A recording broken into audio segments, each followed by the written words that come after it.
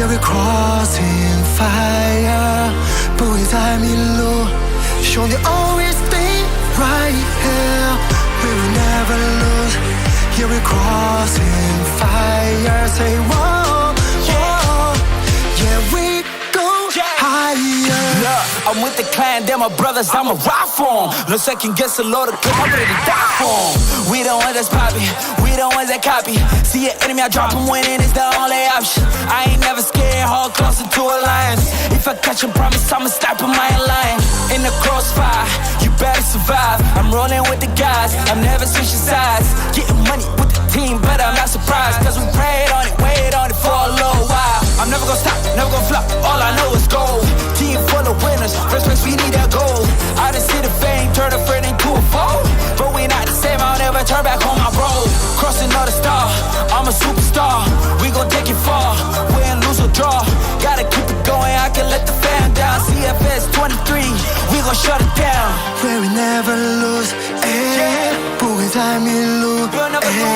Yeah, we're crossing fire， 兄弟 always stay right here。 走向胜利，有我领队，时刻准备突出重围。Yeah, we go higher。 冲散，把敌人真心冲散。Crossing all the stars， Crossing all the stars。 冲散，把敌人真心冲散。Crossing all the stars， Crossing all the stars。 Yeah， 这是 YO 语文集100%。Yeah, let's go。 代价里有10颗子弹，现在只剩9颗，还有1颗跑哪儿去了？它在你的脑壳。9万我能看见你，但你看不到我。如果你要当我对手拳，你赶快跑了。M4A1 what you say 哈？有完没得实力，那就给我闭上嘴。AK47 不得水哈？惹我兄弟我就让你变成孤魂野鬼。AWM 打在你的脸上，遮住太阳让你根本不能跟我反抗。Crossfire 又要被我点亮。Crossing on the star。 每个晚上，老子的兄弟坚决果断，甩甩就穿越火线，老子们相信选择伙伴，兄弟火线点燃火焰。强势第一步 ，AU 起步，我们一马当先，随时争分夺秒。 We will never lose, yeah we're crossing fire， 不会再迷路，兄弟 always stay right here。 We will never lose, yeah we're crossing fire， say whoa, whoa。 Yeah, we go higher。 冲散，把敌人真心冲散。Crossing all the stars， Crossing all the stars。 冲散，把敌人真心冲散。Crossing all the stars， Crossing all the stars。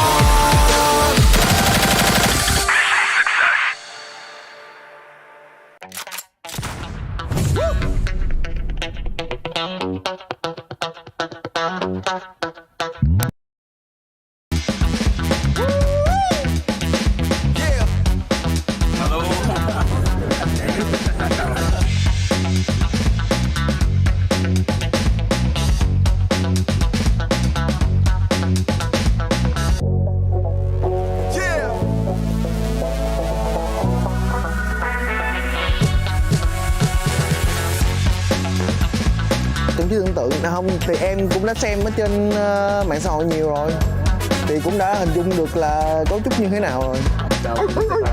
So the panda to me is just a very cute, fluffy bear. Hello guys, we are here at Panda Park here in China. Hello, hi. Hi.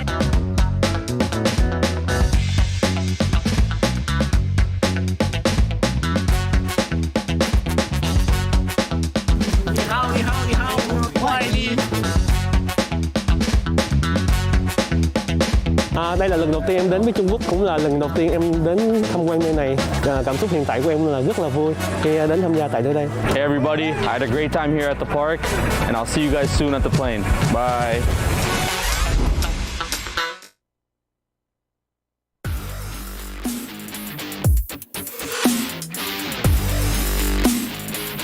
On this map, you can see Chao, he hits the shots. Tournament, he was definitely the MVP for X-Rock. And KT15 has isolated himself. So Chow checks his corner and gets the kill. All of us, no idea. Okay, round. Oh, no what? way. Again.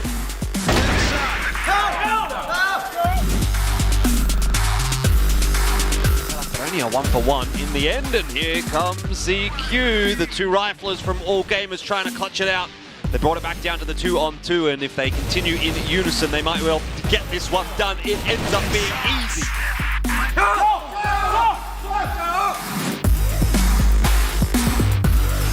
Isolated 1v1s, but if you're smart here, X-Rock, you don't even peek. Gia will give up his position, and oh my word, another one onto Sunny. Now the first hit! Are you kidding me?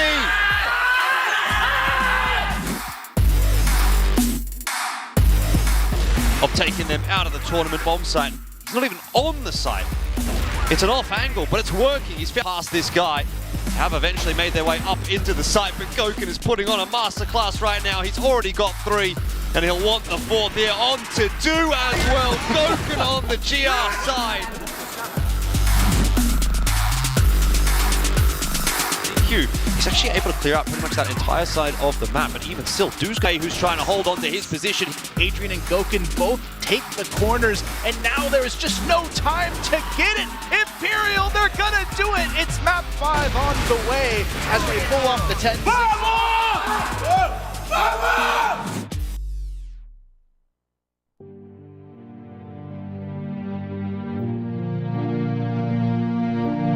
那个画面是在我脑海里挥之不去的，就像是和以前的自己有一种时空交融的感觉。老马，哇！那会儿的比赛感觉非常的纯粹。让我们感谢CHENGDU。那个时候很想哭，因为1年来都是亚军，然后最后获得了冠军。其实很难找到某个词汇去形容 CFS 所带给我的感动和力量。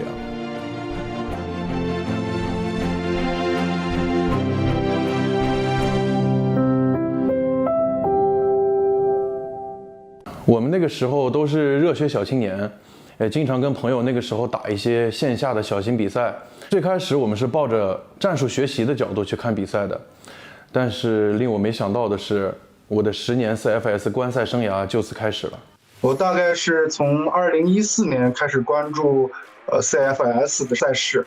欢迎回到 CFS 2014第3赛季的比赛。当年的话，应该是EP 拿到了 CFS 比赛的冠军。因为当时只有EP，然后进了季后赛，当时承载了中国赛区所有观众的压力。他从后面一到后面有可能，后面，抢得漂亮！恭喜中国魔人获得 CFS 第3赛季冠军。这种紧张激烈的这种气氛，是让人感到最痛快的一种感觉吧。最让我印象深刻的是2015，当时是中国赛区的汉宫对阵欧洲的潘达。当时那一分来自中国的汉宫是打了一个挺完美的2v4。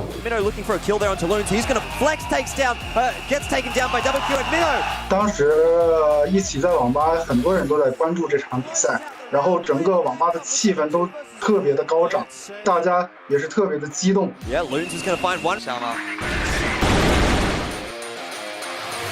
我记得16年总决赛 VG 对阵 F3的第2场里，VG 当时在开局落后4分的情况下，依旧没有选择前压，而是选择稳扎稳打，慢慢的清点去追平比分，最终完成了这个局势的逆转。2个，最后一个 ，nice，4比2。让我真正感受到了选手们在赛场上那种临危不乱的那种大心脏。关键时刻，蜂蜜站了出来，这个包点的1v3无敌了。17年CFS 是我觉得就是赢的会比较艰难的吧。哎呀，这你要面出现的话，我记得很清楚，是在17年的 CFS 的小组赛上，是当时 SV 打 BD， 中国队作为潜伏者吧，然后进攻 A 区，然后被打掉了4个人。这边 Dynamo 的一个刷屏，哇 ，double kill。这边老马换掉 Dynamo， 但是损失有点伤啊，只剩下老马了。然后当时只剩下了1名自由选手是马哲，当时我们都会认为啊这一分没了，但是没想到老马那么打掉一个有机会，1打4吗？但是血量有点残。哎，有闪光，两个人来抓，打掉1打3，残血了老马 ，nice， 老马，我真觉得很帅，很有魅力这个人。在17年、18年的时候，其实国外赛区他们的队伍真的在不断的进步，而且研究了一些我们赛区没有接触到的一些技巧。那完了，这边就贴到几点？2018年，巴西的战队 BD 横空出世出来就拿到了冠军，其实是我们当时一点都没想到的。Makes it happen, the golden round, and Black Dragons are your world champions here. 18、19年巴西2支战队他们获得了冠军吧，我觉得其实有一部分原因是必然的。据我所知，他们的大环境和训练条件是远不如我们的，我很难想象他们在那样的环境下为这个赛事付出了多少，所以他们最后夺得冠军让我非常的佩服。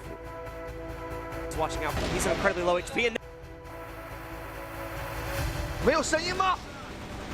不知道。这边为什么反秒？20年总决赛CHENGDU跟 VINCIT 对战那一场，当时是非常的焦灼。又来了！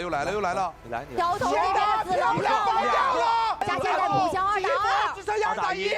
FNT 落地了，来，漂亮！让我们恭喜CHENGDU！哇！赢的那一刻是特别的激动，然后从椅子上就是激动的跳了起来，就是觉得中国区终于又拿回了这个世界冠军。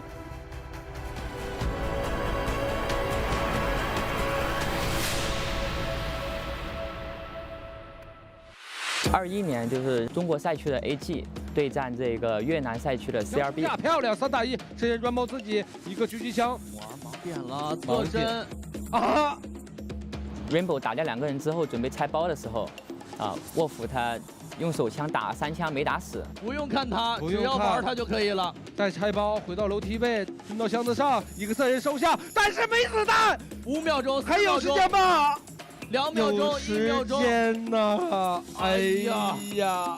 应该不算惊险，但是就是特别的有戏剧性。令我印象深刻的就是当时 IMP 队伍的勾肯选手，他当时是一把狙接手枪完成了1传5，当时我就觉得非常的激动。漂亮，勾肯！啊，这3个真的要一个一个抓吗？打残血，1打1，直接秒掉勾肯！我印象最深刻的画面就是2022年的 CFS 决赛，当时BaiSha就是3比1战胜了 AG， 然后获得了这次 CFS 的冠军。Let's congratulate BaiSha Gaming！ 那个时候很想哭，但是还是忍住了吧。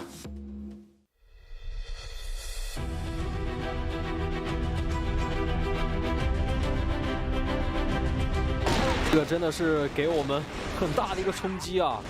现在这个时代变化太快了，现在各种各样的这种电竞比赛其实非常的多，但是我从来没有想过会有这样的一个赛事能让我关注10年之久。CFS 的10年也是我人生道路上最重要的10年，让我从校园步入了社会，经历了不断的摸爬滚打，成为了更成熟的自己。可能是对我青春的一种见证吧。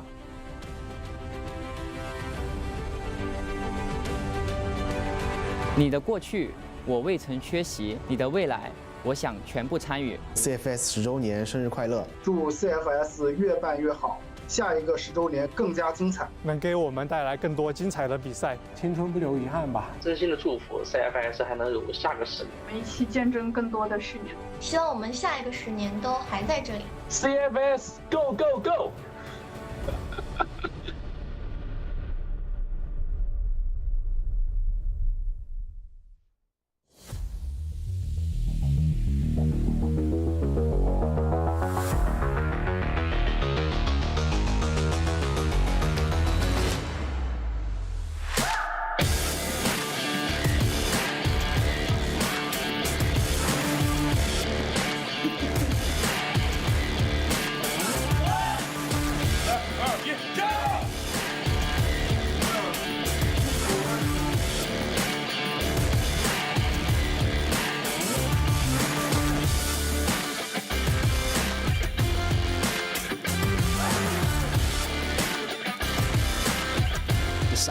that M4 instead of the AWP could pay off big time. KT-15 and it's looking for more here as well. Sunny is lit up behind the missile, and he's only going to find himself one before going down in range. Not too worried about the GR spawn.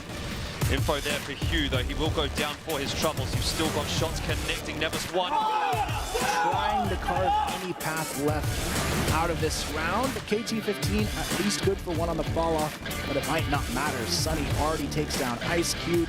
And KT-15, it's not going to matter. This is the connection, but now this is where Nevis has to perform. Gets the first kill, looking for more here.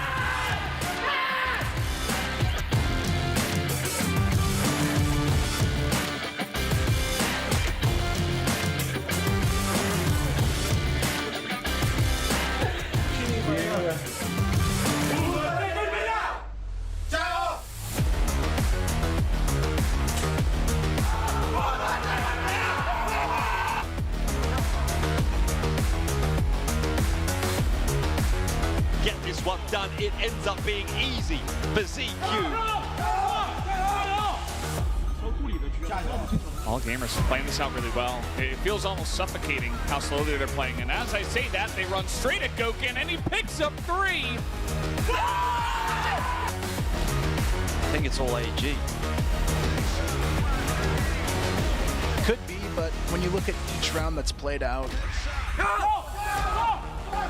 they're up to 9 now. It's 1 away. All gamers, they are about to knock Imperial out of the competition.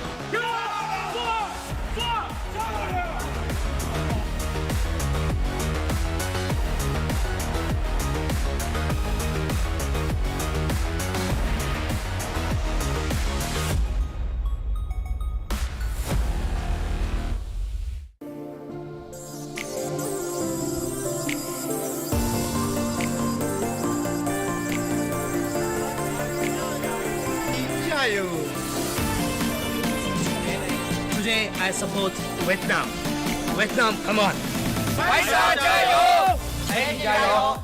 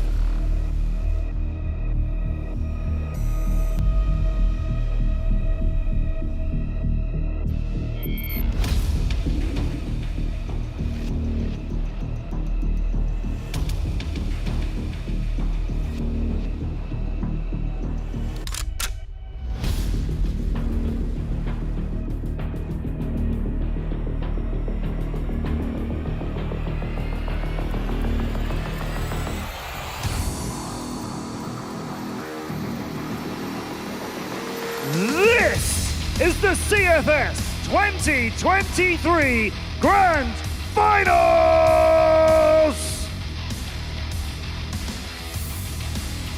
First, let's welcome the reigning world champions, BaiSha Gaming!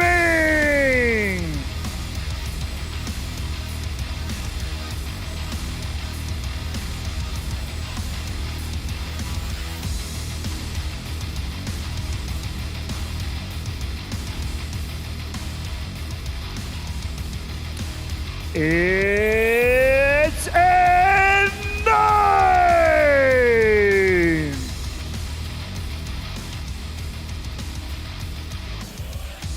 Now welcome Xiao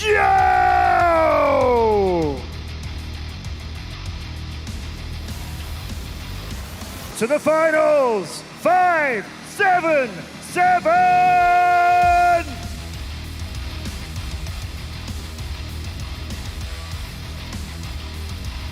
Lining up for BaiSha, CZY.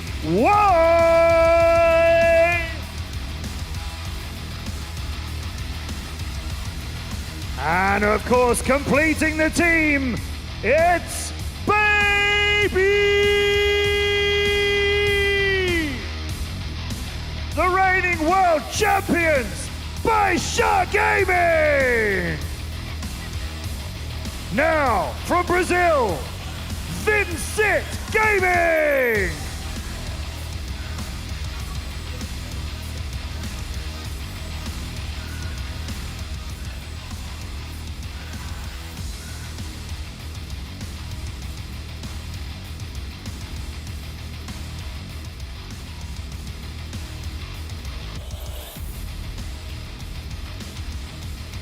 Proudly representing VINCIT, it's Eagles!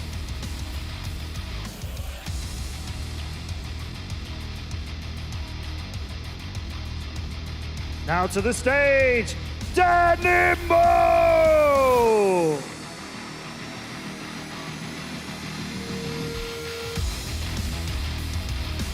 VINCIT Gaming's Borizin!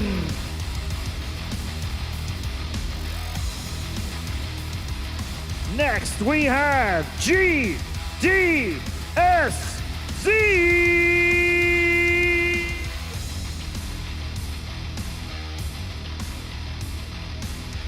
And completing the team from Brazil, Kenny! They are VINCIT Gaming!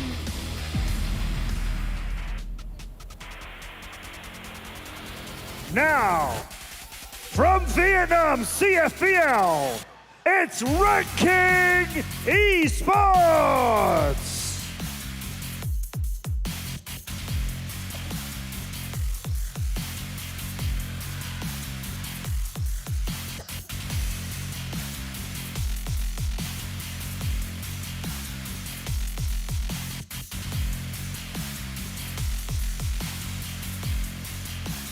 Starting the lineup with FatCon! Who's next? It's Hubio!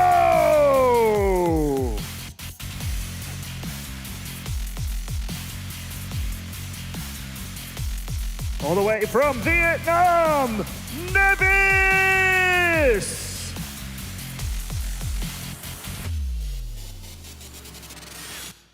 Please welcome KT15!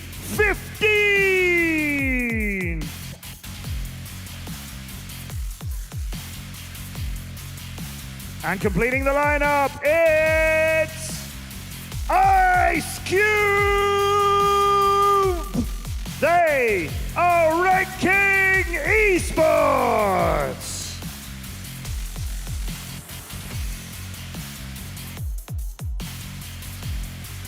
And now, your CHENGDU All Gamers!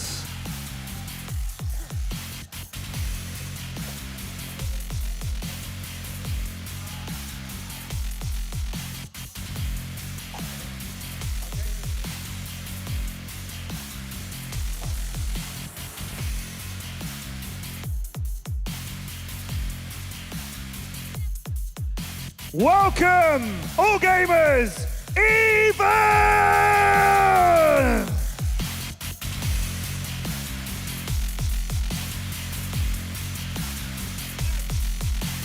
Next to the stage, ZQ!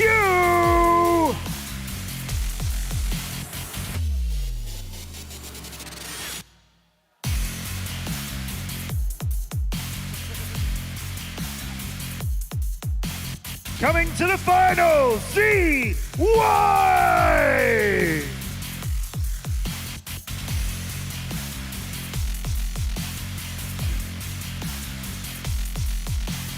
For all gamers, jouez!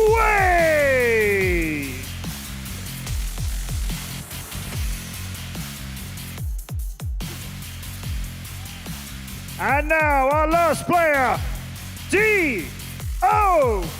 Oh! They are CHENGDU All Gamers, and they are here to compete, to conquer!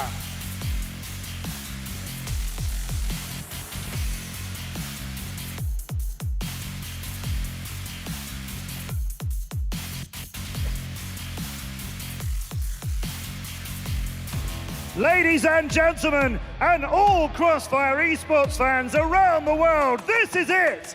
Welcome to the CFS 2023 Grand Finals! I'm Matt Andrews. 大家好，欢迎来到2023 CFS 世界总决赛的比赛现场，我是主持人妮妮。在经过了整整8天紧张刺激的小组赛、外卡赛和8强赛，我们最终决出了4支战队，并且和来自全世界的 CFR 相聚成都高新体育中心。那么现场的各位 CFR， 你们好吗？我想问问 Matt， 来到了线下和小组赛之前没有观众相比，感受如何呢？ So I would like to ask Matt, how do you feel about being in front of all these spectators, and how do you feel different from the offline matches we did before? Yeah, for me, Nini, this is what it's about. I am so excited to be here with so many Crossfire fans filling this massive stadium, and I'm so honored and thrilled to be here with all of you to enjoy the amazing games together over the next 3 days. 哇，我跟 Matt 的感受是一样的，在线下看到了 CFR 们的相聚，感受到大家的热情啊！相信今天所有的 CFR 都是一样的兴奋。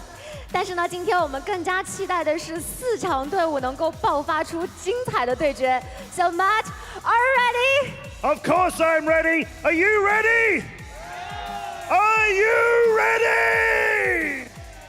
来问问我们现场的各位 CFR 们，你们今天是支持哪个战队？是谁的粉丝呢？我感受到大家的热情啊，真的是特别的热烈。那么在我们今天的比赛开始之前，我们要感谢主办方 Smilegate Entertainment 施万凯娱乐及其旗下游戏穿越火线，还有我们的合作伙伴英雄体育 VSPO。同时要感谢我们的赞助商 Alienware 外星人和 Morphling 变体精灵对本次比赛的大力支持。Yes, before we get underway, we must thank our hosts Smilegate Entertainment and Crossfire, along with our partner VSPO, supported by Alienware and Morphling. And now, it is time for the games to begin for the CFS 2023 semi-finals. The teams must compete to conquer!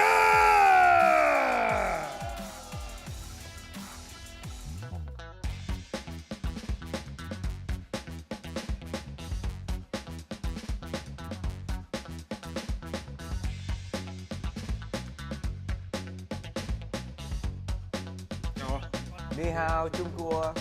Hello. Ni hao, Trung Quốc. Olá. Obrigado. A gente veio exatamente com essa ideia. A gente tinha muita confiança na nossa equipe, trabalhamos e dedicamos para hoje a gente poder estar aqui. Bọn em có nghĩ tới nhưng mà bọn em cũng không nghĩ là sẽ đánh bại được đội tuyển Trung Quốc và Iraq。我是有想过的吧，因为打比赛肯定就是为了冠军去的嘛。只要我们正常发挥，进前10才是没问题的。我现在心情是非常的激动吧。Para mim é uma honra jogar contra o time dele. Na minha opinião é o time mais consistente do mundo. Mas eu acredito que eles não são imbatíveis. Cảm xúc của em rất là hồi hộp và mong muốn được đối đầu với đối thủ mạnh nhất của giải。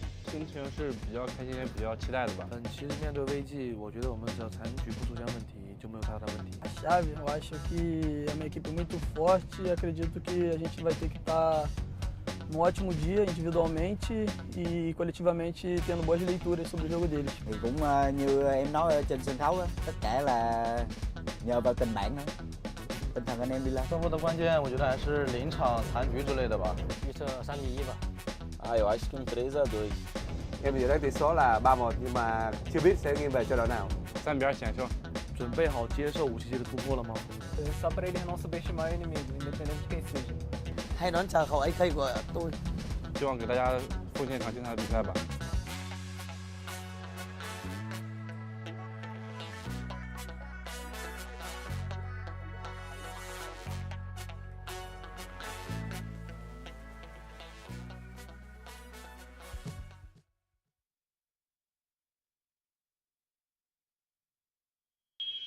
Hello and welcome to the CFS 2023 Grand Finals. We are here still in Chengdu for the playoffs of this tournament. I'm Valdez, with me is ZZXQ and Elfish Guy once again.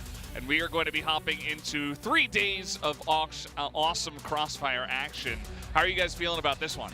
Pretty good. I mean, obviously we've got a big stadium. We've got a lot to sort of talk about coming into a lot of games, actually. It's a double elimination bracket, and we've got the top 4 teams in the world for Crossfire Stars ready to entertain us over the course of 3 days. So it's going to be, I think, a big 3 days, and for the teams, hopefully they're going to be able to put their best foot forward, but I'm certainly looking forward to it, yeah.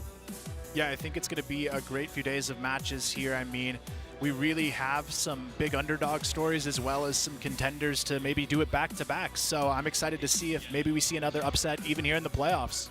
Yeah, it is going to be, of course, double elimination, as we've talked about, and this is going to make things even more hype because you get a second chance to go up against a really strong team, or at least to give yourself a second chance to make it into like a lower finals, or even to run the gauntlet essentially through the lower bracket and try to make it all the way. So lots of stories for big upsets or potential for BaiSha to just win it again, which could also happen up against all gamers in the finals. I think that's kind of the expectation coming into this one, but you can never rule out the underdogs in this by any means. So before we do go any farther, do want to thank our sponsors, Open Minds Alienware. Alienware is supporting CFS 2023 with Grand Finals with their awesome devices. Thank you so much, Alienware. Yeah, indeed. And as always, we want to give a big shout out as well to Morphling for their generous support as the official gaming chair in the CFS 2023 Grand Finals. Of course, whether you're in the midst of intense competition or enjoying a prolonged gaming session, Morphling has you covered.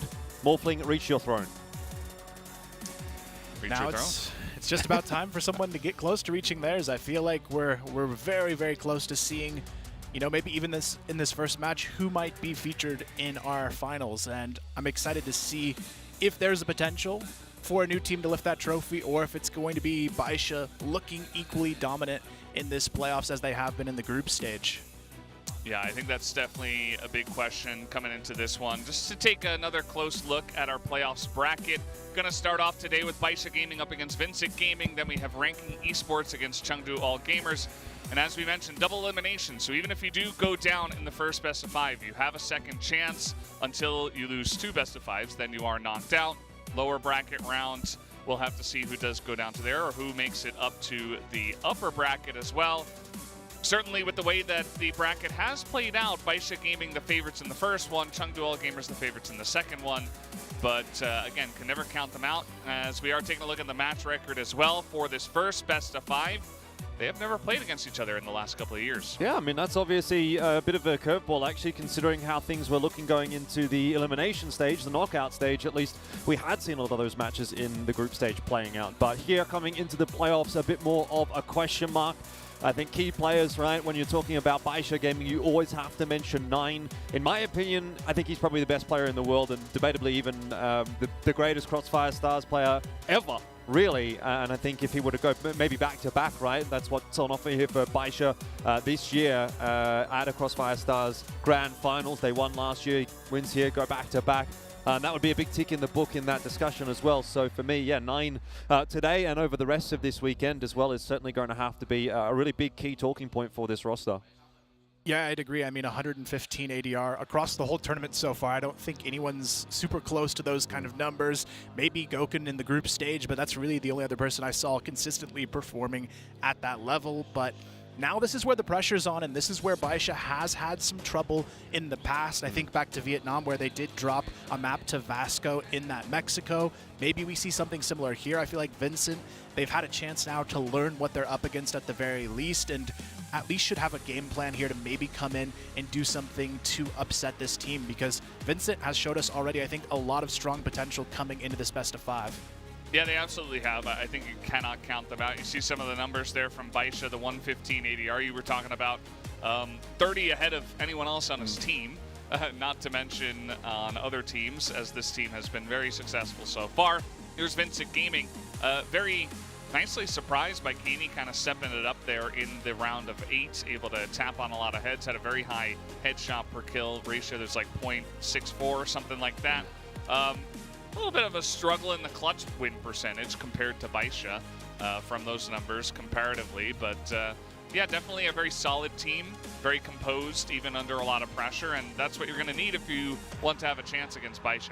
Yeah, I mean, I guess you can take a quick look at the stats here and draw some conclusions of your own. Borson and GDSC perhaps going to be the ones that we'll be looking at initially, and obviously Kaney we've already sort of touched on. So for me, maybe those are going to be the 3. We were quite positive about what we saw from Eagles as well at the start of the competition, and obviously when you're going up against a team like BaiSha, you're going to kind of need everyone coming online.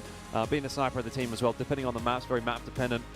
Quite an important discussion to be had there as well. But we'll take a look at the predictions across the board here as well. And you can see general gut feeling does seem to be that BaiSha might be the favorites coming into this one. We've really kind of spanned a lot of the different regions, a lot of our broadcast regions as well, from Brazil obviously favoring VINCIT. That's not a surprise, I don't think, here. Hair Long from Vietnam actually did go for VINCIT as well. Everybody did go for BaiSha besides those 2. And we've cut off a lot of the Chinese predictions as well that we had in the other parts of this tournament. And I would assure you that those are all going to be BaiSha Gaming regardless. So you guys know what those are, even if they don't show on the screen. Yep. And yeah, I think this is the general feel. You know, you never can count out VINCIT Gaming, but mostly just going to get the Brazilian talent to actually predict them to win. Yeah, I mean, look, I can assure you as well, if Seven was on that graphic, I'm pretty confident he would have predicted BaiSha as well. So no doubt, at least in our minds on the English broadcast, that BaiSha comes into this one as the favorite, not just for this matchup, but I think, you know, if you had to sort of put money on which team was going to make it to the grand final and win the grand final as well, probably the majority of us would be putting our money behind BaiSha, because they have looked like the cleanest team in the event so far. They still haven't actually lost a map, though they were potentially quite close to doing that in the knockout stage to Cara House. One of those went to OT, and it, you know, ultimately they obviously got it over the line, but apart from that, they've kind of looked flawless. So that one game against Cara House has raised maybe some suspicions, but the general feeling, the general sentiment has been BaiSha have been kind of indomitable. They have been impossible to beat, basically, and that's kind of the mental hurdle I think that VINCIT's going to have to go up against today, and that's kind of the first step of the puzzle, right? First, you have to get over that mental aspect, and you have to start believing, yeah, we can actually beat them, and then you get to go into the server and also try your hand at beating them, which may be even more difficult than mission number 1. So hopefully things start well for VINCIT, otherwise I could potentially see us in for a pretty quick game here. Yeah, I feel like VINCIT definitely has to have a strong start. A lot of that comes down to what map they're going to pick first here. I feel like they haven't had a really tough test yet in this tournament either. Looking at their group stage, I feel like they had one of the easier routes, I would say, to this point, and then you also had Pacific giving them almost an underwhelming performance, I would say, in the knockout stage. So I feel like this is a real chance to see Vincent under the most pressure so far, and I feel like they have the team play to meet this team at the same level. It's just a matter of if they can also hit the same shots we expect out of a BaiSha.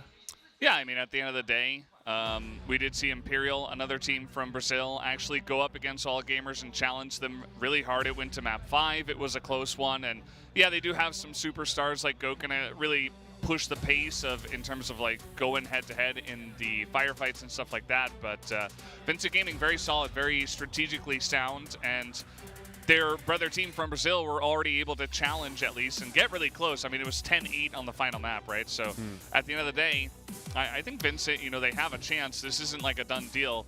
And I think it really just comes down to how they play today. Yeah, I mean, what I will say, though, is I think it's a bit of a different ball game, right? When it's Imperial up against All Gamers. In my mind, Imperial is a little bit of a stronger prospect, personally, for me, than Vincent. And I also think All Gamers is maybe not quite as strong as BaiSha, so it sort of evens out a little bit in that respect. I think the benefit for Imperial that they had was that they have experience, and they've also got superstars or star players, I think, that are probably a little bit more, in my mind, impactful than what we've got there for VINCIT. So if we were going to look for that upset, I actually do think it probably would have happened between All Gamers and Imperial. Now, it didn't, and again, I'll go back to the game at hand, and in my mind, like, you've got the best player in the world in 9 there for BaiSha. You've got a hugely strong cohort around him as well. Like Xiao, we've talked about many times, feels like one of the best snipers at this event. I don't know if necessarily he's living up to that at the moment in the event. I feel like he has actually been a little bit down on his output in comparison to what we saw in Vietnam, but certainly a strong-looking team, so BaiSha's going to be tough to beat. Yeah, well, we do have to go back to the stage right now to introduce our teams. Let's look at that right now.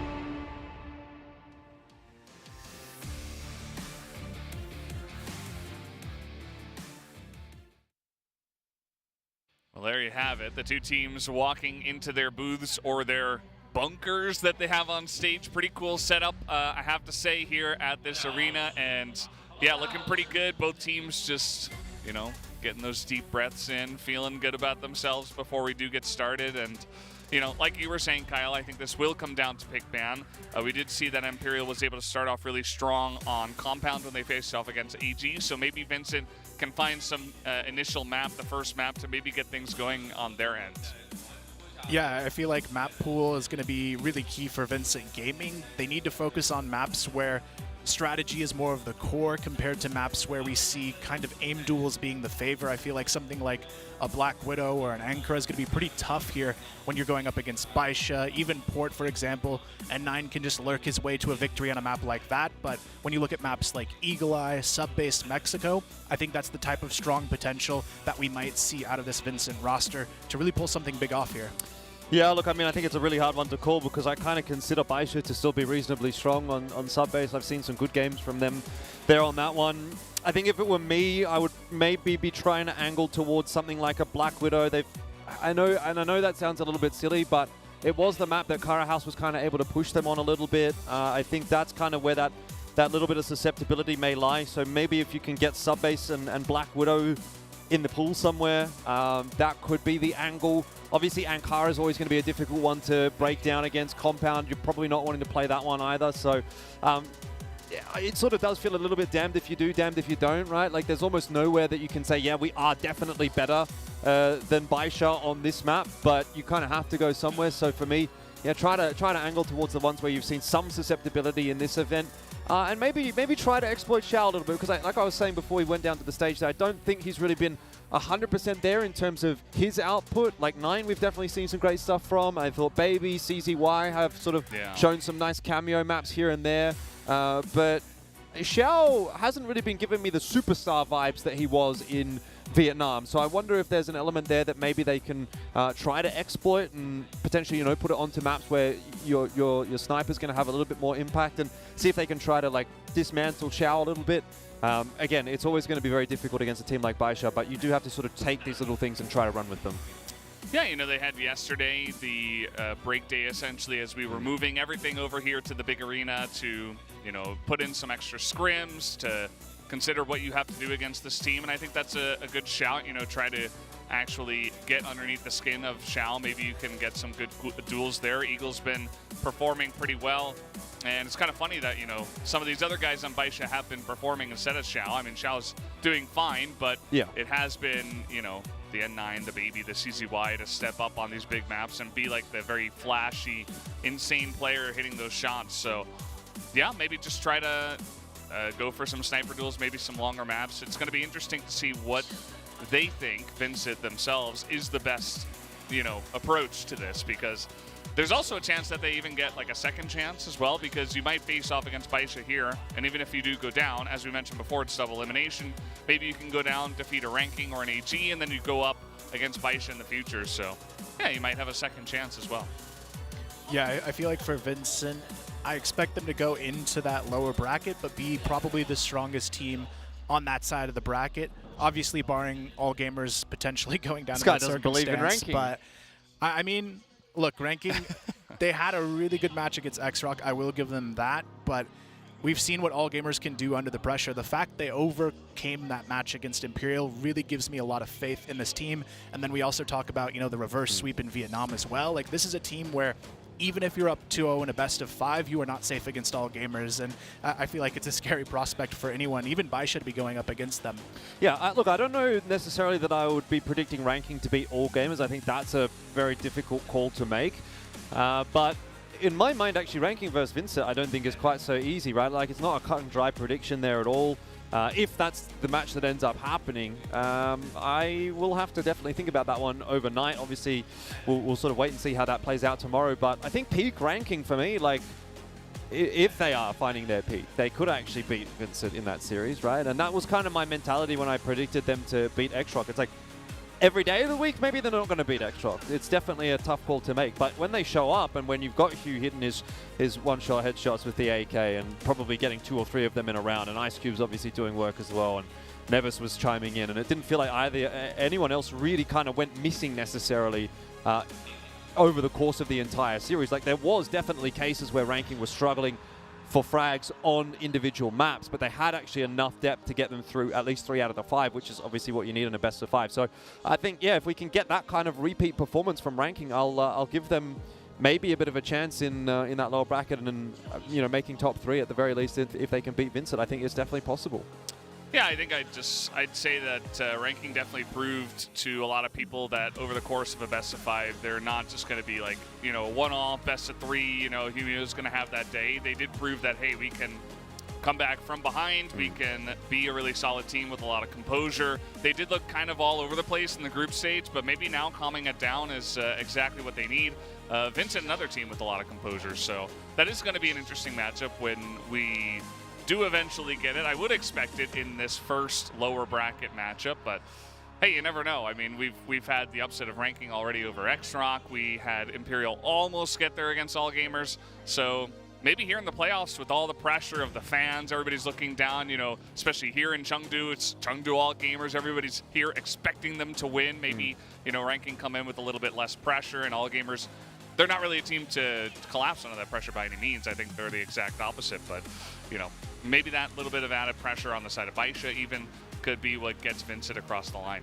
Yeah, definitely a lot to be said, obviously, as well about the Chinese teams having the experience playing on stages like this in comparison to teams from the other regions. Like, obviously, we look at some of the individual players, even Flatcons we saw in one of the graphics there, or one of the videos, was playing CFS in 2014, like he was in the grand finals back in 2014. So he's been around the block a lot, but just in terms of reps on a stage of a size like this one, you can't really go past the Chinese teams. They've They've won on this stage before, at least BaiSha has. Yeah. All Gamers was in the grand final. Neither team has made, you know, super big roster changes since then, and obviously there's CFPL to talk about as well. So different discussion point, but either way, it is time for us to get underway with the game, and to do that, we obviously have to talk maps first. So where are we going to be headed as our initial pickup points?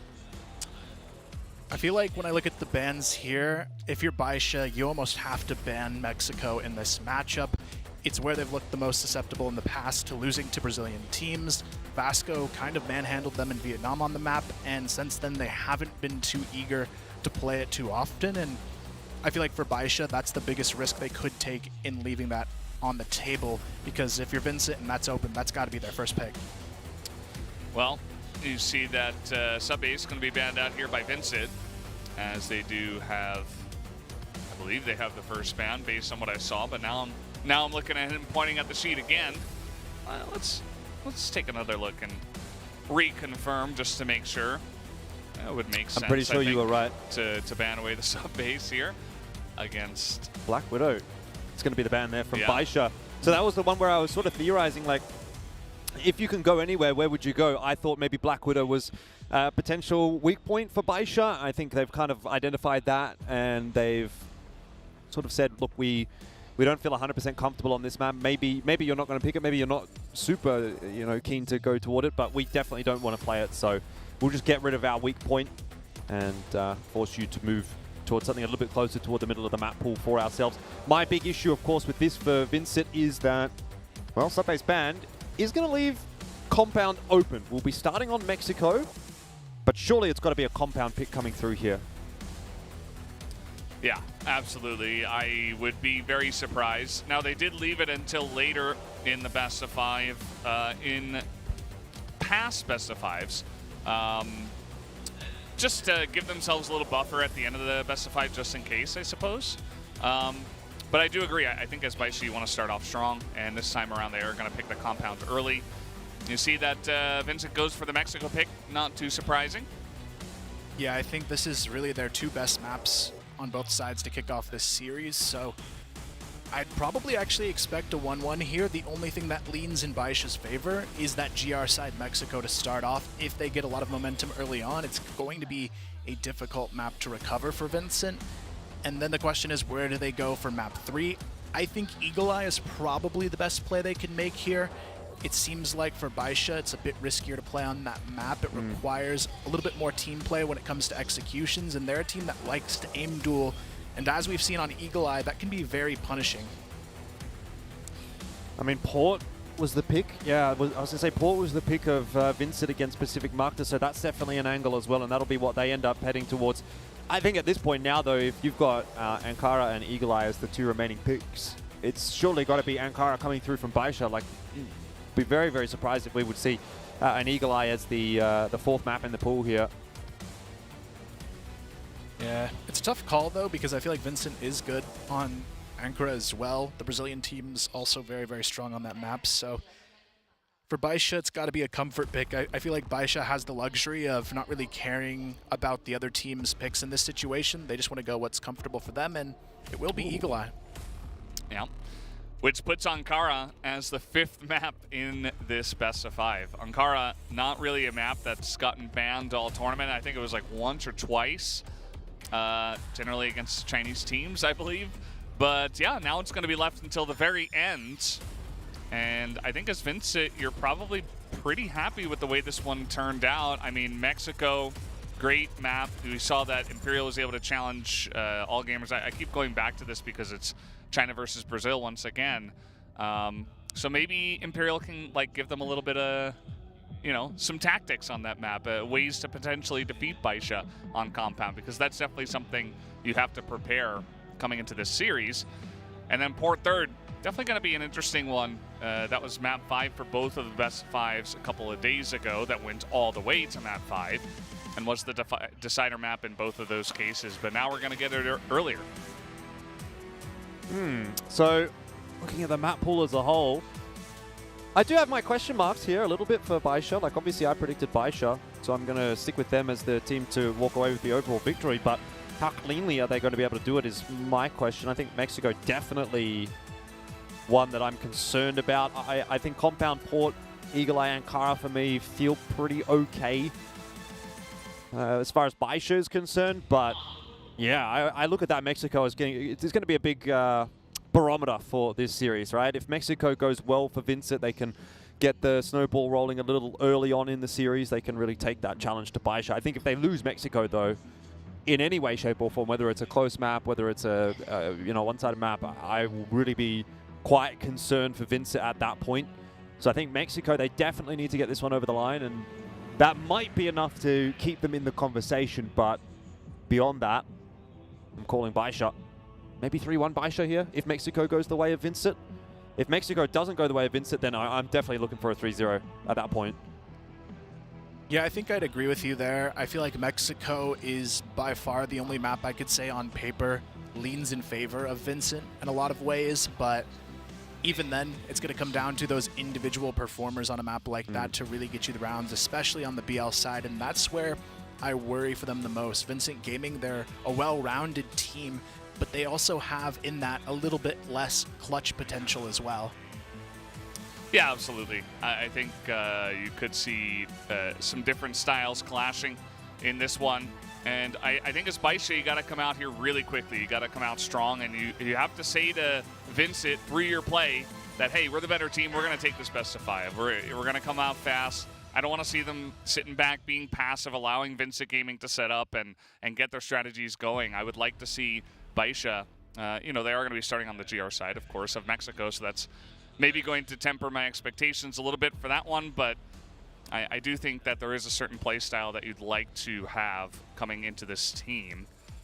But we'll just have to wait and see what they do go for here, as we are getting a close look at the guys on the side of VINCIT. Everybody looking a little bit tense on both sides. It's the first map of the series. Even BaiSha themselves know that, hey, nothing's ever done until it's done. We still got to get the job done. Baby's saying a lot. He's got a lot to say today. Yeah, look, I think it's reasonable for BaiSha to even be coming into this one feeling a little bit susceptible, potentially, right? Because we saw what happened to them in Vietnam. They looked like the best team in that event, and then they went into the playoffs straight away. And in that case, they played against All Gamers pretty early on in the playoffs there, and they went 0-3 against All Gamers, even though they did look like, at least in the group stage, that they were the better team. And also in that grand final, they were up 2-0 against All Gamers, and they lost that series. And then you look at how our knockout stage worked for this iteration of the CFS Grand Finals, right? I mean, BaiSha, they got pushed a little bit by Cara House, which is definitely a weaker team than the 4 teams that we've got at this point of the competition. So again, susceptibility potentially there for BaiSha if they already struggled against a weaker team. Yeah, who's to say a team like VINCIT can't take a map off them? And then what happens? I mean, look at what Imperial was able to do against All Gamers. There's no foregone conclusions coming into the playoff stage of the CFS 2023 Grand Finals. Everything is on offer. And even a team like Ranking, right? They were able to upset a Chinese team already, so the precedent is set. It is possible for a Chinese team to drop. And at the end of the day, you definitely don't want to be going down into the lower bracket where you'll have to play extra games coming into tomorrow. Because, yeah, extra time off is a godsend at events like this. Yeah, it really is. And as we kind of prepare for map number 1, looking at the win rate comparisons on this map. So GR, not so hot for VINCIT compared to their BL, interestingly enough, on this one. So I'm not 100% surprised to see that, just because VINCIT, I feel like their executions are their big high point as a team, and the BL for them does look really good. Whereas on the GR side, it's usually 1 or 2 players holding an angle where you almost have to take aim duels to grab those advantages. And that's where you have to look at these individual matchups. Is Xiao just going to dominate Eagles, or is that a close one? I think actually the most dominant matchup BaiSha has is the 2 flex players on this team, though. CZY versus GDSC. That's a matchup where GDSC, I think, has to have probably his best performance so far to come anywhere close, because CZY has kind of shattered my expectations as a player. 100%. And he's really, really solid his first go around. The other thing I think we should look out for here as well is 9. Obviously, we've talked a lot about him and how influential he is going to be as a player, but particularly on Mexico, it's a map where you do oftentimes see GR side pushes and flanks going in through water, getting around the back, catching people in the side as they're sort of setting up in mid, because it's quite a slow map, right? If you time your push right, you can oftentimes actually catch the Blacklist side before they've executed into a site. And I think 9 is definitely someone who's a little predisposed to making those kinds of pushes. We've seen it from him a lot, even on this map as well. So I would be imagining that he's going to be trying to do a little bit of that, especially if things start going well for BaiSha, right? When you have a little bit more flexibility, okay, we can potentially afford to lose a player here and have a little bit more of a difficult round to play out. But on the flip side of that, obviously you get the pick or you get a couple of kills from behind, and it's something that's constantly going to be in the back of your mind as VINCIT. You really only need to make a push like that work once, twice in a half, and then it's going to be an ever-present threat for the entire half. So, you know, maybe you're up 1 or 2-0, throw in a push like that on the 3rd or 4th round, and then for the rest of that half, obviously at that point, VINCIT's going to be thinking, man, we got to watch just in case 9 is pushing from behind, and that disrupts the flow of things as well. I was just watching the players as we wait to jump into this map. You saw Eagles. He's like, okay, I'm gonna throw the flash. You're gonna throw the grenade, and GDSC's like, nah.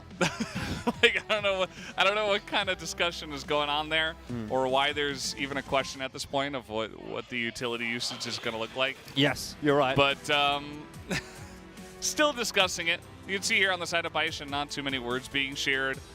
Baby, you know, he signed the paper. He's ready to go. Said everything that needs to be said. Yeah. The thing is, like, I think if you're kind of cramming your discussion at this point of the competition, probably something has gone wrong in the lead up to today. You know, everyone needs to be sitting in that chair, knowing exactly what they need to be doing, feeling 100% confident, feeling comfortable as well with their setup. And if anything is off, then something went wrong in the preparation, because it's a little bit too late to be fixing that now. Maybe you can deal with it, but chances are, if you're going up against one of the best teams in the world, even a 1% difference is going to blow out and cause problems. Yeah, I feel like there could be some discussion, though, going into that first round, whether they want to be really aggressive or not. It's a tough call to make against BaiSha. I can see that maybe being part of the discussion right now. Hey, do we just want to go for a quick round right away? But we'll see what they decide to do. Well, it looks like with that, we are ready to hop into map number 1. It is going to be Mexico here for the first map of this best of 5 as we hop into the game that is Crossfire. And both of these teams look ready to go. Well, as we load in just now. It's going to be a big one. Yeah, absolutely. This is going to be a lot of fun. I really hope that we get a competitive series. We have been blessed with a lot of Crossfire over the last couple of days that we have had matches, of course. So 5 maps. Can VINCIT push it there? Can they potentially challenge BaiSha? Definitely some questions to be asked here as we do move in right away. Of course, BaiSha going to be starting off on the GR side. Global Risk, VINCIT Gaming on the Blacklist side. Eagles has not picked up an AUM, but Xiao has. Well, here's the thing, right? We wondered whether or not we were going to get any aggression from VINCIT in the first round of the map, and I think you've got your answer, right? 30 seconds already gone. They're really taking quite a relaxed approach to this Blacklist side initially. Someone threw a grenade on the roof.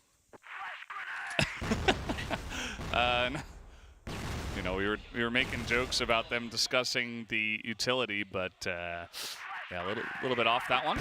Either way, here they come. Flashes over the top. Danimal is going to get in there. 5-7-7 just going to line it up and just bait them in, but a couple of kills are traded back pretty nicely here from the side of VINCIT, although the push has been stopped as BaiSha do make a stand in mid, as that's going to be another headshot here coming in from Eagles. Yeah, I was going to say, this started perfectly for BaiSha, and it really looked like, well, we were going to get what we expected out of it, with BaiSha just kicking off on a dominant foot, but it has gone the other way. Good trades coming back on in from VINCIT, and the floor is theirs, really, to show us what they've got in this round with the 3-on-2 lead.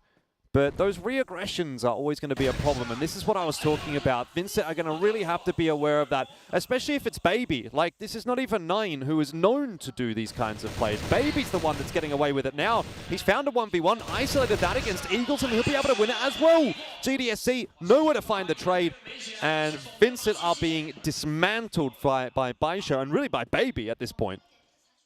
GDSC, though, he's got the right idea, but Baby behind the door. Is he going to hit the shot? No.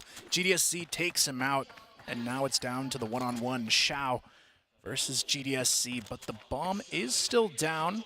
He's going to recover it pretty safely, but Xiao, you've got to be careful going towards this A bomb site. GDSC, he's got to know as well. Xiao's got the in hand at this point. It's just a matter of where he wants to try and sneak this bomb into the alleyway. Too late. It's not a bad call, but yeah, there's just no time to plant this. He's going to have to go in and get the kill, and he knows it here. 3 seconds on the clock. He has to swing, but he's just planting the bomb. He gets it, but it's not going to matter. Xiao shuts it down with the quick 1-2 punch, and that's the first round for BaiSha. That was a pretty funky one, I have to say. BaiSha eventually get across the line, but not in a standard manner. They go down 3 versus 2, and then Baby is just off on his own, just picking people off, gets 2 kills. GDSC sees him around the door, and then he tries to plant with 3 seconds left. Gets the plant off, but that doesn't matter if you're just going to get sniped down immediately. As now here comes VG pretty quickly into mid. CZY, some good sprays. He's been good on this position. Baby's going to get one as well. And these 2 guys on their M4s are just so solid through mid. Vincit Gaming have been having trouble with this just a bit on these first couple of rounds. Baby's going to go for another re-aggression, this time on the alleyway, and that is going to get the better of him. So now CZY, low on HP, has to stand tall. We'll be able to get that first onto GDSC, and Borson unable to find the trade, so rotation comes through. Good timing in the end there from BaiSha. All of a sudden, it does start to look a little bit scary here for Vincit. Let a Chinese team get rolling, and they are certainly going to run away with it. Yeah, it's tough for Vincent as well, because I feel like in the early round, they're actually making the better decisions, getting even or better out of a lot of those trades. But when it comes to the actual fighting on site, the post-plant situations, this is where BaiSha looks significantly stronger. So I feel like for Vincent, early round, they should just keep doing the same thing. It's just going to come down to when they decide to execute, changing things up just slightly. Yeah, absolutely. I think you got to readjust now just a bit. And speaking of which, BaiSha have done that. They have 3 guys on A. Xiao's watching underneath, and then, of course, CZY is kind of playing that flex role. But you'll notice that nobody's in mid. So Vincit could actually just stroll on in. Maybe they take some shots from N9. You got to smoke that up. But at this point, you know, definitely a different setup here from BaiSha, even though they have won the last couple of rounds. That nade's going to... Looks like maybe it didn't do any damage, actually. Totally fine is Vincit, who are going to take their time with this one. Definitely one of our teams that is totally fine with planting the bomb with like 2 seconds left. They do not care. They'll use the entire timer. Imperial as well. These 2 teams have learned a lot from each other. Yeah, you do tend to find that the Brazilian teams play a little bit of a slower brand of crossfire than some of the other regions. Vietnam in particular are a much faster region. Here goes Vincit with a bunch of util straight out into mid. There's no defense there from BaiSha this time around. But what I did want to say was that that style did work pretty effectively for Imperial up against All Gamers. Only just losing that series, and it might be something that Vincit here have sort of taken a leaf out of their book and thought, well, we'll try that against BaiSha, who is also one of those teams that tends to like a faster style. It was a good call, though, from BaiSha to have 4 players stacked on this A bomb site. You'd think at this point that is going to be the correct choice. It's going to come down to the gunfights, though. N9 good for 2. Baby holds the line as well. And Eagles, he is just left in the corner, taken down and out. And BaiSha, they are off to a pretty fantastic early start with the 3-0.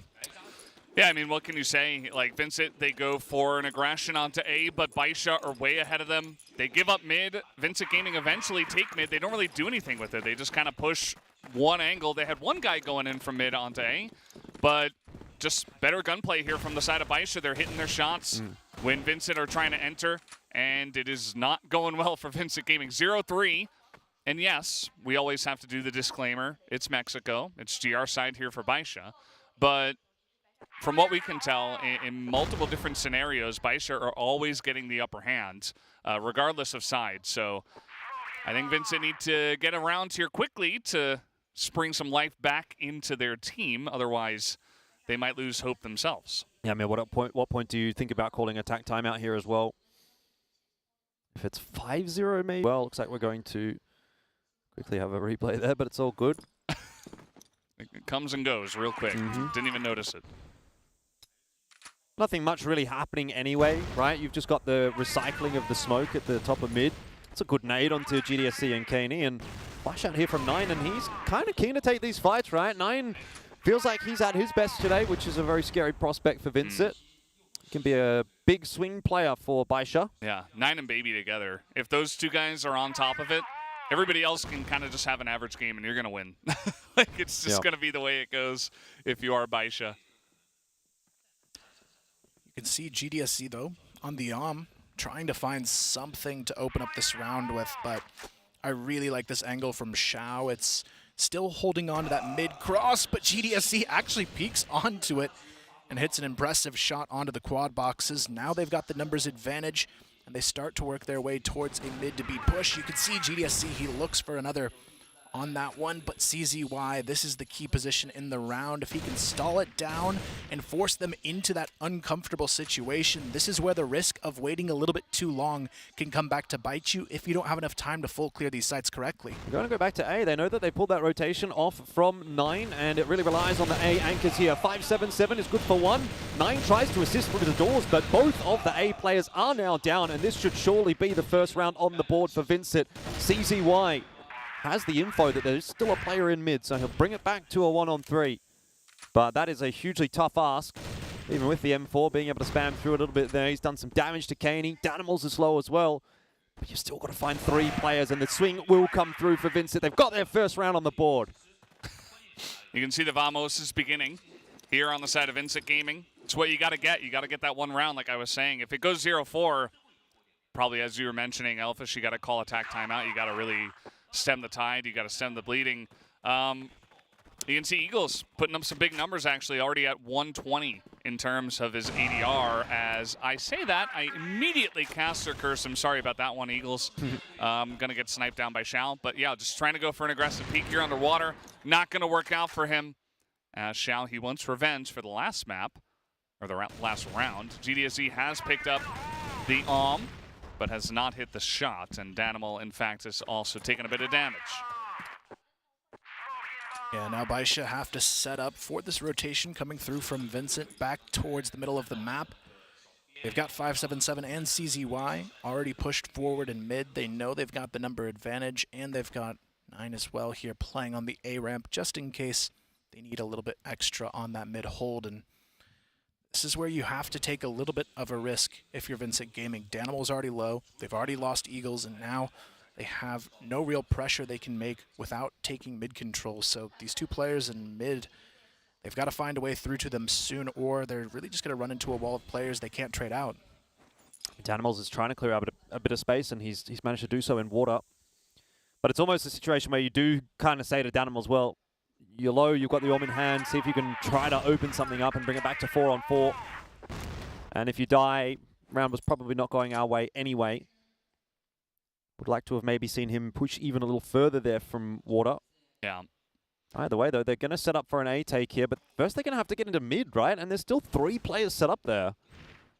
Yeah, I mean, either you go mid or you try to just rush through alley, and they've kind of done both, and that's just not going to work. BaiSha are going to make quick work of that one, taking their 4th round and looking pretty comfortable about it. Yep. Bit too easy for BaiSha in that one in particular. You're going to have to think outside the box, or not even necessarily outside the box, but you're definitely going to have to put pressure on BaiSha. And the thing is, I just don't think that VINCIT puts any pressure on BaiSha in that round. They know they've got the 5-on-4. They know they've got mid control. They've still got their A anchors feeling comfortable. The guy over toward B is not seeing anything pushing in through water, so BaiSha's like, well, we don't need to do anything. We just need to wait for them to come to us, and we've got the perfect setup. So try to throw a bit of a spanner in the works there, which is maybe what has happened there with 5-7-7 being unable to find the opening pick. This time, it is VINCIT who have the numbers advantage. Feels like it's a must-win round for them, though. Down 4-1 already. Map's not feeling too difficult to get through for BaiSha, so every single opportunity has to be one that is taken.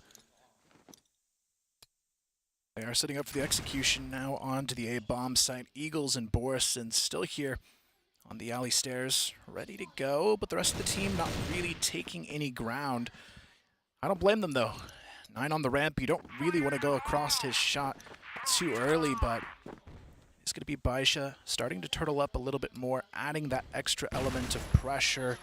And they know they need to get the kills here on the execution. Eagles trying to work his way into A. 9, though, actually not connecting early enough on that spray down. Doesn't matter. CZY is on it for the support. Gets the double kill, gets the triple kill, and that'll be the round for BaiSha.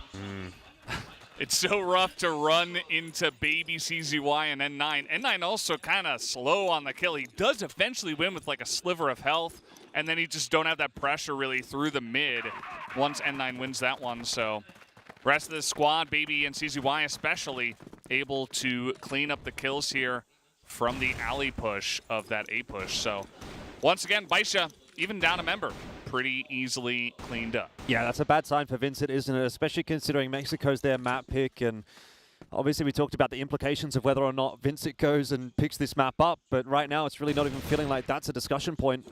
And I was of the opinion that if Vincit doesn't get Mexico here, we will be lining ourselves up for a 3-0, especially considering map 2 in the pool is going to be Compound, and let's be real, you just don't beat BaiSha on that map. So you go down here, you're facing a 0-2 deficit, and making a reverse sweep against BaiSha just doesn't sound like something that's going to be possible today, especially with the way they've got their individuals playing. 9 is looking good, but CZY as well is really stepping up here, and even Baby is having a solid amount of impact. So the big 3 that we've talked about throughout this entire event have all showed up today for BaiSha, and that is bad, bad news indeed for VINCIT Gaming. Yeah, I feel like part of it could be a little bit of nerves. Kaney, a first-time CFS player in the arena, and it can be a little bit overwhelming in that first match in the arena, and they're kind of struggling under the pressure so far, but some of these rounds, at the very least, have been close. They're just not able to close them out when they do find the early advantage because BaiSha is playing so passive on the sites, but this time, they're going to push right into the stack. Baby good for 1. It's actually a pretty even trade now. They do lose a little bit of extra HP onto Borison, but the rotations already come through. CZY and 9 still on that side. Yeah, I mean, it's an even trade, but it's actually information for BaiSha. That's why they're able to get that extra player into A, and it's a good thing that Vincit have called the cancel. If they would have gone straight into A there, I don't think they make their way in with CZY and 9 holding it. Now, though, they've given BaiSha some pause for thought, and CZY will have to work hard to lock down mid. He's only gotten himself 1. Xiao, though, is good for the trade, and 9 is there as well. BaiSha are doing BaiSha things. Yeah, this is looking pretty one-sided so far. Already 6 rounds, I believe, on this half, and only 1 to the side of VINCIT Gaming. So a pretty dominant start here for our favored team. We'll just see if VINCIT have another answer, really, because the one time they won, they were up a member, they got that push onto A, and it was pretty clean. BaiSha just dropping a couple of shots, and, you know, that's all it really took. So if they could pull back a couple of rounds here, you've still got a chance, but again, the way the rounds have been going is really the telltale sign that it's going to be more difficult than, oh, yeah, let's just pick up a couple of rounds. Because of those guys, those individuals that we've talked about, you know, especially here on Mexico, they're just kind of holding sites. You know, they're throwing utility at good times. They're going for some aggressive peaks, but it's working because of the talent and the ability of these players to hit those shots. Yeah, and it almost feels like they're not valuing on the trades as well for VINCIT Gaming. They've had 3 rounds where they had the numbers advantage and then lost the round, and this is where they really have to hold on to those rounds, because if you get 3 or 4 on the BL side of Mexico, you're in pretty good shape going into the GR, but only 1 round, it's basically over at that point. So I feel like for VINCIT, they need at least 2 on the board here to keep themselves in this fight in the half, but when you have your star players like Kaney and Danimal just not finding any entries to go their way, it can be almost an unwinnable situation you're going up against, just knowing you have a key player having an off day. We also haven't really seen much in the ways of adaptation from VINCIT on this attacking side, right? How little have they pressured water? They've never gone B either. It's pretty much just been A splits, A or mid to A takes.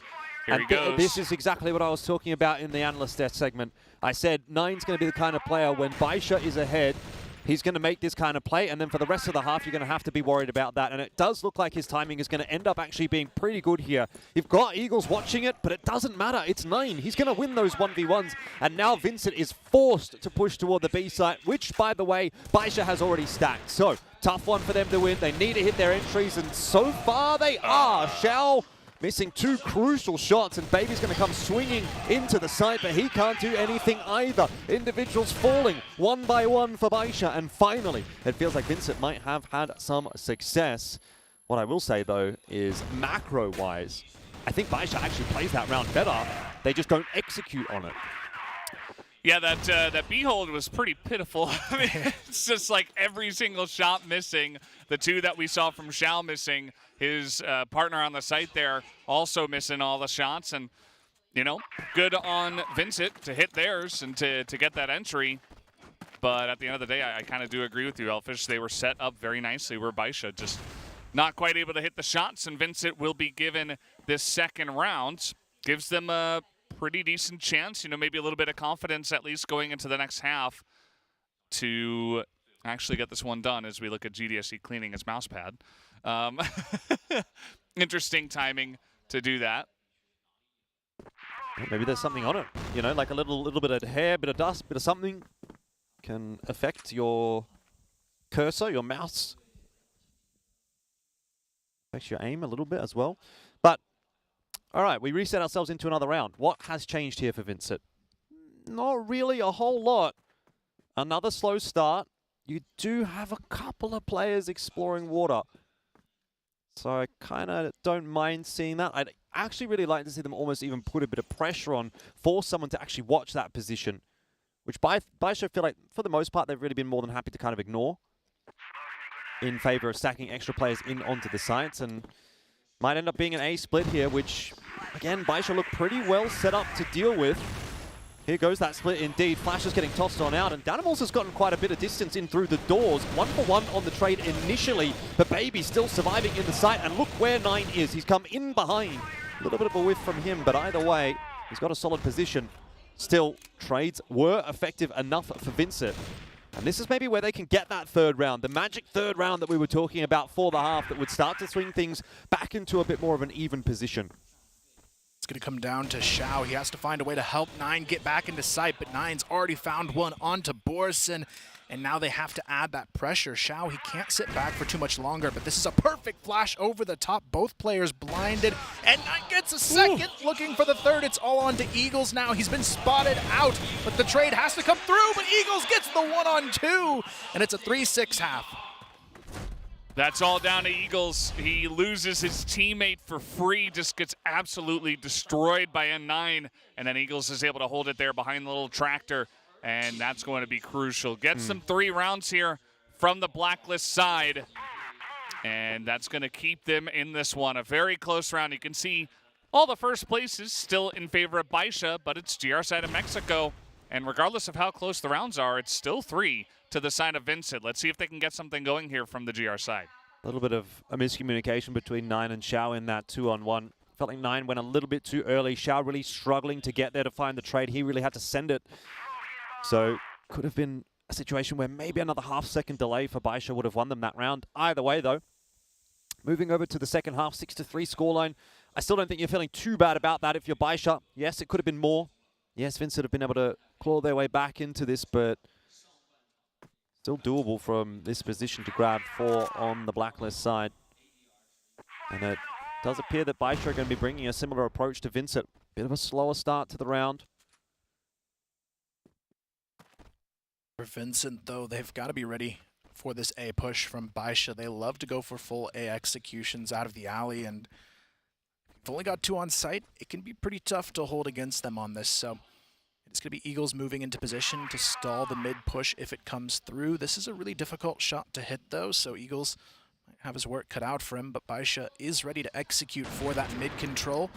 Eagles not going to connect on the first pick, knows he's got to back off here. 5-7-7, taking a little bit of damage there through the smoke. 9 as well, actually, down to about half, and they're kind of just poking around here, and so far for VINCIT, I'd say it's actually working pretty decently. Yeah, so far. Nice little setup, though, for BaiSha here in mid. They've thrown a couple of grenades in onto the A site. They only hit Kaney once, I believe. Here come the flashes, as they're still not committing just yet. Another nade goes over the top.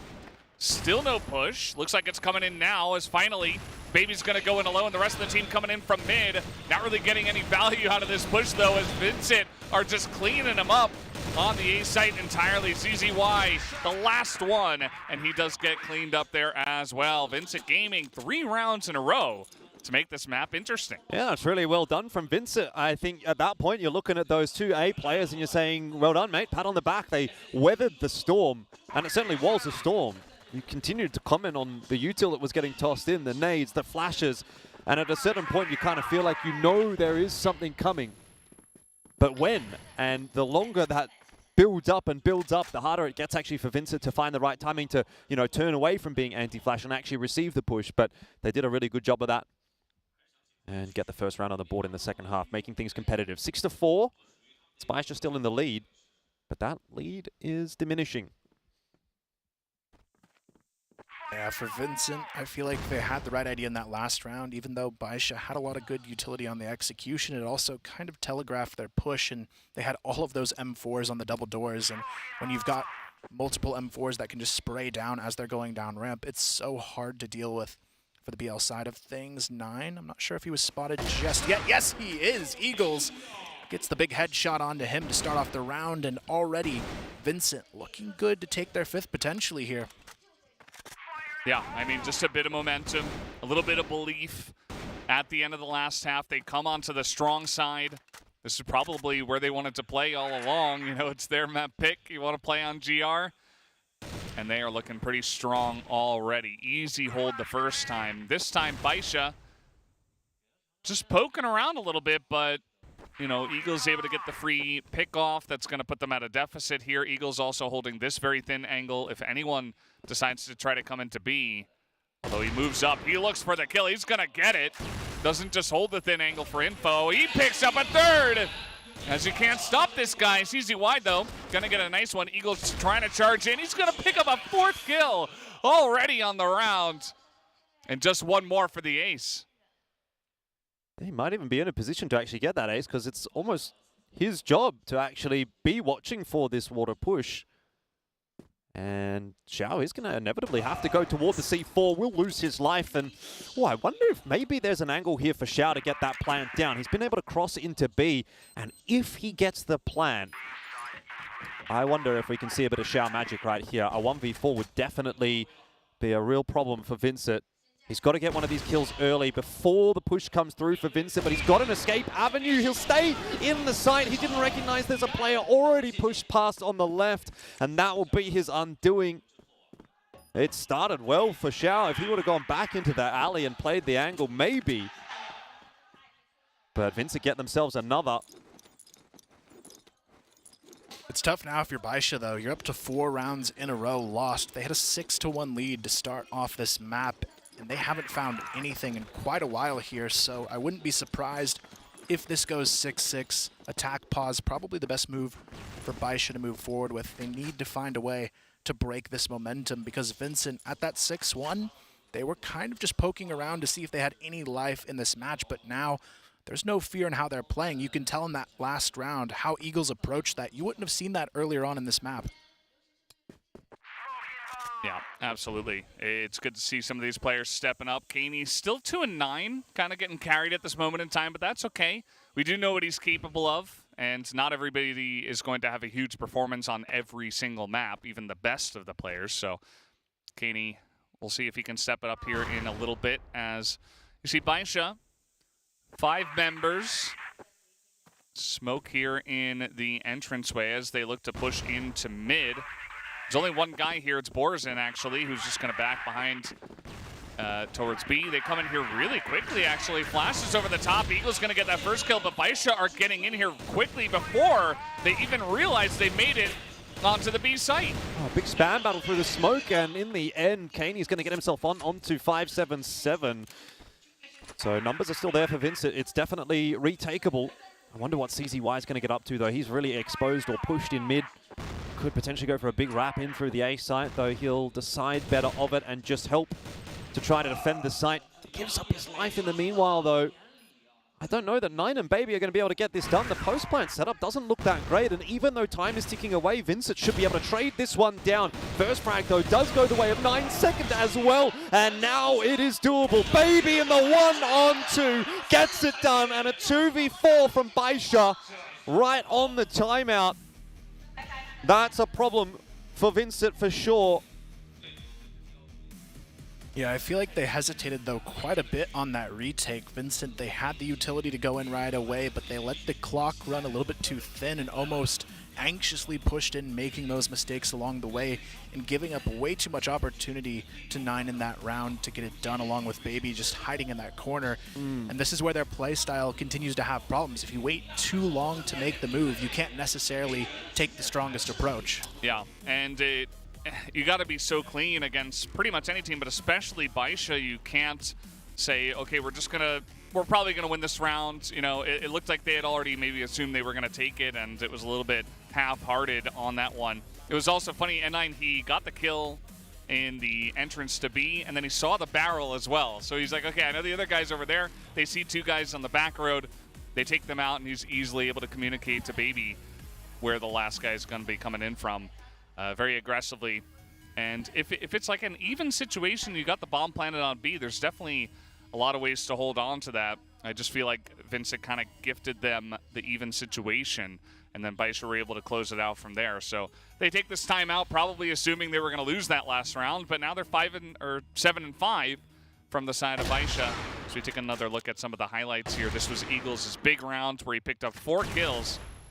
And then, I suppose, the info on where Xiao is coming in from as well. Yeah, Eagles has been very good on this map. Really, the only player at the moment that's kind of missing out is Kaney, but everyone else is stepping up and having a pretty solid game for themselves. It's a bit of a recipe for success for VINCIT, but I wonder if they've given themselves a little bit too much to do. And just as we mentioned him, it's Kaney that drops early in the round. Borson also brought down quite low. Decent start for BaiSha, despite the fact that they have sacrificed a lot of HP for those duels. I do like this from GDSC, though. Timing's going to be perfect, and he almost lined a couple up there. 5-7-7 dropping now. 9 also down to a sliver. He'll be finished off with the C4 from 9. Maybe not quite such a wise decision to be taking that fight. It's going to prompt Xiao to go for a little bit of an expedition into water. The C4 now going to be recovered by 5-7-7. Everybody remaining at half HP or less for BaiSha. Danimal, the only one with full to work with in the round, could be quite favorable. Eagles as well. That nade could be devastating if he gets it in the right spot. So Eagles definitely has a lot he can do to impact this round. He is alone, though, on this A bomb site, but if he gets a hint they are coming alley, could just throw the nade, fall off, and probably get at least one out of that. But the problem you have on the GR side right now is how spread out these players are. There's really no trade setup other than Danimal if they happen to go A ramp. Yeah, this is going to get pretty interesting here. BaiSha playing with the clock, 5-7-7. I think he was spotted there. Danimal just backing off a little bit before he goes into that, but 5-7-7 now just going to get the drop on him and take him down, wins that really important water duel. And now can look to join up with the team and decide to push elsewhere. Although, as I say that, gonna group up with Baby, who says, no, we're going water. We definitely are. And at this point, I mean, you have a free push onto the B side if you'd like. You also have a potential 3v1 onto Eagles in the back of the site. But they're just gonna take the B site as Xiao will look to pressure here himself onto A and potentially catch somebody rotating. This is a very favorable position right now for BaiSha. This should be unwinnable for VINCIT.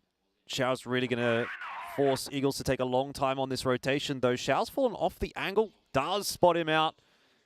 And essentially this is now a 1v3, because realistically, Xiao gets his kill every day of the week, and so for Borson, well, he'll be cleaned up as well, and that is an easy one in the end for BaiSha. It took a little bit of time. It took maybe a timeout there as well, but they've kind of gotten back on the horse. And I don't know about you guys, but a shark riding on a horse sounds kind of scary to me. So I think BaiSha might be running their way through Mexico right now.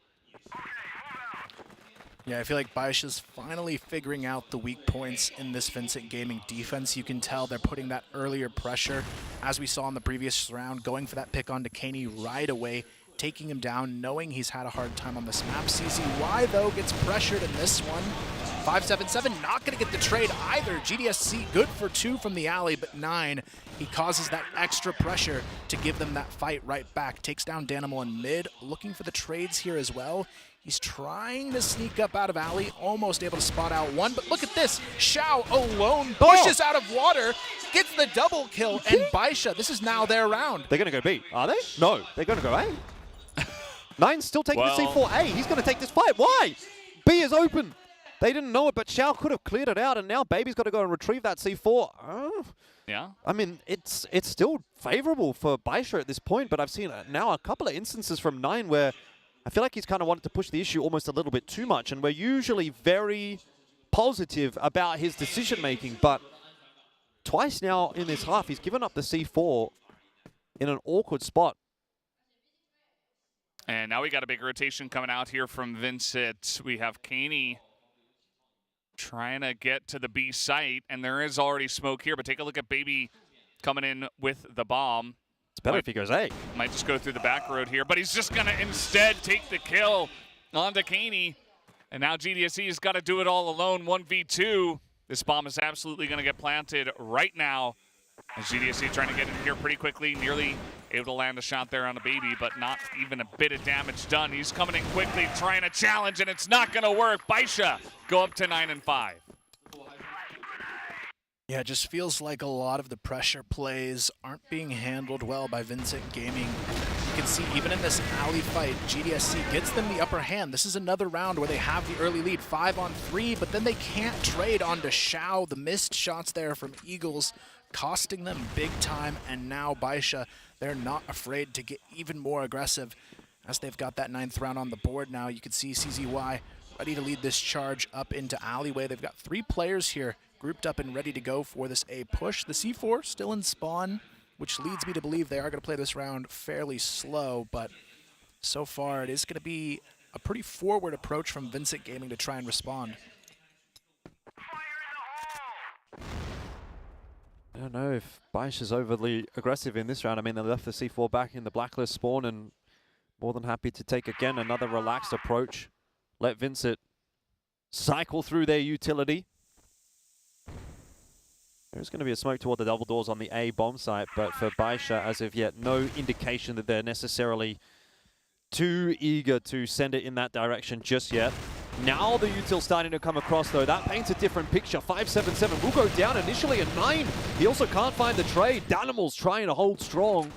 He got himself the 1-for-1, but ultimately the mid-take has been successful for BaiSha, even though it's cost them a couple of members. Xiao's been able to lurk his way all the way up through the alley. And this looks like a free A-take. Yep. VINCIT have been absolutely bamboozled. Absolutely. Just going to waltz in onto A. Nobody's here. Does Kaney spot them? Now he will. You definitely did see Baby there, I believe. Yeah, just making sure nobody's behind him. Already the entire team is looking to rotate over, but this is going to be a free plant onto the A site. GDSC clearing everything out behind. We do have Baby looking to maybe challenge him here on the alley. Not looking at the right angle, though. GDSC seems to have seen him, as now Baby's running away, throws a grenade. Trying to buy some time here. BaiSha, oh, GDSC gonna get that kill. Is now coming in real quick. That's 2 kills already for GDSC, and CZY's gotta hold it by himself. He should get the 1, gets the 2! Cannot get the 3rd as Eagles. Can he get the defuse? Yes, he should be able to, just barely. As I was getting a little close there. CZY nearly able to clutch it 1v3. You're very well played by CZY, isolating the duels as best as he could. But end of the day, yeah, a little bit too much given up by the other 2 members in that post plant for BaiSha. Not really acceptable to be going down for free like that. Xiao and Baby.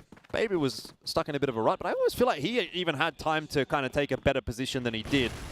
Kind of put himself in a 1 and done, which ended up being a none and done. Either way, still a lot of time here for BaiSha to work with. They've got 3 rounds advantage, and they're going to try to go for the mid-push. Meanwhile, Danimals is out in no man's land. The swings there from BaiSha. Oh, it's gone horribly wrong for VINCIT. Just not hitting the boost on the first attempt, and it has brought VINCIT unstuck. It is a pretty equal trade, though, in terms of damage. Both Baby and Nine are quite low for the remainder of the round. Vincent kind of spread out. Kaney thinking about going for the peak. He gets the kill on to CZY.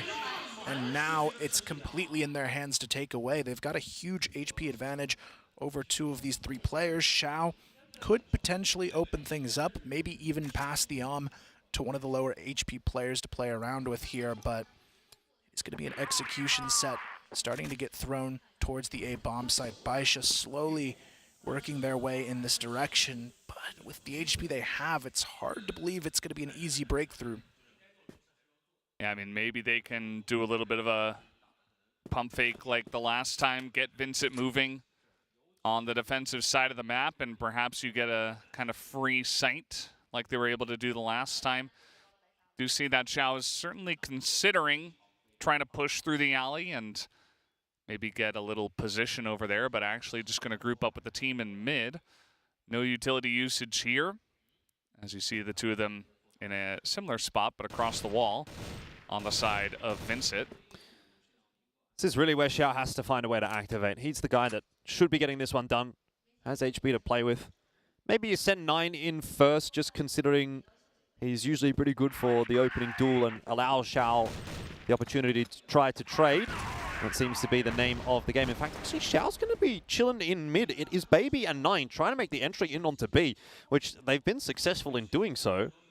And let's not forget that it was 9 and Baby who were able to hold things down as well.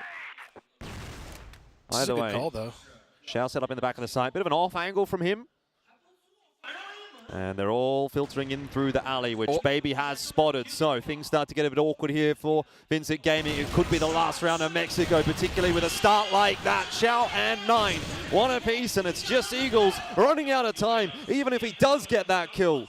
I don't think he's got the time to win this one, and 9 will ensure it anyway. 10-6 for BaiSha on map 1.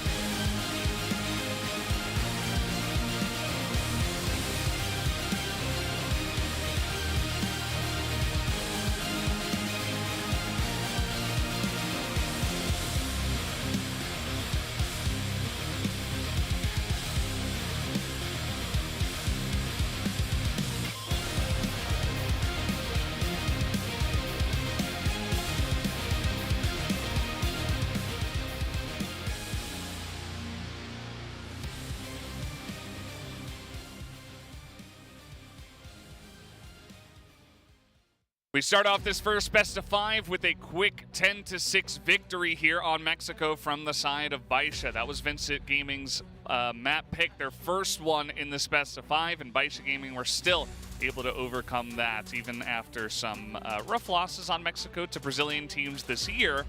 They were still able to close this one out. So VINCIT Gaming starting off a little bit slow, making it interesting in the middle of this map, but then eventually BaiSha closed it out. Yeah, it was definitely that slow start that kind of got the better of them, wasn't it? Because by the end of that first half, they actually looked like a pretty reasonable threat on the blacklist side, and they also started their second half pretty well. We thought for a moment there might actually be a bit of a map on our hands there, but after the big clutch coming through from 9 and Baby and the timeout, which then also resulted in a round victory for BaiSha, it kind of felt like a bit of a foregone conclusion, and that's really unfortunate for VINCIT because it did feel like they were potentially going to be the better team at one point during that map, but it just took them a little bit too long to get rolling. And BaiSha had more than enough time to once again adapt after VINCIT had kind of put pressure back on them. So close, no cigar, unfortunately for VINCIT, and now I have my reservations as to whether they're even going to find themselves a map in this series, because I really felt like it had to get done there on Mexico if we were going to go deep. And, you know, VINCIT looked okay, but they didn't look like they were going to beat BaiSha, which obviously is going to be a tough ask here now. Yeah, the tough part, I think, is they actually looked really good at the start of a lot of these rounds. Talking about, like, number-up situations, they had 4 or 5 rounds that they lost where they had these nice advantages. It looked like everything was going to work for them, and that's what comes back to that clutch power I was talking about before map number 1. That's the big difference between these teams, converting rounds you don't have the advantages on, and that's why BaiSha is such a hard team to take down, and the data kind of speaks true to that as well. I mean, CZY, 9, these are the players that are able to change things around, get those clutch plays, but Baby as well. Talk about shattering them earlier on. I think about that 1v2 in Alley to take away the first numbers advantage of this map. Yeah, Baby pretty insane, starts it off really well for the team, and everybody pretty much across the board on the side of BaiSha preparing and performing to a really high level in this first one. So now we go to Compound, which, as we've mentioned many times, is going to be a bit of a sore point there going into that. As we take a look at the kill matrix here, you see that Baby was 5-0 against Kaney. That's definitely one that stands out. CZY 4-0 against Danimal, and 9 6-2 against Danimal. Definitely you can see some of these matchups are going pretty heavily in the favor of BaiSha. Yeah, I mean, the big one that sticks out to me is the 2 snipers, 4-2 Shao over Eagles, and 4-0 against Borzin, who I would say is the best entry fragger for the other side as well. So I feel like in terms of entry fragging, the potential is a little bit higher on the BaiSha side. You pair that with the clutch potential they showed us to convert a lot of those rounds, it makes a map like Compound seem very difficult ahead. Absolutely. Well, guys, we do have Compound up next. We are going to take a short break before we do get into that second map. Don't go anywhere.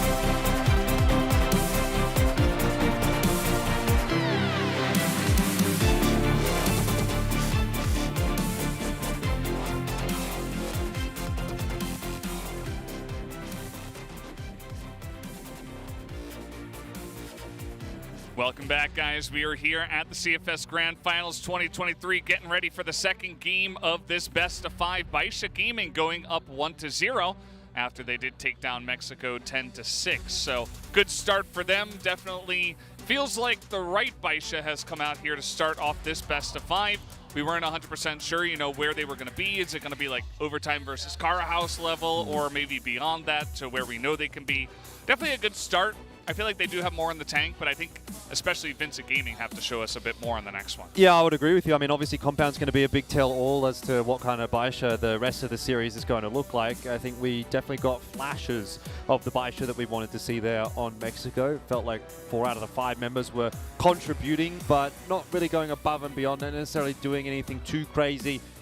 That said, Compound is going to be that map where we really do expect to kind of see that, you know, 9 probably popping off, or Shao or something like that. So for me, yeah, I mean, it's good enough signs for BaiSha, right? They seem to be bringing to the table a roster and an individual form that's going to be enough to beat VINCIT today. Would be a big shock, obviously, if VINCIT were able to get Compound over the line. But I know Compound is a map that's in the pool for VINCIT, so it's not necessarily all over. It's just going to take a pretty monumental effort to step up once again and go into that map, which is, I guess, as we know, universally pretty much considered BaiSha's stronghold, and beat them on that one. Yeah, it's a really tough prospect, especially when you consider this entire map pool. I would have said Mexico is the best chance that VINCIT had to win, and they've already lost that. So their win conditions are slowly slipping away. You combine that with Kaney, normally one of their top entry fraggers, looking a little bit underwhelming here in the arena. It definitely doesn't look like a good sign for them to pull back in map number 2. I feel like maybe the back 3 they have a little bit more of an opportunity on, but Compound feels like probably the hardest map against BaiSha they're going to be going into. And it can be a tough mental game knowing you might be going down 2-0 in the series and having to think about how do we claw back to win 3 in a row then against BaiSha. Yeah, you want to be ahead of the curve. You want to have the confidence to say, hey, we've gotten off to a good start. You know, even though we're going into Compound, we've got a good chance here. But that feeling of inevitability when you're playing against BaiSha on this map can be pretty rough. And yeah, like you were mentioning, Kyle, it can be like, okay, well, we're already down 0-1. Might be 0-2. Like, they're probably thinking of that in the back of their mind already. So hopefully they can kind of push that aside and just play some top-level crossfire, because that's what's going to be necessary here. I think you're playing up against currently the best team that we do have at CFS, and I just want to see something more out of VINCIT. I mean, not just the best team at CFS. I mean, the best team in the world. Let's be real. Like, that's kind of where we're at this point. I mean, it goes hand in hand, right? But it's a different way of saying it. And I think when you're going into that environment and you're saying, well, we're down 1-0, we're against BaiSha, we're going on to BaiSha's best map pick, there are definitely a lot of negatives to point out here, unfortunately, for VINCIT. So now it's on them to sort of make that adaptation themselves. They've got a little bit of time away from the game for now, obviously during this break, to have a conversation and hopefully figure that out, but I don't really see it maybe happening on Compound. I think even then, you know, maybe you go into Compound and say, well, look, this one's going to be pretty tough for us. We're going to hopefully be able to, you know, get some rounds on the board, maybe try to take a bit of that momentum away from them. But actually, I kind of feel like if it's going to happen anywhere, it's probably going to have to happen on Port. They're going to have to come back on that one from a 0-2 deficit, which is incredibly difficult, but it's not impossible. We saw all gamers doing that same thing against BaiSha in Vietnam when they were down 0-2 and they ended up winning that event in the grand final. It's just about finding that self-belief, I think, for VINCIT, and also a bit of that confidence and, you know, comfort standing on the stage, which for some of them is fairly familiar territory, right? Danimals has been on the biggest stages before, and he's been doing fantastic stuff there as well. It's for the other guys kind of finding what they're going to be able to deliver, because Kaney especially went a little bit missing in that first map. Yeah, and I feel like at least Compound, there's got to be a reason too that VINCIT has left this in the pool. This is a map that even all gamers would ban in this situation against BaiSha, so maybe they have some strategies that they can bring to the table here and provide a little bit of nuance to this map we haven't seen yet. That's the only reason I can think of in my mind that VINCIT leaves such a strong map for BaiSha in the pool. It almost seems like they wanted this to happen, knowing it's a best of 5 and they're probably going to have to play this. They've left it in right away. Yeah, absolutely. You got to expect that BaiSha are going to pick it up real quick on their first pick if you don't ban it away. And they banned away Subbase instead. Definitely a map that, you know, requires some really crisp timings and executions. I feel like VINCIT could be pretty decent about that, but didn't want to play it against BaiSha at the end of the day. And I keep going back to this, but Imperial looks great. They won that map against all gamers on this one. Definitely a couple of different teams, but it is possible. It is possible to challenge and to bring out a specific style. I'll be curious to see if Vincit kind of say, okay, well, we saw Imperial do it. Why, let's kind of play this very passive, very slow style and really make the Chinese teams a little bit impatient and perhaps get a little lead from that. Yeah, well, either way, I guess it's time to see what the fruits of the labor are going to be able to deliver as we head into Compound. It is map number 2 between BaiSha and VINCIT. And already VINCIT are staring down the barrel of a defeat against the powerhouse from China. But maybe there's still something to be said. Compound is a map that they don't mind. So hopefully they've been able to do some digging, and it's certainly a situation where they will have no shortage of information to look at, right? BaiSha plays a lot of Compound. You'll be able to get an understanding of what they like to do, where they like to play, how they like to play, what their timings look like. And hopefully that'll be enough to get VINCIT a competitive map here. Yeah, I think the hardest part is just seeing the stats there. BaiSha, 80% win rate on the GR side. They're one of the toughest teams in this tournament to break through against, and it's a GR-sided map as well. It's almost like the perfect combination for BaiSha in these first 2 maps because they're already leaning into the GR side of probably the best GR team we have here. It's so hard to think, even with VINCIT having those solid executions, they've got to meet that firepower difference, and this is where they have to improve their game the most going into map number 2. Yeah, a lot of things stacked against VINCIT. You just got to have the right mindset going into that one, as it looks like we are just about ready as the gold pieces are falling from the ceiling. We are getting ready for game number 2, map number 2, as we hop onto Compounds here. Let's see who is going to take it in this one. Will it be BaiSha off to 2-0 lead in the best of 5? Or will VINCIT Gaming challenge them on their best map and take a map back? It's a good question. If you ask me, I will probably lean the way of BaiSha. And I think most people probably would as well, but really it's down to those 5 members in the VINCIT side of the field, on the VINCIT booth, in the VINCIT booth, to on top of the VINCIT booth. Yeah, to give us a bit of something to reconsider. Right, their own story. Let's see what they can do. They'll be starting off on the GR side. It's going to be a pretty slow start on the BaiSha side, though. Giving up a lot of map control. Maybe thinking about taking a peek here into pillars, but has to be careful. We've got both Danimal and Boris in here for VINCIT Gaming. They get the early info, though, fall off. Now they don't want to be susceptible to that mid push, and that seems to be the go-to strategy for most teams on this map. Try and bait out a pick on either side, but ultimately go for some form of a mid push on this map, since it does lend a lot of advantages over to the BL side. But Eagles already being taken down to 20 HP from Xiao in mid. Not a good start. Yeah, that sharp angle. Xiao just trying to get some nice damage done early on to get this one started for the team.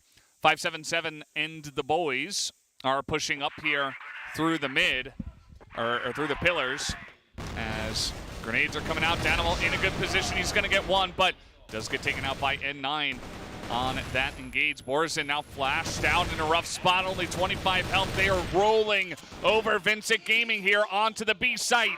It is free for BaiSha. Yeah, very good trades on the entry. I mean, it doesn't even really ultimately come down to that. They got one and then kind of steamrolled through the extra couple of members. Super clean entries, and we've said it many a time at this event, but this B side on Compound is one of the most difficult to retake, so the Eagles and Kaney would have to pull off something of a miracle, especially considering they're smoked off at this point. It does look like BaiSha are going to be out of the gates quite strong on Compound. They're not really messing around, right? They're not waiting that timer down either. They just want to get stuck in, and that's the perfect way to do it. 1-0. Good lead for BaiSha to kick things off with, especially after having won map 1 pretty comfortably in the end as well. Yeah, and I think it's good to open up the map that way. You're not just doing very standard push. You're kind of, you can see this little thin angle that he was able to get Eagles on. You're just charging through pillars in the B, and it's pretty straight up, but a lot of guys get in there, and it really overpowers the enemy team there if you're able to win in that fashion. And now it's going to keep VINCIT Gaming guessing, you know, do we have to put another person over there? Do we have to lean towards pillars? Getting an early lead in a dominant round like that from the Blacklist side on this map can be pretty strong. Yeah, right now for Vincent, they've got to find a way to change the pace, and 3 OMs seems to be their answer to try and do this. Kind of an interesting call for them to make. I can see the potential in how they're playing it, though. They've got GDSC holding on to one angle here in the B pillars, another in mid, and another towards the A bomb side. But GDSC, one missed shot means you're just completely overwhelmed with that OM in hand, and Borzin, he is just not there to find the trades. Yeah, Borzin maybe not expecting GDSC to go quite that far and quite that hard on that one. He got the info. You saw the one guy coming over, and then he just pushed too far up by himself, try to get the kill. As now Flash is coming through. They are They are continuing to enter through here. Let's see if they commit to it once again. It was clean the last round, but you absolutely don't have to, especially on this map. BaiSha, though, just running down the clock. They're going to go ahead and turn it around back into the middle of the map for that mid-execution. They do leave 9 in the tunnels, though. Pretty close to the B-bomb site to poke around as the rest of the team actually starts to group up towards A long here. This could be a good call. You can see the forced rotation coming out towards this B side of the map. It's only Kaney on the A bomb side. He's got to hit the shots. He just can't find it, though. 3 of these players very low, but Eagles, he's got to hit them all. Able to find one, 20 seconds on the clock. Eagles and Danimal, they've got to go for this retake quickly. The C4 already getting planted. The nade not going to do anything, but Danimal will. Finding that kill onto CZY is huge now to try and open up this retake potential. 9's going to be a big concern. You can already tell they're kind of a little bit worried about what's happening behind them. They don't know exactly where he is, and he's choosing to push now. He might have to go a little quicker, though, because Baby has dropped up on the balcony. Now it's just onto Xiao to try to find those trades. He's only been able to get himself one, and 9 was spotted out there as well. So in the end, Vincit do make that retake actually look pretty easy. Yeah, really solid work across the board, and ultimately just getting there right on time. Eagles getting that first pick to slow down their momentum is really everything they needed in the round to find that full retake to go their way, and Danimal just doing a good job of poking around the vent to get things done. Yeah, definitely nicely handled there from the side of VINCIT Gaming. Able to pull a round back even after kind of a rough start in the round and in the map. Definitely good for getting some confidence back here once again. As now, you see Eagles has made his way up here onto the container. And just trying to see what he can see. Nobody's actually over there. You see BaiSha playing very passively. Just all the way back towards their spawn. Baby just outside of the entrance to pillar. Just kind of hanging out, waiting for VINCIT Gaming maybe to take a more passive stance before they do go for a push. It's going to be BaiSha looking for the 3-2 towards Zay. Kaney still playing this forward position alone. Has to be careful. Even a one and done, not ideal on the GR side. He's got Eagles now for the support, who actually is just going to go for the full peek onto it. But 9, does he take the bait? The timing, just a matter of seconds off here, but this is going to be a tough collision now. Kaney playing the counter flash along with Eagles for it. You can see the flash going down, but BaiSha, are they going to go back into it anyways? They just might here. Eagles going to be naded, but BaiSha still getting out of there. Yeah, BaiSha not wanting to challenge there, but it's a quick rotation straight into mid. GDSC, good spot, but only picks up one.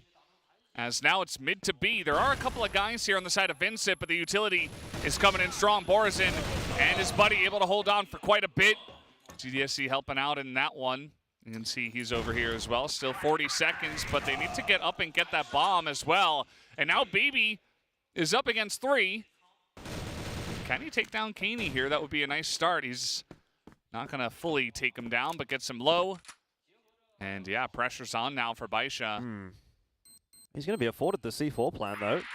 So that's the first piece of the puzzle here.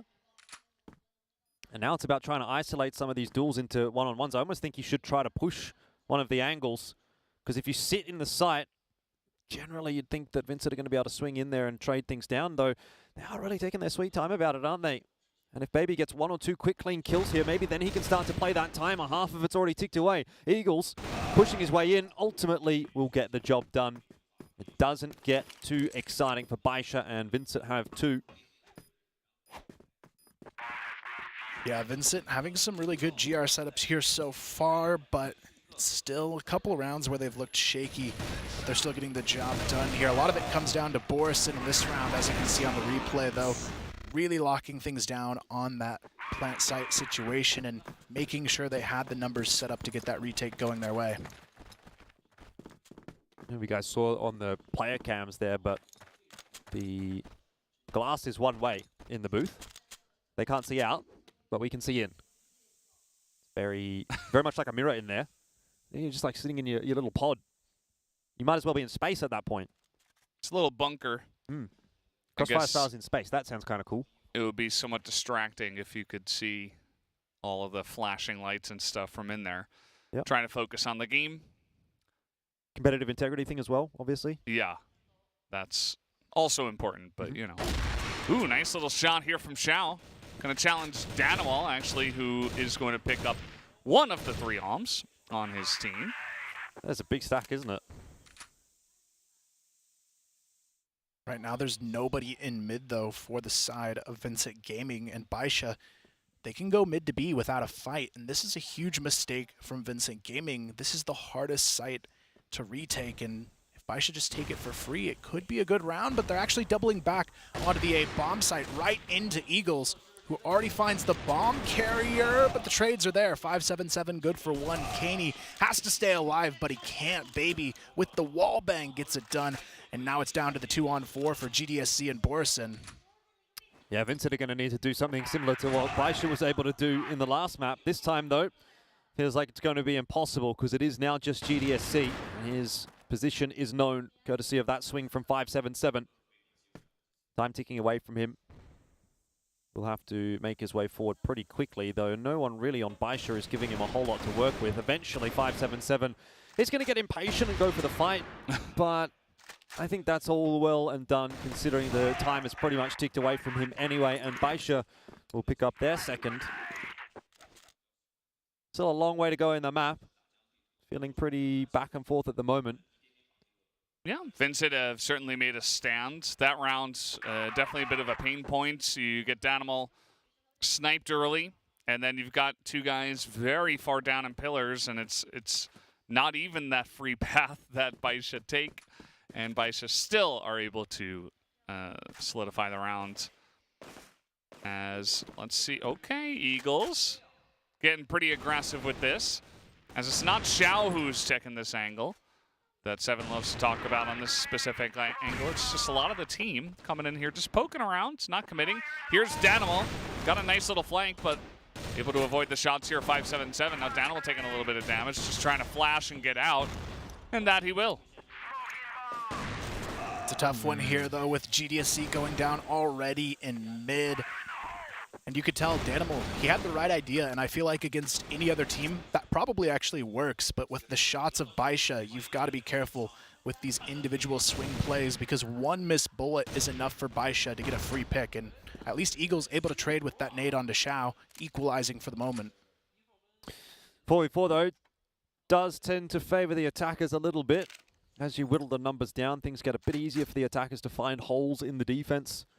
So 3-on-3 would be better than 4v4, and 2-on-2 better than that. So still a favorable trade, favorable enough exchange for BaiSha.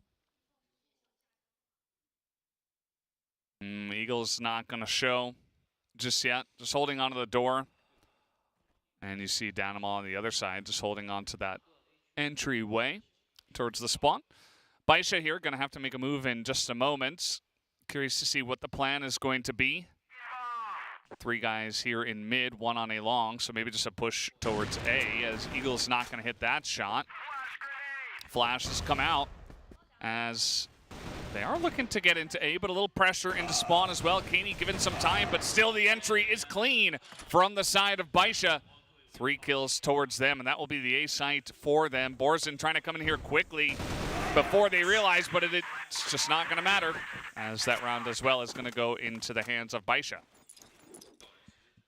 Yeah, the big problem with the GR setups right now for Vincent Gaming is they're very individual in their holds right now. There's no way they can really support. Once one player goes down, it almost feels too easy for BaiSha to take control because there's no trade potential being set up, especially towards this A bomb site. They're kind of relying on Eagles to get multiple entries because he's just stuck alone a lot of the time on the back of this A bomb side. So I'm hoping maybe we see a little bit more forward aggression on the GR side, some aggressive trading together to get these early picks, because if you give 5 to BaiSha on the execution, their trade potential just seems so much higher. And that is one of the other issues with going down to a 4-on-4 or a 3-on-3 or something like that. Typically on the Blacklist side, you're going to be given the opportunity and the option really of where you want to go. So, you know, you might enter a site 3-on-1 really, and that guy on the side might get himself a 1-for-1, but even then that's fine because you'll be able to play the post plan out. Big nade stat. Not going to land onto anything. Definitely a pre-prepared one from BaiSha, but they've got it wrong. I saw Baby yelling into the mic right after a couple of those guys got hit by the grenade outside of A tunnels, outside that little A room. I'm not sure if it was about that or just about strategy in general. Maybe he's just shot calling. I'm not 100% sure, but he was getting pretty fired up, even though the team is doing decently well. The standards should be quite high for BaiSha, you would imagine. As here they come, GDSC looking for the peak angle out of A. Is he going to get the timing right? It's a bit late, actually. He is still able to pick up a double kill, though, and Danimal picks up one himself. 577 trades it back, gives them a chance to be 3 as the spray is good for 577 once again. Borzen trying to challenge it to him and take that 1v1. Does not pan out. This 577 doesn't matter that he was seen. He's just going to hit the quick headshot, and that should be in onto the A side here. That's a huge round from 577. It's unwinnable if he doesn't even find every single one of those kills, and then Baby wallbang catches the last player as well. That's the individual brilliance of the BaiSha players coming into effect, because by rights that probably should be a VINCIT round, and against any other team you do expect to get away with that one, but 577 just turns it on, and the scoreline will be 4-2. Yeah, already pretty tough. Oh, Xiao actually thought he was going to go down there. Eagles had the right idea, took him down to 20, but now his spot is compromised. Doesn't matter, hits the shot onto CZY, but he's not going to get out of there alive. And the trades still remain even for BaiSha, which looks good for them at this point, considering how the rounds have played out. But again, they have a similar issue. Only one player directly on A, and it's GDSC with the If they're able to sneak past him, if he doesn't get this first shot to go his way, it's a free A bomb site for BaiSha to work with. 9 gets the opener. Katie trying to get back in, but he's too late. And now 9 has cleared this side out perfectly for BaiSha. It's 9's world, we're just living in it. 3 kills in this round. Only one to find a kill for BaiSha, but look at how clean the round ends up looking. Borson and Danimals once again are going to be put into a 2-on-4 post plant. And they don't even really get themselves much time to play with in this, because they've got to clear out mid still before they even make their way into A. They have been spotted out now as well. The spam's coming through from Baby, and it's just nothing to really say about that round, unfortunately, for VINCIT. So it's starting to come together for BaiSha. 5-2 now. Frustrated looking faces, discussions there for VINCIT Gaming. Yeah, I saw a little smirk on ZZY's face as well. Just understanding that they're in a really good spot right now. 5-2. 9 just walks into the A site, takes down 2 people by himself. What can you even do except win those fights? If you do, you've got yourself a pretty good defense, but it just feels like some of these firefights are not fair. They're not even. And that has been a bit of a problem for VINCIT to try to keep up. No aim duel against 9 is ever going to be a 50-50. Even in the worst of circumstances, he sometimes feels like he's favored to win the duel. Poor Kaney as well. Always getting faced off against early in these aim duels. Already taken down to 20. And Baby wants to finish the job here, and I don't think they're ready for this at all No on way. the A bomb site. Nobody paying attention to it. 9 just waltzes right in, gets the double kill. It's a free bomb site for the taking, and BaiSha will gladly take a hold of it. 5 on 2 now. Xiao taking down GDSC and Borison and Danimo. We've been here before, but this time, is there something different to offer? It's Groundhog Day for them, isn't it? Just got to do it again, and I think the answer's going to end up being the same. That's just such a huge nuts play, though, from Baby. Like, he gets the initial damage. He goes, you know what? We're that far ahead. This guy is going to be scared. He doesn't want to stay. He's going to run away. I'm going to push the smoke straight away. Gets that info, and so fast that they move all the way toward that A site that, as you said, VINCIT were just completely not prepared for it at all. Interesting. Celebratory spray. Something perhaps. like that. VINCIT are going to take a timeout here. Probably as good a time as any. Yeah, I mean, it's tough. You know this map's really strong for BaiSha. You're already losing on what should be the stronger side of the map for VINCIT, but a lot of it just comes down to simply not winning the fights. I mean, you look at that A bomb site, they have the setups there. They're just not hitting the shots. And when that's the win condition for BaiSha, it's a tough ask to find any way around that, because even when you have the strategies there, you're just getting shattered when BaiSha wants to take a site. They just go in and do it, and to be able to break that is going to be pretty tough here, I think, because this is a really momentum-based team on honestly both sides here, and when you go down in this fashion in those fights, it's hard to find any signs of life here for VINCIT. Yeah, I mean, this is a hard time for the side of Danimo GDSC trying to speak some life into this team, figure out what they can do a bit better. Eagles goes down very early. This was this round where N9 just kind of walks in. And here again where he just kind of walks in. A-Site's really being bullied, isn't it? A few rounds in a row. It's been, like Kyle said, it sort of feels like we've seen it before. It's Groundhog Day. Borson and Danimo's trying to rotate across from B to, you know, maybe win a 4-on-2 or something like that. And it's just, you keep putting yourself in that situation, it's not going to happen. CZY with 34 ADR, doesn't matter because the rest of the team is putting on a show. Everybody's got like 2 KD as well, except him. 2 KD or more. Baby's got 3 at this point. Yeah, I mean, you know it's a good map when 9 is the 4th in ADR overall for BaiSha right now, and he's still looking really good in what he can offer. At this point, VINCIT Gaming, the mid push doesn't really amount to anything. They do manage to sneak a couple players into connector, but you could see it from Eagles there. Not the same confidence he started this map with. He misses a shot and now doesn't want anything to do with the middle of this map. Yeah, that's okay. I mean, try to get a little aggressive, try to poke out there, but if you don't find anyone and BaiSha play it correctly and stay hidden, it's better to just get out and reset, I suppose. As they've only got the one guy over there in the B tunnels. BaiSha have been hitting this A site pretty hard the last 2-3 rounds, so VINCIT Gaming trying to respond in the correct manner if there is one. So we do see a little bit of a push here. I don't know if you really want to challenge Xiao in this spot, and BaiSha actually pushing to them at the same time with the artillery of Xiao.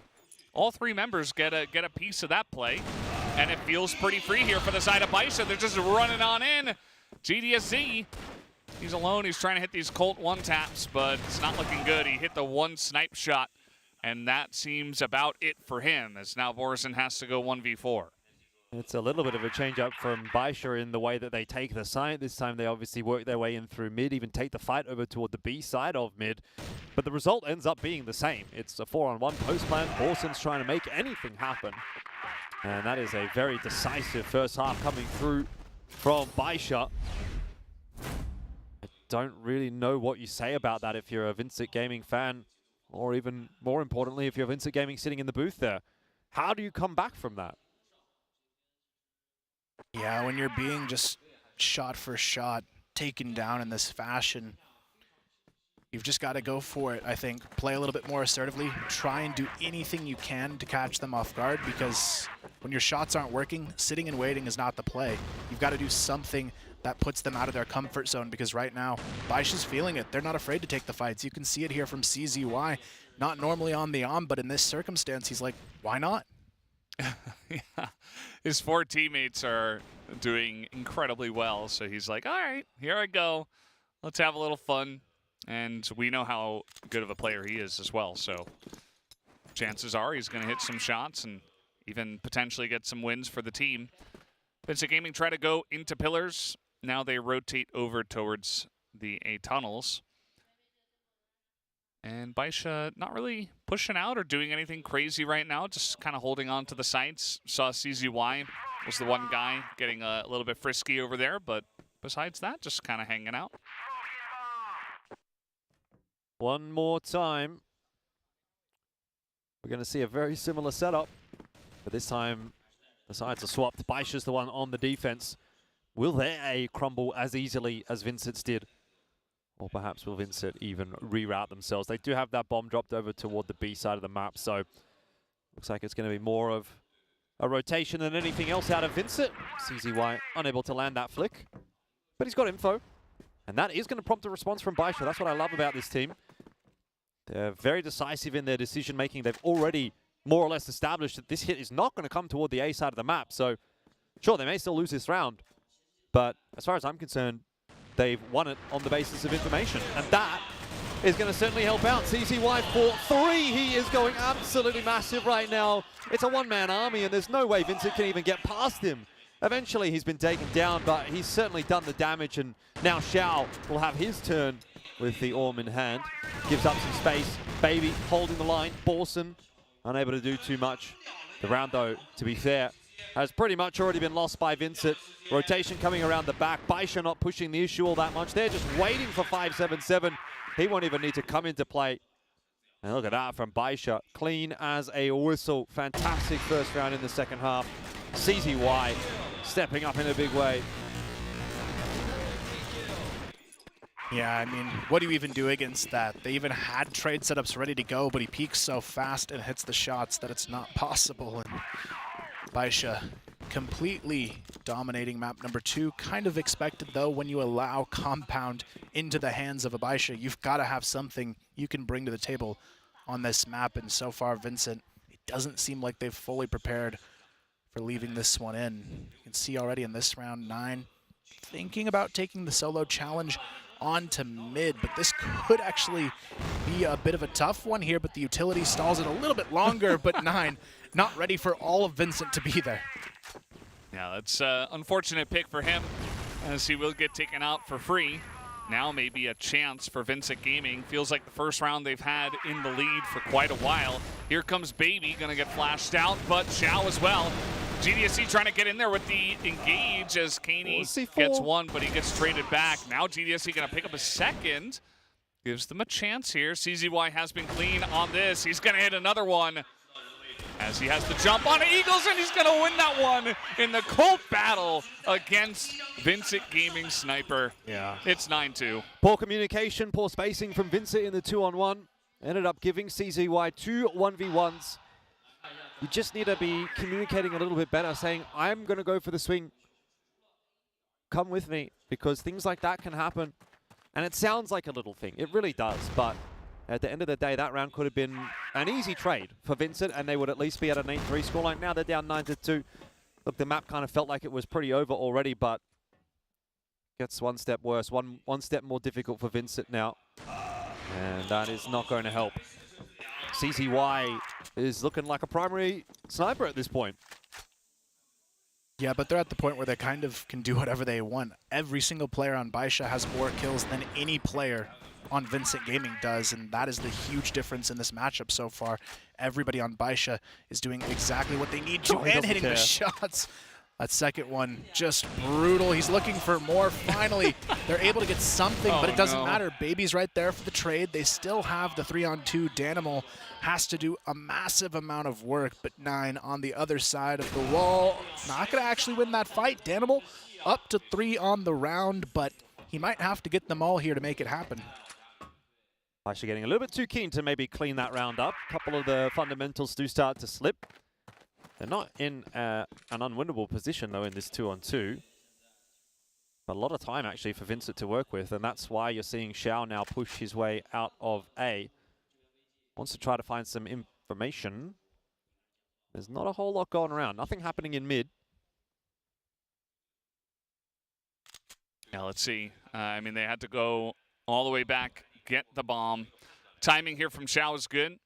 He's going to be coming in, unless VINCIT go right now, which we know how slow they can be. Here comes Xiao. And okay, nice read from Danimal. Maybe heard something, not sure, but he gets the drop on him. As now it is a 2v1 as they push into B. 577, weird spot here in the servers. Are they gonna check this one or look to plant this bomb? Looks like the 1v1 is off. 577 gonna win that one. Looking for the one taps, 20 seconds, but it is Danimal once again to pick up the round for the team. Just barely though.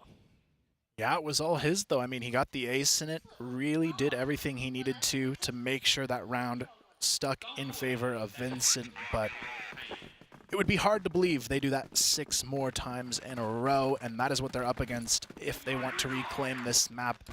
BaiSha going for a little bit of mid-aggression there. You can see 9 not wanting to peek into the wall of players, though, this time around, quickly backing off into the GR spawn, but 577, he's going to have to take the fight here. Only good for 1 before going down. Borzin secures the trade at the very least. Look, I still don't have a whole lot of faith for VINCIT. If that's the way that they're going to win a round, it has to come down to a big clutch. Can't rely on that every single round. Going to have to show us a little bit more if they want to get through this series. And like I said, it probably does have to come down to Port, more so than anything else. Look at this. CZY's taken so much map control. I think he spotted Danimals. Danimals has certainly seen him now as well. So CZY's just going to have to back up a little bit. We'll be worried about the angle there that he's watching. But similarly, Danimals also looks like he's kind of on the hunt right now. This is some pretty nice timing from Danimals. Well done. He's into B. It's not going to help the team necessarily.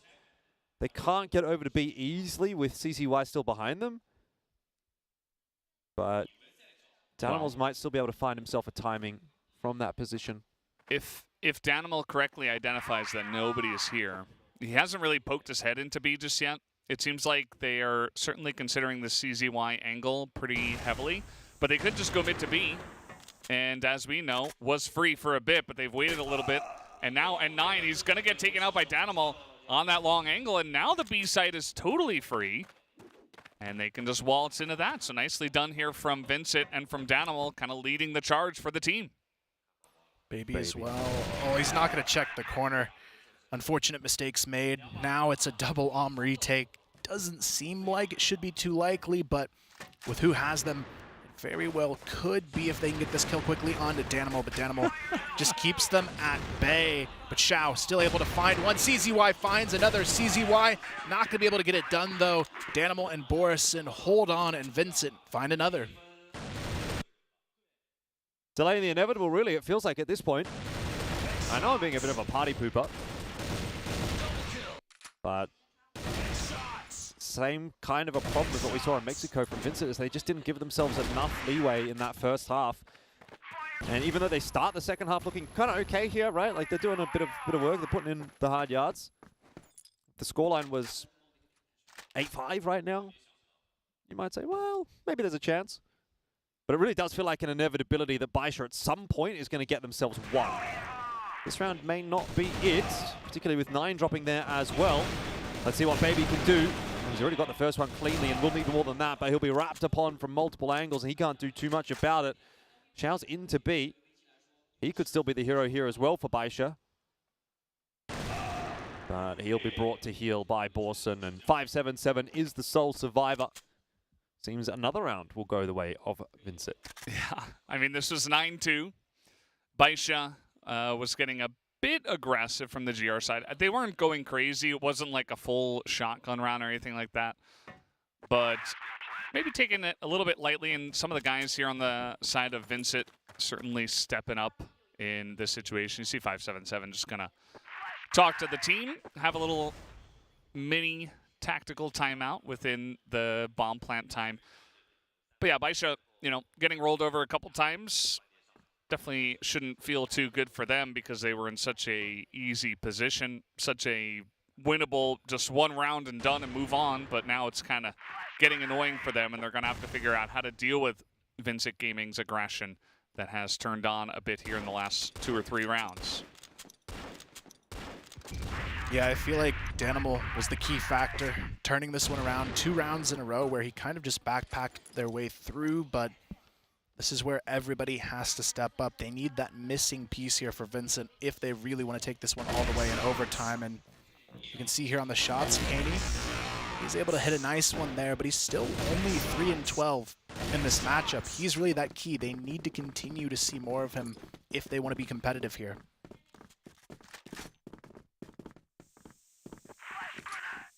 Faster play from VINCIT this time around. I don't know about that adaptation. It's not worked out initially. 5-7-7, good for the first. He will be traded back on down, and now 9 needs to kind of skedaddle.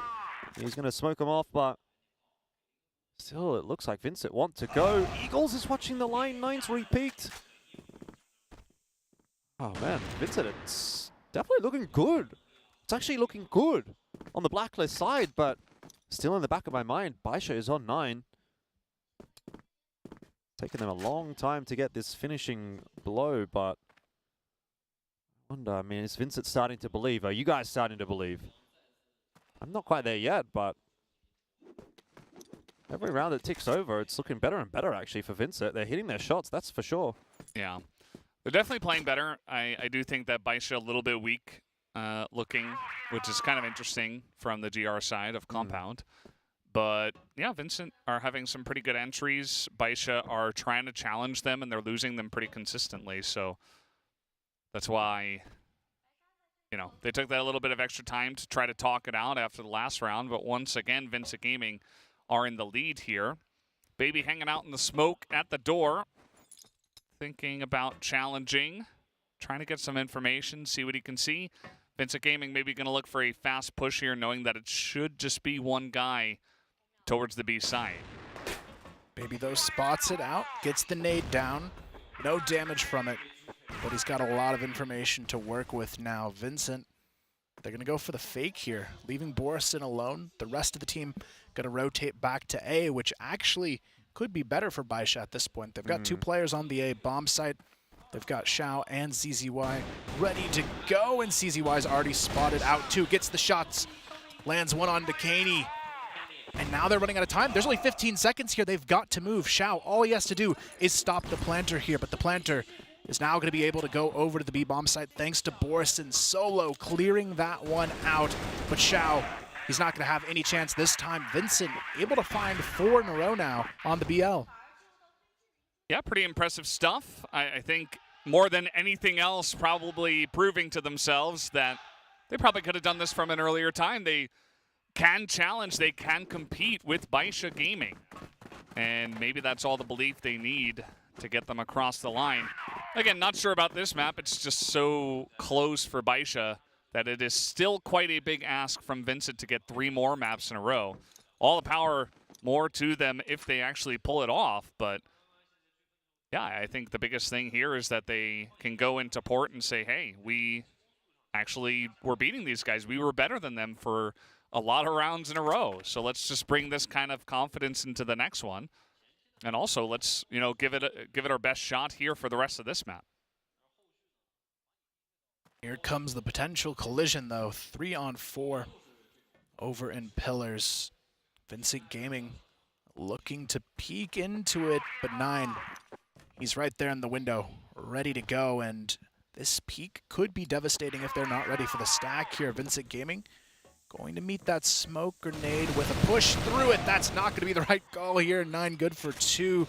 Danimal almost going down as well. Still, they get the 2-for-2 trade out of it, but the time's starting to tick away. It's a pretty clean entry, actually, all things considered. That could have gone a lot worse. Danimal's very close to going down. Everything turning to gold for VINCIT at the moment. BaiSha are working hard. You can tell they're trying to change things up. They're making adaptations, but they're not finding anything that's looking super clean so far. Again, this is a round that's hanging in the balance, and it all comes down to the decision that Vincit makes. They'll play patiently for the next 20 seconds or so, but I think they're going to end B. And for 577, not seeing, not hearing anything in mid, maybe he's going to start to think about heading in that direction as well. Yeah, especially now with this information. Surely he's got to start to go across. CZY trying to toss down that delaying util to give him an extra couple of seconds, and BaiSha have made the correct call again. No, they haven't. CZY, he's going to be solo on the B side. Let's see what he can do. Rotation went back over toward A. It was just a flash from 577. Vincit waiting that timer down for sure, but CZY really needs to get himself at least one here. 2 would obviously be better. Hasn't found anything so far. A lot of space being created for Vincit. They've got into the site again. A 2-on-3 retake for Xiao on 577 now. It's not an easy spot. At least there's no smoke here. Well, I spoke too soon. Smoke's coming out. That's going to force their hand. They push on in. Good first pick. That's 2 to 577. He's going to pick up 3 as they re-enter onto the site real quick, and they will defuse this bomb. It is BaiSha here on Compound to take down map number 2.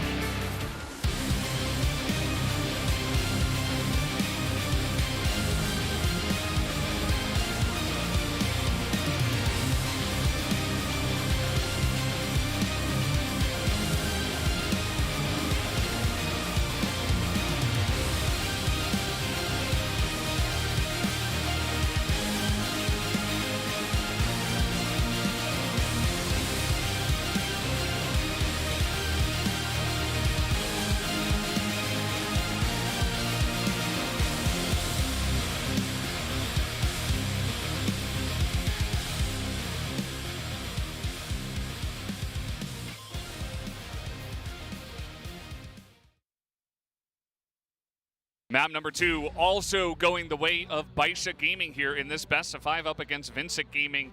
It did take them a while, though. We have to give VINCIT Gaming some credit. A very nice attempt at a comeback. It was like 4 rounds in a row or so, but at the end of the day, it's still BaiSha Gaming to take yet another one, now ahead 2-0 in this series. Yeah, something that I was sort of talking about during that game, right? It was a situation where they've kind of just given themselves, unfortunately, not enough rope to play with, right? They let BaiSha get to 9 before they really started making that comeback happen. And in these kinds of games, like, there's always going to be an element of a rock, paper, scissors in one round, right? You're going to have one round where someone's going to pop off, or where someone's going to have a correct setup that's just going to perfectly deal with the approach that you're trying to bring. You know, maybe they've 4-1 split, they've stacked the A site, you decide you want to end on A, you just walk right into that stack.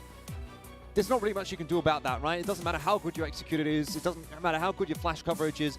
At some point, probably you're going to run into something that's just almost impossible to beat. And unfortunately, that's where you need that little bit of a round to play with, right? You need that extra, what's the word?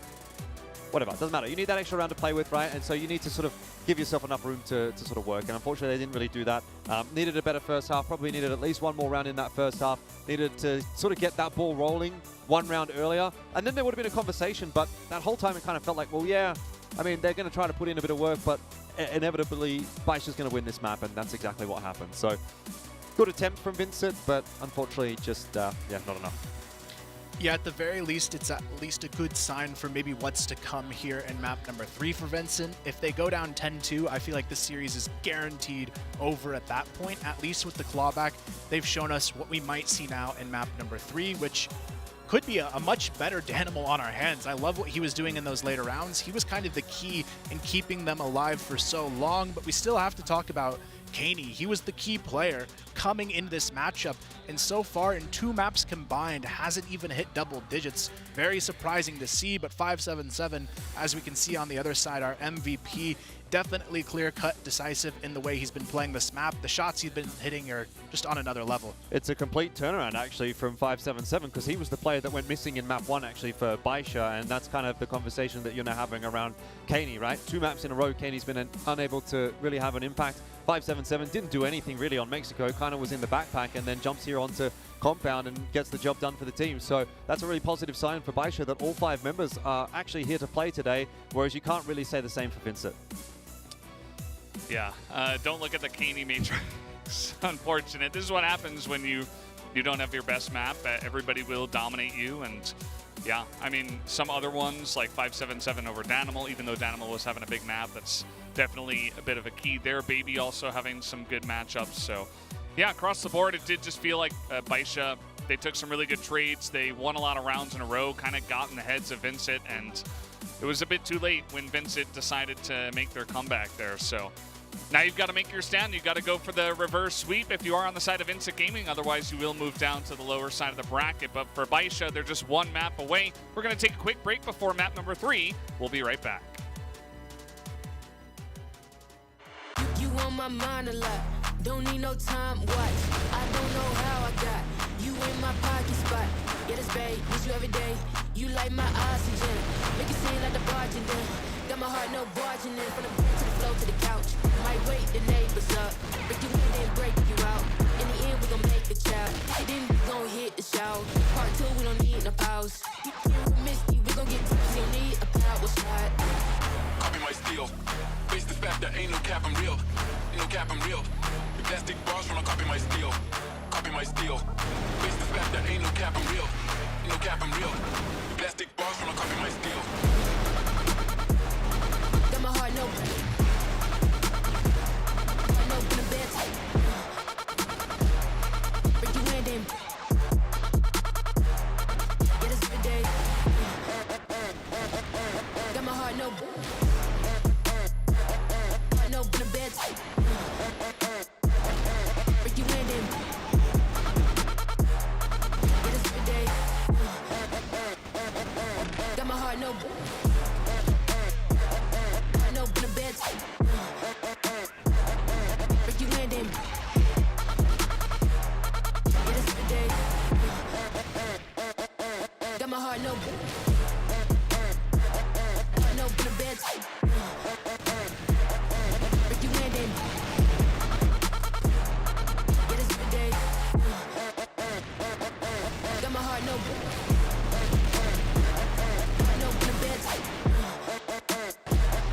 Break you in, then get us every day. This sound like Argentina. Had to this Argentina. That's kind of they don't want me breathing. Still I rip like dynasty. Got on 3 Jesus pieces, looking like Jay-Z and Yeezy. So far from conceited, but how can I be defeated? I hate it, turn my wrist on like I'm Vincent. Rap this thing they doing, son, I'm not a fan of you. I told my dad today, he said it's all pretend. I got back in my bed, now I got no friends. Copy my steel. Face the fact that ain't no cap, I'm real. Ain't no cap, I'm real. The plastic bars from a copy my steel. Copy my steel. Face the fact that ain't no cap, I'm real. Ain't no cap, I'm real. The plastic bars from a copy my steel. Copy my steel. Face the fact that ain't no cap, I'm real. Ain't no cap, I'm real. The plastic bars from a copy my steel. Copy my steel. Face the fact that ain't no cap, I'm real. Ain't no cap, I'm real. The plastic bars from a copy my steel. Got my heart no. Heart no in the bed. Break you in, then get us every day. Got my heart no in the bed. Break you in, then get us every day. Copy my steel. Face the fact that ain't no cap, I'm real. Ain't no cap, I'm real. The plastic bars from a copy my steel. Copy my steel. Face the fact that ain't no cap, I'm real. Ain't no cap, I'm real. The plastic bars from a copy my steel.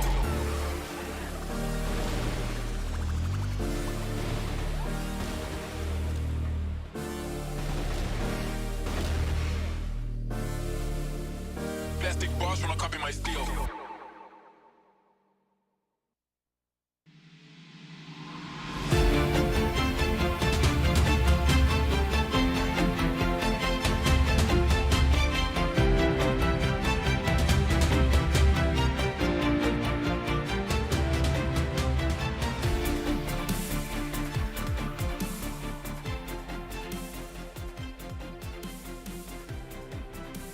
We are back here at the stadium as BaiSha are ahead 2-0 in this first best of 5 of the day. They take their map of Compound in a 10-6 scoreline. Was closer at the end, but we were sitting at 9-2 there for a bit, and we were looking at BaiSha like they were just going to run away with the series.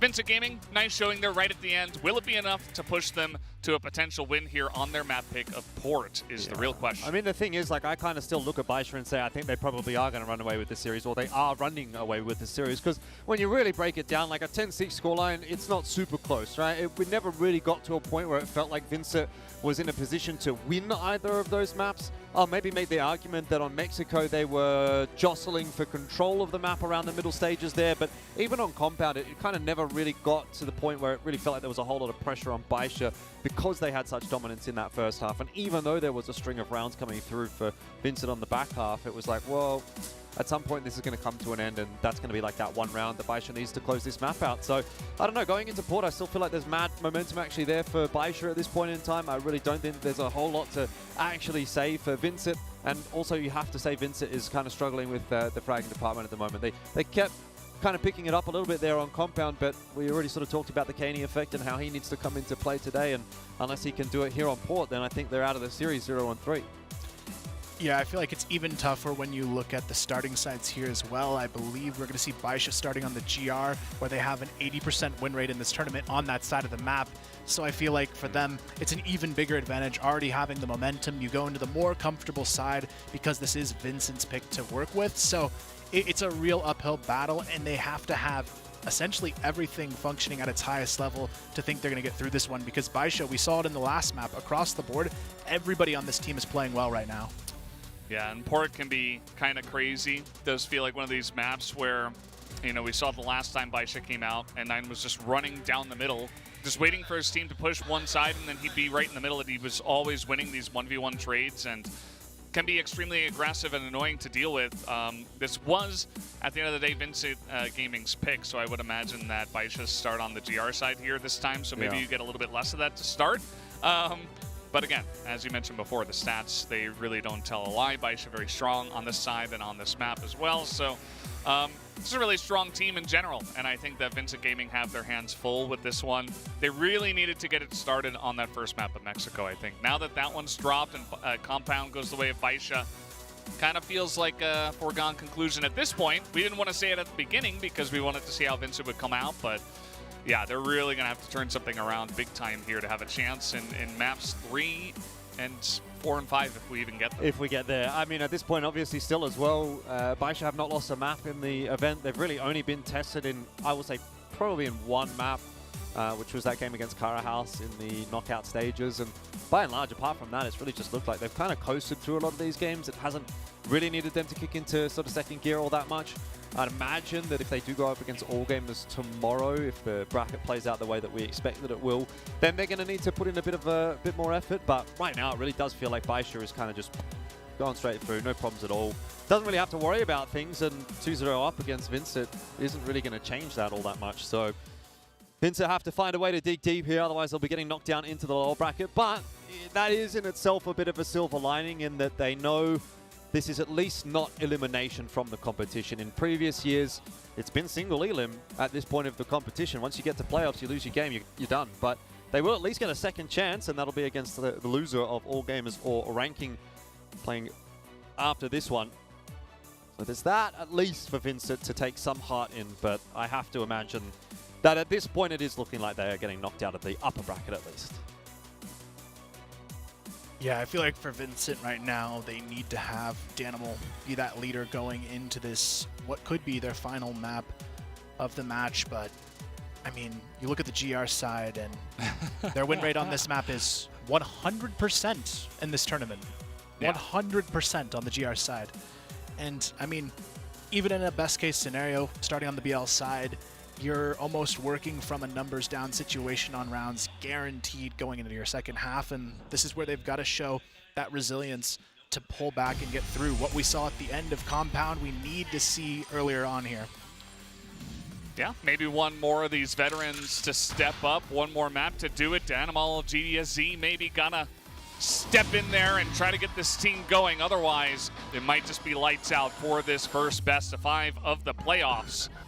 BaiSha, everybody's looking pretty happy. Doesn't look like Baby's really yelling about a lot anymore. Everybody on the same page. A little bit wishy-washy at the end of Compound, but it's just another win on the board for Compound, for BaiSha.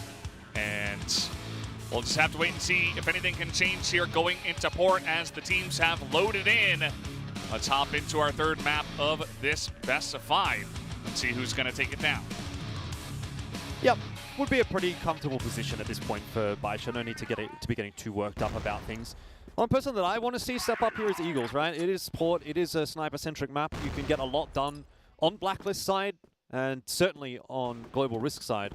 So if he's having a good day with the Orm, which I'll say I think he's actually been pretty good in this series, then that is someone that you're really going to see as a key figurehead going into port. Niners solo holding Warehouse, and as a result, BaiSha have fully rotated their way over toward the A site. That looks like an over-rotation at this point, because VINCIT are definitely looking to pressure B, but as the smoke starts to fade, BaiSha bring their members back across to a bit more of a standard setup, and they're even looking for info on A long, and they're getting it. It should be coming through just in time. BaiSha will be well aware that VINCIT is on this side of the map now. Nine getting some nice utility over the top. Still no commitment yet from VINCIT Gaming. You can see GDSC trying to sneak his way into the lower B tunnels, maybe to pressure mid if this B push comes to life. But Danimal has to be careful over here. A long 577 behind the long box could spell a free pick for BaiSha if he overextends, but it's all about the timing really on this execution. It's now only CZY left on the B bomb site. He has to find at least 2 on this push. Otherwise, it's still not going to be looking the greatest here for BaiSha on the hold. But now they've got Xiao in position as well. Baby on the way. They have sensed this perfectly. You can see the entirety of BaiSha now working towards it, but it's Xiao for 3 with the collateral included, and now Eagles is left alone, and there is no way in. I suppose that's one way to start a map. First kill of the map is a collateral double. And it does not pick up in any better of a fashion for VINCIT than it did on Compound either. I mean, what a decisive round that was from BaiSha. It's a complete shutout. You don't even barely allow those players out the warehouse. No one got a single kill. Yeah, and 577 was back in their spawn as it was happening, right? It's nobody in mid, nobody A long. Where are they? 30 seconds left. Where do you think they're going to push? They're going to push through B. They just tried to enter into the tunnels. You know they're in there. And it's just so telegraphed to the point where BaiSha can just come in here and say, okay, let's just set up Xiao in the perfect angle, and they probably can even time it. They can probably call like 5, 4, 3, 2, 1 as it's coming in before they even see them. Xiao is going to be pushed off of A top here, but VINCIT Gaming are not going to commit to that. And BaiSha, once again, they're just so fast in the rotations to get in position to stop these pushes that it can be so devastating. Immediately, 577 is out here getting information, and they are on top of this map already.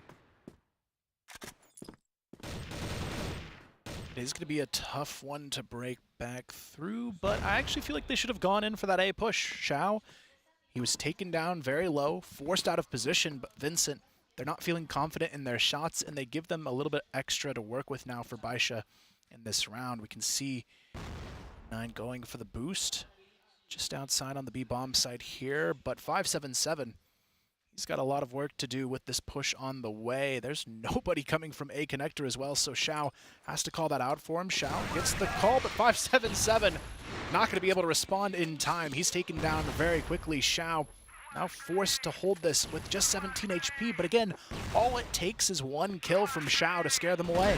Yeah, and right into 9 on that B side, hitting shots like that. Where are you realistically going to go if you're Vincit? Baby's pushed into mid as well. Caught another rotator. That's the C4 down. And at this point, it really does look like it's just going to be one kill in 2 rounds to start the half for Vincit. Yeah. Not the start to map 3 when you're down 0 and 2 that you need. Yeah, definitely not what you want to see here from Vincit. They have been very apprehensive on these pushes. They've gotten some value even from some of them, but it just hasn't really led to anything. And BaiSha just ahead of them once again here. Xiao looking for the aggressive angle now. We saw just a couple of days ago, Gokhan was holding this down by himself. They're coming in here pretty quickly, but Xiao and 577 are in position. Kaney only going to get the 1. Xiao not 100% sure where he is. 3 kills going the way of Vincit, but you know, that's all they're going to get by the end of this one. BaiSha, a 3rd round in a row. I mean, I actually thought there was something on there almost for a second for Vincit. Quick flurry of frags, but not enough to make it interesting in the end. So 3-0, BaiSha feeling very good on the global risk side of Port. But at least there was a couple of kills for Vincit there. An improvement. Nice smoke, but GDSC already pushes through it. It's going to catch N9 off guard. CZY trying to get this trade from the lower tunnels. He has to get the timing perfectly. Good for 1, good for 2. And even though they get the first pick, it's not going to matter now. They lose the numbers. Yeah, just like that. CZY able to pull it back for the team.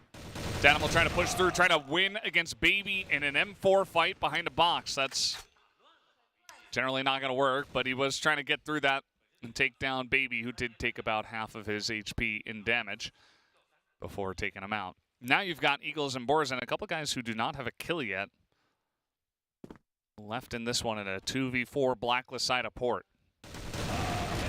CZY good for 1 there, but Borison surely not in the 1-on-3. The flank already there from Xiao. It continues to be unfortunate rounds stacking against them for VINCIT Gaming, but a lot of it comes down to just this awareness from CZY. He knows he could easily take that shot onto the first player, but waits for the second to peek him, guarantees the double kill to get back into the round, and now it's just a complete uphill battle moving forward for VINCIT Gaming to deal with them. Starting to look like a real shutout. It's going to be a crunch into the warehouse from BaiSha here, though they may not decide to push through that smoke, which will leave CZY a little bit high and dry in the mid connector. In the end, though, they do make that move, and it hasn't quite worked out. CZY on the timing as well will be caught off. Much better this time from Vincit. BaiSha feeling like they just forced that one a little too much. But they do have a fast flank coming through from 577, so things could still go wrong in this round for Vincit. Yeah, a couple of guys peeking behind them, but the timing is not there for Vincit. They will rotate out, though. Xiao is going to get the information that they must have gone towards mid here. Well, I think he did, maybe not, as 577 trying to chase them, but they weren't over there. Now Xiao is like, okay, well, they're all in mid, as he is going to hit the 1, 2v2 now, gets a second, not able to get the third, but 577 comes in and helps out, and Xiao will not be removed from this map. It's another 2v4 for BaiSha. And it doesn't even look hard, does it? 5-0 for BaiSha right now, and nothing coming together for Vincit. So tough now to think about even mounting the comeback. I mean, you have the round you finally need there right in front of you, 4-on-2, and you still can't close it out. And this is what BaiSha is able to do to you every single time, and it's really up to Vincit to find the strategies to break back through. But when you have Xiao 8-1, Eagles 0-5, this is kind of what you get.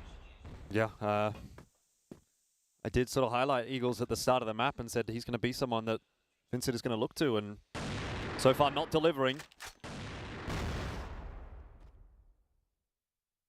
Yeah, it's been rough for them. These executions not very clean. They're not checking all the corners. The timings from BaiSha have been excellent.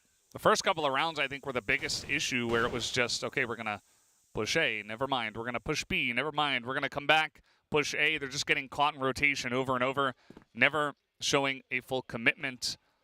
And I think that BaiSha, you know, I mean, a lot of teams would be able to take advantage of that kind of play style, especially BaiSha. As we're taking a look here at the replay of the last round in the middle of this round. Hope you don't get confused as we are waiting for the push to come in. Patience of virtue right now for BaiSha. They just don't want to over-rotate their players. But again, 577 is getting away with so much. He's pushed out on long again. He's not seeing a whole lot there. And so BaiSha being able to keep an extra player toward B. Push is coming back in the direction of middle from VINCIT. But it's got to be an A finish at this point if you're going to rotate off of B like that. And you've still got the members there to hold on. 577, though, I'm surprised he's playing this position again. This time, he's at least going to get one before going down. Xiao, he's going to be good for a first as well. Make it a double kill on the repeat. GDSZ, he's just trying to get out of here alive. It's not going to happen. A third kill goes the way of Xiao. Eagles now left in a 1v3 situation, but Xiao, he's looking for number 4, and he's going to find it. They are making it way too easy for Xiao to play this game of whack-a-mole with them. It's just not good enough from VINCIT. If you're going to push toward the A site, you need to be putting more pressure on the sniper.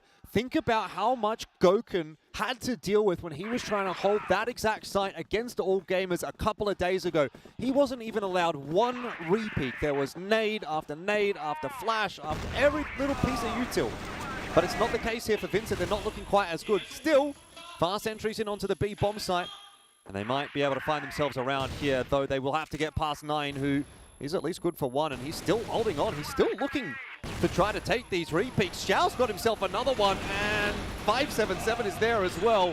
A 1-on-2 for Xiao feels very doable at the moment, but he misses a crucial shot, and the nade will land at his feet. And finally, VINCIT have got themselves something on the board. But yeah, I think they definitely need to look at how they're going to be taking that A site. If they want to rotate back there, you can't be allowing Xiao to pop his head up like 5 or 6 times without putting any sort of pressure on him. He shouldn't be allowed to do that.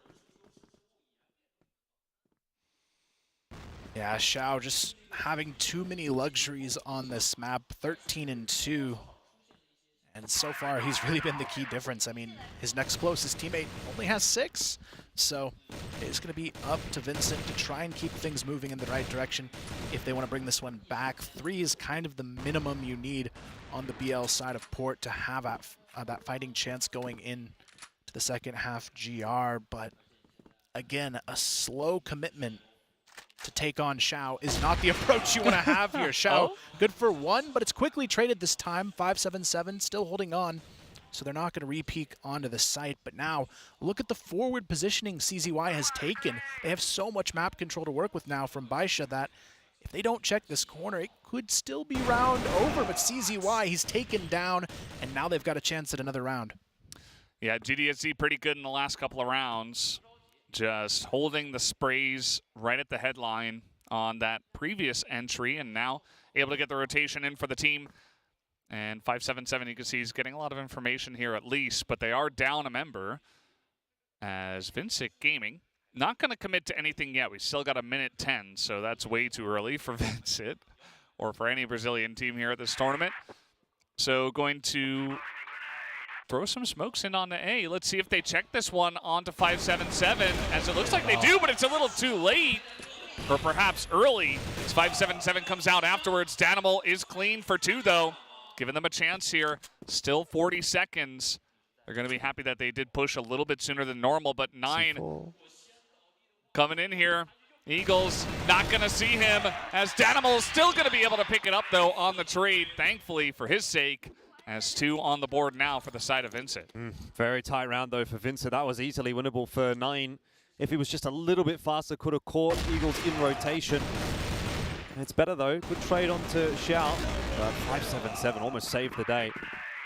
Either way, a 6-2 deficit for VINCIT is really still not quite enough to play with. They really need this final round of the half.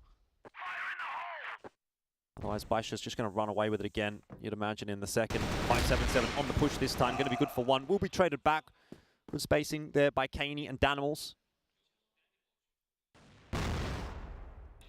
No rotations, though, just yet from BaiSha, leaving Xiao alone. Don't really blame them there. He's been quite successful from this position, but it is still going to be 9 working his way over there now. CZY, arm in hand, holding on to B long. Eagles, is he going to notice it, though, and take the shot on that corner? He definitely is thinking about going in for the challenge here. CZY, oh, the timing. Just back and forth here. Both players looking for the opening. CZY, he's going to be spotted there. That's a lot of information now for Eagles to work with, but I'm surprised he didn't realize that he crossed after that. I think maybe he was expecting him to go back to side, so this position actually could be a miscall now for VINCIT Gaming, thinking he's already back on side. Especially if you're going to shoulder this corner against an Orm, that doesn't seem like it's going to work out. So low ground would work, but GDSC will walk right into it, and that is so unfortunate for VINCIT.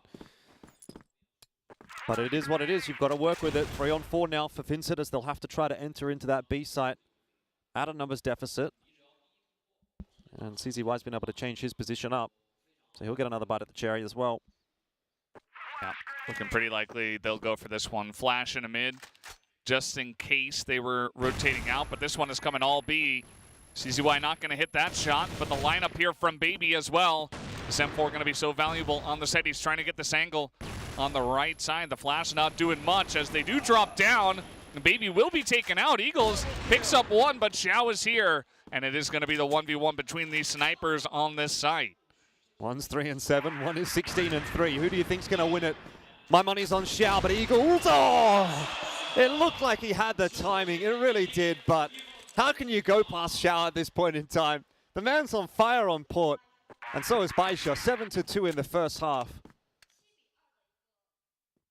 Yeah, just a massive performance. I mean, a 17-3 half, I think, might be the best we've seen in a single half so far in this competition. And now they are 3 away from a spot in the upper bracket final, which would put them at a guarantee of a top 3 finish here at CFS.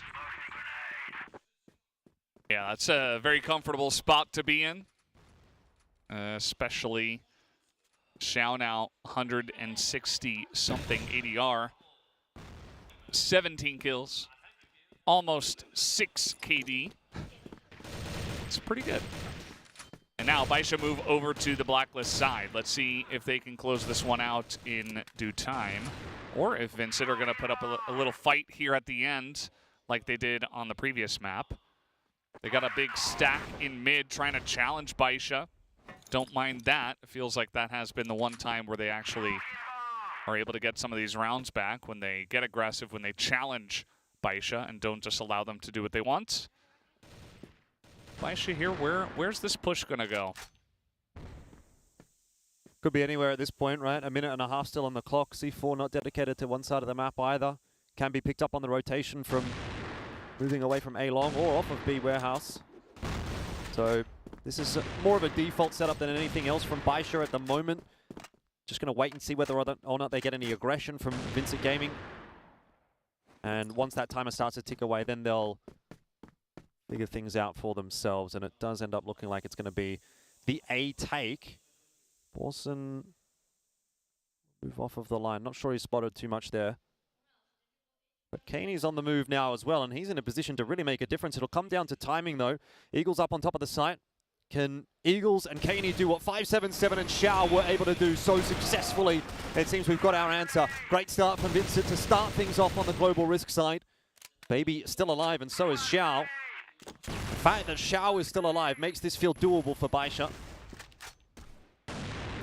Wouldn't be the first time they got a 2v4, but it's not going to happen this time. As VINCIT Gaming, they get over their Caney. Nice spot behind the box. Seemed like they read the rotation pretty well. And that's a good look for them in the first round of their GR. Yeah, it's all about the momentum now. They've got to get it going early on in this half if they want to bring it to a tie quickly. It's still a 7-3 game. There's not a lot of room for error. And you can tell Xiao wants to challenge Eagles even earlier in this round. He knows he's got the shot to do it. The early setup on A is going to be on to Eagles here. Good for 1. The counter flash stalls him out for a little bit longer, but look at 9. He's already came through mid onto the elevator boxes, and there's no way to stop him now. Eagles just has to hit all of the shots here, but he's not going to be able to. Danimal and Kaney left in the retake, but Kaney already down to just 20 HP to work with. Danimal, again, has to be the one to do all of the work here for his team. Otherwise, it's 8 on the board for BaiSha. Don't think this one's going to happen. Danimal's going to have to move quickly. Timer is ticking against him now. Smoked off as well. Oh, and he's copped a headshot as well from one of those M4s. So you'd have to imagine that this is going to be a little bit too much to ask for. An 8-3 ends up being the scoreline.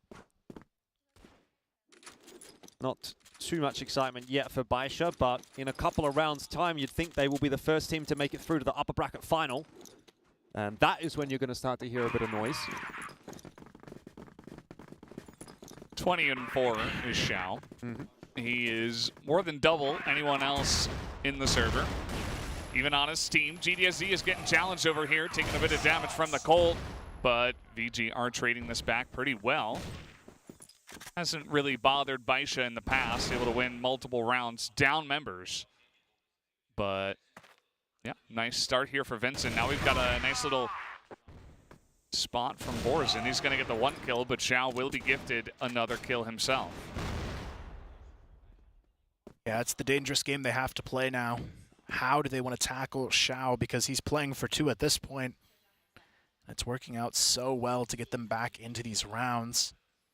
He's going to be working his way around. He spotted Danimal here as well. He's going to go for this 1v1, but Danimal, he's ready for it. 577 gets the trade, but it's still a 1 versus 2 in front of him to win the round. It's doable, though. If he gets quickly into B and gets that plant down, hasn't decided to go in that direction, though. Instead, he's actually going to wait the timer down, which, in a sense, might almost work out favorably for him based on these timings. It kind of depends on where he goes, but if he walks to A now, he's going to be able to get straight up onto that side and, well, do what I expected him to do on B. To be fair, he would have got the bomb plant down on B if he would have booked it straight over there as well. But either way, Vincent are giving him more or less both of the sites here, which is an interesting choice. He's cleared out A. He's going to get the plant. This is an entirely winnable 2-on-1. It's going to be so slow as well because Vincent have to get close enough to B to know that it's A, which already carves 10 seconds out of this timer that they don't have to work with now. And 577, he's got an angle that forces the time as well. But he has to be careful not to get trade positions given over to Vincent Gaming. Once he knows where they're at, he has to just stall the clock here. Eagle's going to be spotted, but now he just has to play the timer. That flash could be all he needs to win the round. Kaney completely blinded in 577. He's stalled the clock to perfection, gets the headshot anyways, and it's on to match point. Yep, time doesn't matter when you're hitting shots like that. Well done, 577. He just played the angle so perfectly. And this one, again, like I said early, BaiSha have been so good at winning rounds, even down members. Quick spray there, gets the flash, gets the swing, and a quick headshot to end it all. 9-3. And we might be seeing the end of it all here in this best of 5. Xiao going to start off with the first kill in the round. Borzen goes for the jump peek, does get it down, takes out a 9 early on. It's going to be a good start for them at least. As Baby also, little donation. I find BaiSha gets a little bit lazy when they're on 9. They're like, we finished the map off. Couple of solo duels. Doesn't matter, we're up 9-3. If we lose this round, we've got plenty of time. Yeah, I mean, when they have Xiao playing like this as well, they can almost afford to get a little bit risky, knowing he can probably pull it off on his own anyways if he needs to. I mean, GDSC is going to have to connect here, but 577 finds the entry. There is nobody else on this bomb site. Borzen already down to 30 health as well. Eagles and Kaney have to find a way back in, but Xiao almost connects there on to Kaney. This wall of smoke makes it almost impossible as well to get back through without waiting even more time, but there's really no time to waste here. The nade stack onto Xiao takes him down to 30, but he is still alive in this round. They've got to find a way to deal with him, but Xiao, he's good for 1, and CZY is good for the rest. BaiSha clean sweep the series, 3-0.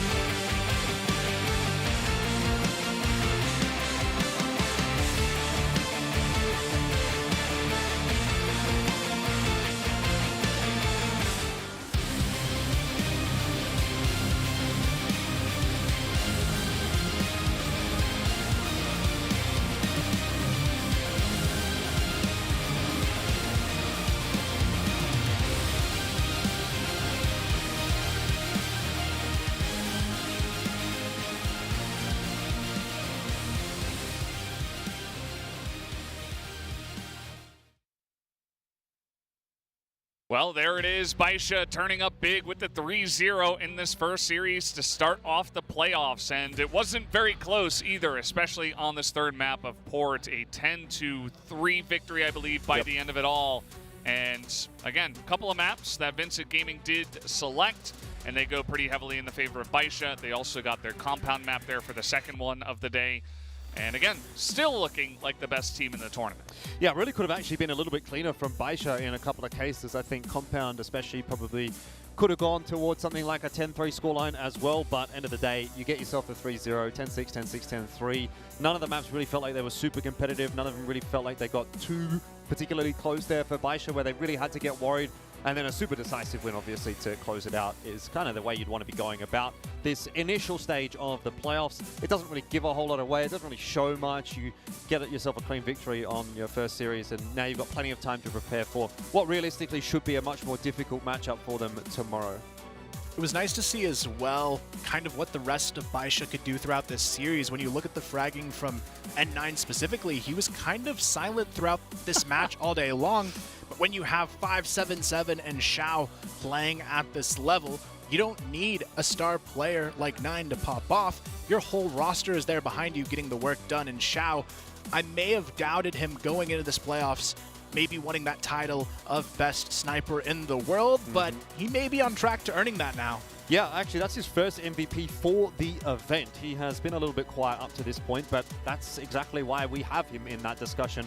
It's because of maps like that, and if he can pull that out even more consistently on the stage, then you kind of forget about what happened in the group stage, right? Because at the end of the day, those kinds of games are not a particularly big deal for BaiSha, but having Xiao on point at 100% or at 110% going into the upper bracket final or potentially the grand final is going to be a huge win condition for BaiSha. And, well, there it is again if you haven't picked up on it. 10-6, 10-6, 10-3, a super decisive win for BaiSha to kick off the very first game of the playoffs.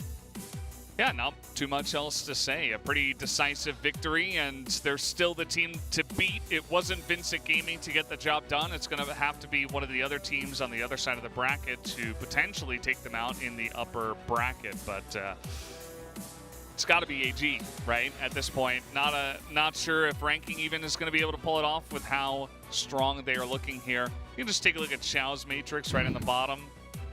Yep. Yeah, I mean, insane performance. When you have your worst head-to-head being a 6-2 in a game, you're feeling pretty good about that one. So I feel like for Xiao, this is the performance that we need to see moving forward. If they want to topple an AG, this is exactly how they have to be playing like they did in this port. You can't have that shakiness to close out like we saw on Compound, but I mean, hey, they still haven't given up a map in this entire event so far. All gamers, they've given up 3, so maybe there is more potential than we thought for BaiSha's favor even. Got to start wondering whether or not maybe BaiSha is even going to give up a map in this event. Although, yeah, we will still have to wait for that game against All Gamers, which should be an inevitability at some point in this bracket to really decide whether or not that's going to be possible. But I mean, look, ranking up against All Gamers next is potentially an interesting prospect. It depends on, you know, whether you're on that ranking copium or hopium, I guess at this point. Hopium, I think it is for me. Look, I'll be honest, I mean, I didn't even predict for ranking in this game coming up because I just think that it would be pretty crazy to see All Gamers go down to a team like ranking, though they were pushed a little bit by Imperial, so the precedent is there that maybe the results at least can be quite close. Overall, though, I'd be very, very shocked to not see the 2 Chinese teams go through in that upper bracket. That is the expectation. I do hope that our next best of 5 of the day will be at least a little bit closer. I think ranking esports is definitely one of those teams that could really surprise you on one of the maps, and then maybe another map is like 10-2 AG or something like that. Really just depends if those big, you know, gunners on their side, the Ice Cube and the Humio basically, on that roster will be able to step up against some of the guys from AG. You know, we'll have to wait for that one. Of course, we are waiting here for the interview that is about to happen. Should be with Xiao, I believe, after the way that map did go. 4.6 KD and 160 ADR is pretty good. And yeah, he's performing well. BaiSha looking good. You guys did see the bracket. Vincit Gaming will have to wait for one of the other guys, one of the other teams that does lose on the other side of the bracket to face off against in that best of 5. Yeah, I feel like for Vincit, at the very least, they showed us a lot of what they can do when things are going right. I feel like especially in those first 2 maps, they were just a few little mistakes away from making that a very competitive and close map.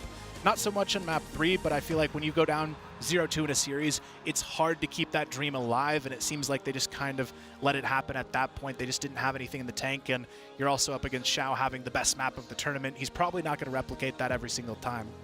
No, definitely not. But we'll see how they go down in that little bracket. They're not out just yet, so keep our fingers crossed and keep the dream alive. Yeah, definitely very important when it comes down to it. But guys, we do have the interview ready to go. Let's hop down to the stage and listen in.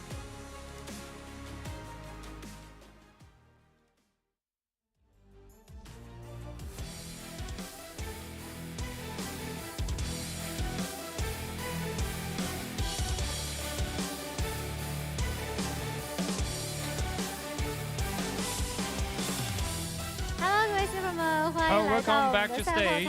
So this is the interview, and for this game, congratulations to BaiSha Gaming with the landslide victory of 3-2-0. And MVP is Xiao. Hi, say hi to everybody.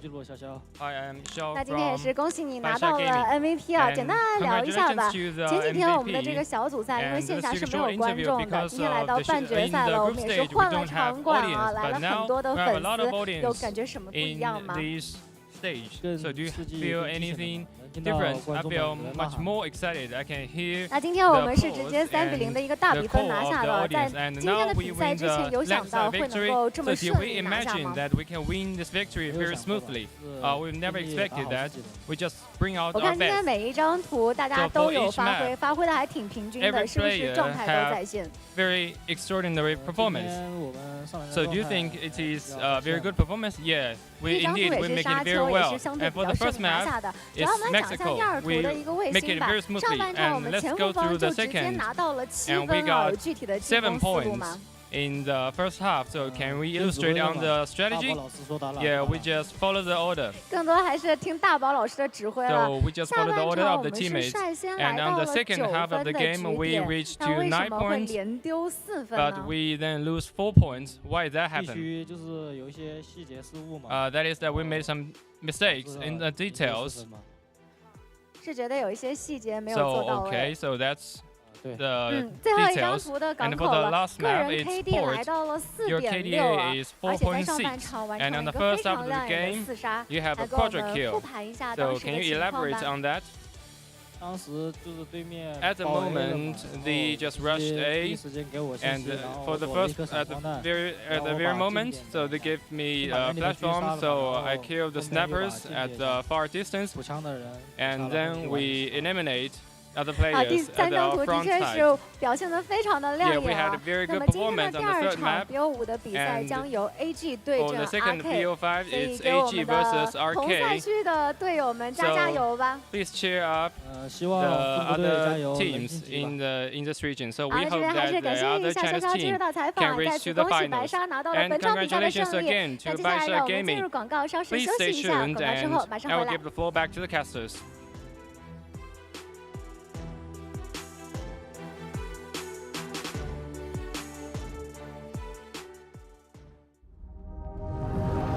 When you open your mind, you enter a new world. A world where you delete everything you've seen before. Where you shift your perspective. It's time to escape the ordinary. It's time to open minds. Alienware. Morphling Cyberflex Gaming Chair creates dynamic lumbar pillow. It automatically adjusts to your body's movements.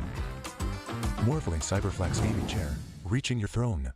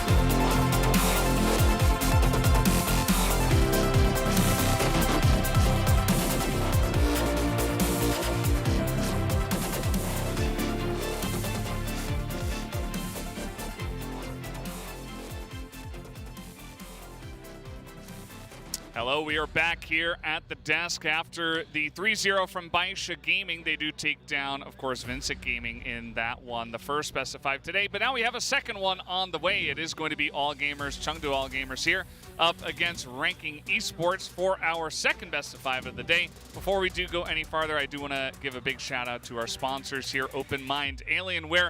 Alienware is supporting CFS 2023 Grand Finals with all of their devices. Thank you, Alienware. And of course, our other sponsor, Morphling as well. Their generous support as the official gaming chair for the CFS 2023 Grand Finals. Whether you're in the midst of an intense competition or just enjoying a prolonged gaming session, Morphling has you covered. Morphling, reach your throne. Yeah, absolutely. Well, as you may have noticed, we have replaced Jordan Elfish Guy with now 7, who is joining us here. You were watching that series. Any thoughts on the first series we had today? Yeah, first of all, it's great to be here. The arena looks really nice. And yeah, about the match, actually I expected a closer fight. I feel like especially Kaney, Denimal, GDC had a rough time today.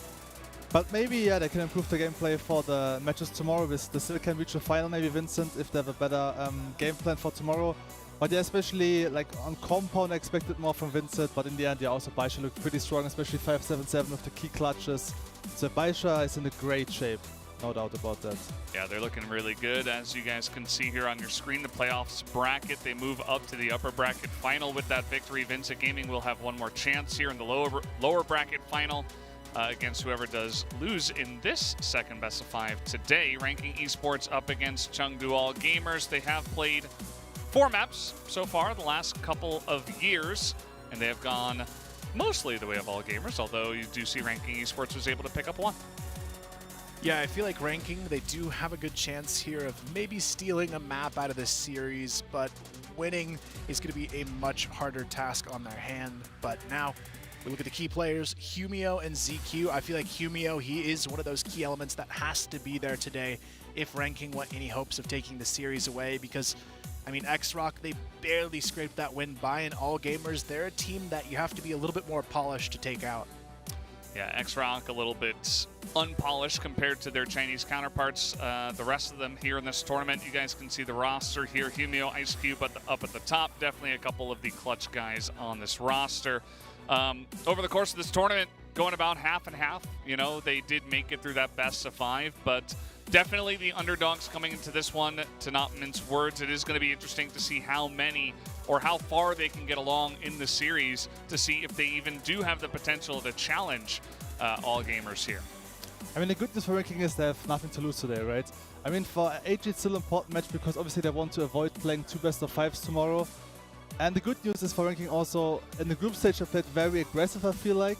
And in the quarterfinal I played a little more passive, so AG basically doesn't know what to expect today. Especially on Ankara, they changed the whole setups, the whole game plan.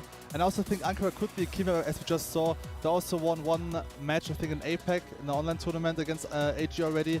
So on Ankara, if we set Ankara this series, we could actually see a win from Ranking, and this is very important. If you play against a Chinese team, you should better win the first. I mean, even they lost the first map against X-Rock, right? So even if they lost the first map against X-Rock, they still were able to start a comeback. But yeah, I think especially the first map against AG will be key today. Yeah, I agree. I feel like you've got to have a good start against All Gamers. They're just such a resilient team that I feel like you have to have the momentum to take them out here. A 3-0 almost has to be the option you're looking for if you're Ranking in this circumstance, because if All Gamers feels like they get back into a game, they win it. But looking at the predictions, I mean, at least the Vietnamese casters are going strong for Ranking, but outside of that, it's AG across the board. Yeah, I mean, what can you say? The Brazilian casters, the Portuguese language casters, they did go for VINCIT in the last one, as well as Hair Long from Vietnam actually did vote for VINCIT. Yeah, just some regional pride. I think that's okay. Everybody else going for the favorites in this one in All Gamers. Not a big surprise here. If Elfish Guy already also said that he went for All Gamers. So, yeah, definitely the expected outcome. But as you were mentioning, Kyle, you know, maybe Ranking gets some big momentum and take a 3-0. I don't think that's insane, actually. I think it's more likely that Ranking take a 3-0 than like a 3-2, right? In a best of 5 against a team like All Gamers. Like, maybe All Gamers just come in really slow today, and Humio is like hitting all the shots, and they get that big momentum, it could be the thing that actually gets ranking into a good spot to win this series. But definitely the expected result is that over the course of 5 games, eventually all gamers rather kind of pull out ahead and take it down. Yeah, I mean, if ranking want to have a shot today, they really need all 5 players stepping up to the plate. Here, Mayo and Neves and Ice Cube wouldn't be enough if they just have like 3 players stepping up to the plate. So they also need Fatgun, as we saw also in the last match right on port when Fatgun got like the 2 key clutches. This is also what I want to see today. And I think if we start off maybe on sub base where Himeo feels very comfortable, like he's covering a down, always getting like 3 or 4 kills against X-Rock. If we see sub base, maybe Ankara, we could see like 2 close matches. Like as 2 close maps, I mean as the first 2 maps. And then if ranking takes maybe 1 map, we can actually see a close best of 5. And this is also what I'm hoping for. Yeah, I'm hoping they can keep this one close. The thing that scares me is All Gamers just got probably the hardest trial they've had so far to get here, and I feel like that might have made them even stronger coming into this match, seeing how close they were to almost letting that match slip up against Imperial, and I feel like they probably learned a lot of valuable lessons from that one, which could make this that much harder on ranking. Yeah, I think it's a good point. A lot of people will think initially, for a good reason, like, oh, you took a 3-0, you're probably like really well rested and you're feeling really confident and good, but actually sometimes the close series that are back and forth, it allows you to really dig deep. It allows you to have even more confidence to pull through that together as a team and also to learn a lot from your opponents. So I think it is true, and I wouldn't even be surprised if in all gamers' minds they think this is a little bit of a weaker matchup as well. They can come in here really confident. But guys, we are done for now. Let's go over to the stage and introduce our teams.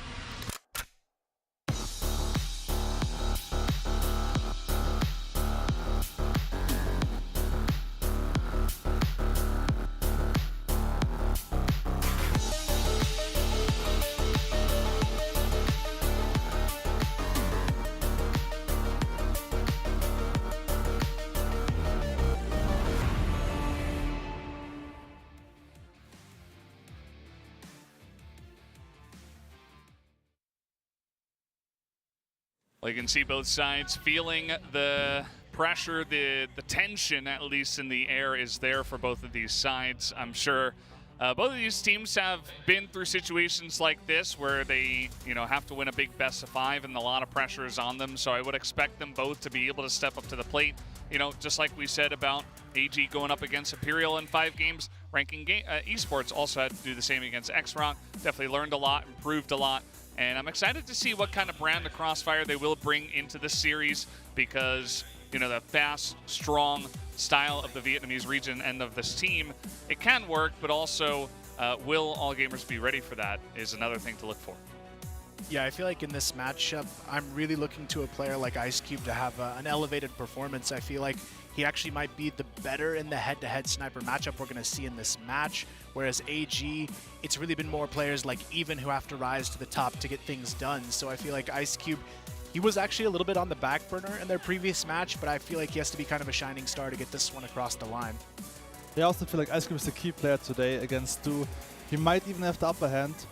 And I mean, overall, it's so remarkable like how strong ranking is playing at this tournament. If I think about the CFS tournament in Vietnam, they looked pretty shaky, didn't get any map win. And then the group stage, we always criticize them for their clutch situations, right? They always overpeaked, a little bit too greedy in certain situations. But to be fair, in the quarterfinal against X-Rock, they looked much stronger. Like they always play 2 vs 1 very patiently and smart decision making. This is also what I want to see today, because if you play against AG and you're up numbers, you should better win these rounds. Yeah, absolutely. You might not get a lot of chances, right? So every single clutch moment has to be incredibly clutch. It has to be solid. Can't be making a lot of mistakes against this team. Oftentimes, you'll hear people say the team that makes the least amount of mistakes is going to probably win the series or win the game or whatever. So I think that's a good point as well. Like ranking really need to kind of reach that next level where they're extremely clean. I hope they did a lot of good practice over the last couple of days, because this is just the next level. You're kind of like climbing the Chinese rankings here. You beat number 3. You got to go through number 2 at this point in time, at least in our minds in this tournament that we have going on here. So yeah, it's going to be a big task for them. And, you know, if I had to be honest, I would probably still predict BaiSha like 3-0 or not BaiSha, All Gamers 3-0, 3-1. But again, that's before we really see what they have to offer in this series. Yeah, I feel like ranking, I hope we haven't seen the best of them yet, but it feels like in that last match we might have. I feel like it's going to be hard for them to push themselves to an even greater level, but that's what you need here to take down All Gamers. And I feel like a lot of that just comes down to what Seven was saying previously. I mean, every single player has to step up individually to get this done. It's not going to be 2 or 3 players against a team like All Gamers that pushes you all the way into a victory against this type of team. I also feel like one issue for ranking is the map pool.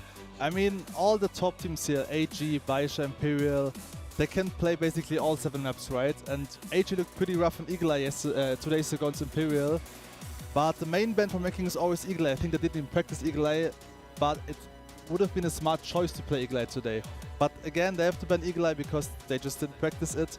And for example, AG now, they look pretty rough on Compound as well the last couple of days. So I think they can just ban Compound today instead of like another map.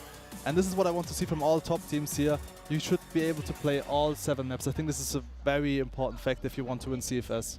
Yeah, I mean, the difference between banning your weak map versus banning your opponent's strong map is very easily felt, I would say, by a lot of the teams, by a lot of us even watching. So I think it's definitely another good point. I am curious about the difference between, you know, in the old arena we were in, right? The players, they go on a stage, but it's smaller than obviously what we've got here. Is the difference really, Seven, for someone who has been like on those huge stages? Does it feel very obvious as a player when you're going into like a huge stage like this and into the bunker where they are? Like, what does that feel like? It's a big difference, yeah. When I was playing CFS 2016 and playing on this big stage for the first time, yeah, of course you feel a little bit more pressure, maybe a little bit nervous. You hear the Chinese crowd sometimes, so it's a big difference. And it's also the first time for ranking playing on this stage. I mean, AG, they're used to it. They're playing on this kind of arenas for like 6-7 years, maybe even longer. So this is also like, yeah, it's a big disadvantage for ranking, I'm honest, yeah. Yeah, I feel like ranking, it's going to be just so tough to go up against this type of team and see that success that they're looking for. But at the same time, I feel like they've kind of had that chip on their shoulder throughout the tournament so far. Anytime it seems like they might be out, they're able to claw out a win somehow out of that. And I'm kind of hopeful that if some team could do it, they might be the team to do it this year, because they've proved me wrong several times already. Yeah. Sometimes it's that team that just won't go away that actually ends up being the strongest, you know, the team that will not be broken down. And sometimes they look stronger from behind as well. So maybe a 3-0 isn't actually that realistic. Maybe they somehow like pull a map back after the second win that goes the way of All Gamers because they refuse to go down. Even if they do eventually lose this best of 5, perhaps a 3-0 is going to be very difficult for CHENGDU All Gamers. And yeah, you were talking about the Chinese crowd. You were talking about CHENGDU All Gamers here once again. Now they are CHENGDU All Gamers, as I keep saying, and the crowd is filing in. You know, the pressure is on to them, so it's going to be curious to see if they can once again handle the pressure with all the fans, expecting them to take a big victory today. But I'm getting word that the map ban is about to begin, so we are going to see what maps we do hop onto for this best of 5. Definitely going to be pretty key, as we did talk about here, to see which team can get the good start. Yeah, I mean, when it comes to bans, I think Seven was pretty spot on, and I'd agree with those as well. I would be surprised if we see anything different than an Eagle Eye ban. I'm hoping it's not, but yeah, very obvious from them. They haven't prepared it. It's not going to be on the table. And for All Gamers, we are going to see that ban as well as predicted. So far, nothing surprising just yet. But Seven, what are you expecting for maybe first picks here now? I mean, ranking, they beat All Gamers on Ankara already, but they also look pretty strong on Port, right, against X-Rock. But also on Subbase look good on this map against X-Rock, so I expect either Subbase or Ankara. But most likely H will pick Ankara anyway, so probably I would prefer Subbase as the first map. Yeah, I think it's a good call, especially seeing them already lose it once in this tournament. They lost it to LCK earlier on in the group stage, so it does seem like a map they might have trouble on, but actually it is Black Widow as the first pick. That's a big surprise. I mean, against X-Rock they had no chance at all in the first map, which was also Black Widow. But maybe they adjusted the game plan for today. Yeah, definitely a bit of a curveball. Perhaps something that even all gamers wouldn't have expected. Perhaps if you get beat enough times on one map, you feel like you've developed enough to say, hey, we're going to have to play this map eventually, probably. So let's just throw it out and see what happens. Ankara is the pick here from all gamers, as you did mention. And perhaps now we see the sub base for the pick here of ranking. Yeah, I think it's the best call they have. Even now, it's looking more like a 2-0 could start off the series with this pick, and it's really going to come down to, I think, if they can steal away this Ankara pick, because it's probably their win condition at this point. It's worked pretty well for them in the past. Obviously, barring that 0-10 loss they had to Kara House on it, that's what scares me, because they are a little bit hot and cold on it, but ranking will be going for sub base here on map number 3. I really hope they have something new on Black Widow, because if they lose Black Widow and then facing AG on Ankara in a best of 5, this could be rough for ranking. Subbase also a map I feel like the fast executions can really kind of rip a map away from one team, even if you're feeling pretty confident on it. So if they're already down 0-2 and they got to play subbase, it could be unfortunate timing even if they do feel confident on that map. As Port going to be the choice here before we do see Mexico for the 5th map. So no decider map of Port today. Yeah, I feel like if it goes all the way to Mexico, all gamers probably my favorite on that one for sure. I love the way they play Mexico, but to be fair, ranking has looked okay on it. I just feel like when we look at all of these maps, there's only probably 1, maybe 2 here I would give to ranking as having a good shot on. I feel like the sub base is probably their best potential, and then stealing away the Ankara is probably their next best bet. But I am curious to see what they'll bring to the table in map number 1, because it is a pretty bold pick to go out to go open up with a Black Widow pick. Umeo giving us the love to start off the day. He's feeling pretty happy for now. I hope he can maintain that as the day does come along. Didn't seem too bothered even in the beginning of the series against X-Rock, where he wasn't necessarily stepping up. Just kind of kept his cool, and then eventually he stepped up in a pretty huge way. So perhaps patience also the name of the game here for ranking. They just, as I mentioned before, they don't seem to go away easily. It's not a team that could be, 3-0 real quick. As we do take a look at the map pool once again, the Black Widow first pick from ranking. Definitely one of the most surprising parts of this best of 5. Yeah, I'm expecting a decent amount of aggression. I feel like that's the big difference we're going to see in this matchup. Ranking a lot more assertive in what they want to do. They're not like Vincent, where they're going to run down the clock and wait to make their move. And as long as all gamers is ready for that, I think they'll be okay in this one. But it is a big dynamic change compared to their last opponent, and I feel like if they go into it expecting that kind of Imperial style against them, they're not going to be met with that at all from this ranking team, I would imagine. Yeah, definitely expect an aggressive playstyle for ranking on Black Widow. I think if they keep the match like kind of chaotic, it's a big advantage for them. Because AG, they usually play against Chinese team, obviously, and they have always a very good structure. So if they go for aggressive play, especially sending Ice Cube maybe like towards A short for some aggressive peaks, maybe Humeo towards long B or long A, this might catch him off guard. This would be my plan against AG. Just get an entry frag, like bring up numbers 4 versus 5, and then just stack one side with 3 players, play the other side, maybe retake.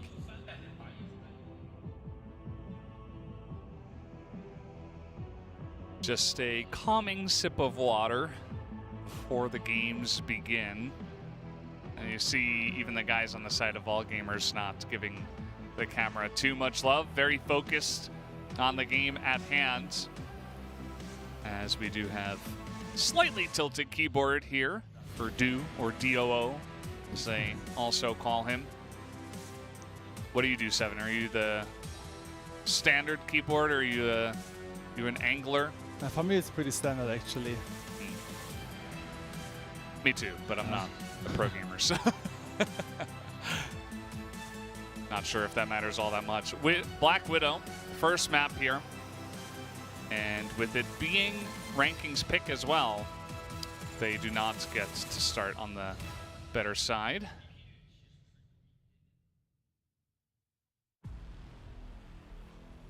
Yeah, looks like our teams are ready to go here. Looking at the win rate comparison for these two sides, pretty standard, BL-sided, but looking at these teams, one is severely better on the GR side, and that is all gamers in this matchup, and that is going to be pretty key for ranking to correct if they want to win this one. The GR, very important, especially as we get deeper into this map pool where there are some pretty heavily GR-sided maps where they've got to do better on that side of the map if they want to win. But for ranking, I still feel like their BL is one of the best we've seen so far. Hopefully that's enough for them to get the ball rolling here. Yeah, it's going to be incredibly important to start off strong. Although I do wonder if somewhere within rankings mindset for the series, they throw out the Black Widow and they say, do our best, but if it doesn't work, whatever, we're going to come back. We're going to try to play from behind. It's generally not the easier side to fight from, but if anybody can do it, potentially as the underdog, might just be ranking esports. As everybody's got a hot pack, got to keep those hands warm before we begin the series.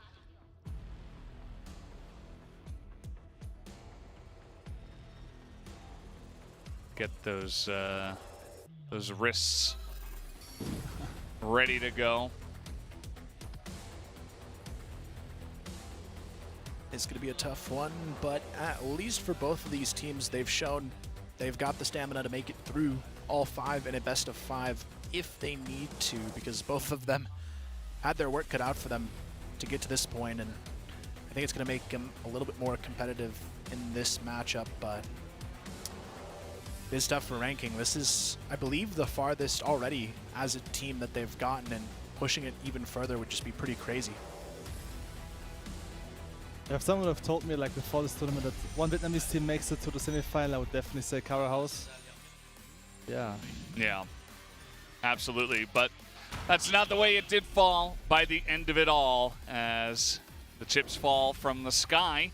We are getting ready to hop onto our first map here of this best of 5. Hoping to get past 3 games this time around. But let's see what ranking esports have as the underdogs coming in here. Can they challenge Chengdu All Gamers, the big fan favorites as well, which is pretty obvious. We are here in Chengdu, China. And they've got a lot of fans to support them in this best of 5 and for this entire playoffs weekend that we have coming up. As we do move on to this map. Black Widow, ranking esports, got to start from the GR side. Already it's going to be a quick A-long control play coming through from ranking. Nobody on the other side of it for All Gamers. Instead, they're going to be working up catwalk right away. Jue looking for that opening to start off the round even as well.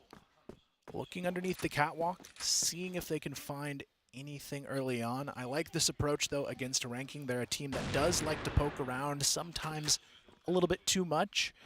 And they're hoping they can punish that early in the round. Humio as well is very far forward on this A-long position, so if they end up going A-long, I'm not sure if they'll be prepared for him in that off angle. Yeah, certainly going to take their time with this one. It's kind of become the meta of this tournament so far. A lot of teams just waiting, really buying their time and not rushing anything. Humio, here we go. He is fantastic at lining these up, especially if they come in here one at a time. But entry from the side of AG. Coming in, multiple members. Very nicely done. Good peek to start off. And then they get the push on in the isolation. Fakan is going to pick up 1, but it is only 1 so far as Ice Cube and KT 15 in a 2v4. Down goes Ice Cube. KT 15 is going to get 1, but unfortunately not going to get another as All Gamers come in here and take the first round. Yeah, perfect counter from HG, boosting up CQ. But I also feel like Humio could have played either more aggressive or more passive, because of this kind of angle, if someone will get pushed up to this box, you have basically no chance to get 1 or 2 kills. Yeah, a little bit of a risk there from Humio. This time it's Ice Cube going for the risk play. Peeks down mid early on, potentially to re-challenge onto B connector, but that is exactly what All Gamers wants. They're set up for someone to peek into them alone, but Humio, what is this? Going a little bit deeper even on the A-long push, but you can see there, very well prepared on the side of All Gamers for this type of play to happen against them, but FotCon, he's going to have to be prepared as well. The box room looking a little bit dangerous in this round. Here comes the push. It's FotCon, good for 1. Somehow the second kill goes the way of ranking as well. I'm not sure what happened with Jue there, but still All Gamers hold the advantage as Even gets the double, gets the triple kill on the entry, and it all falls apart. Yeah, and you can see meanwhile Du is able to get that kill onto Humio, so he's just not even a factor in this one. They know exactly where Ice Cube is coming in from, and Ice Cube knows this as well, so he's just gonna run on in, gets the drop onto ZQ. Needs to clear out this box room if he wants to have any hope, but there's just so many angles you got to check here. He is going to get behind the box, and down he goes. Headshot comes in. All Gamers quick 2 rounds, and they're off to a flying start.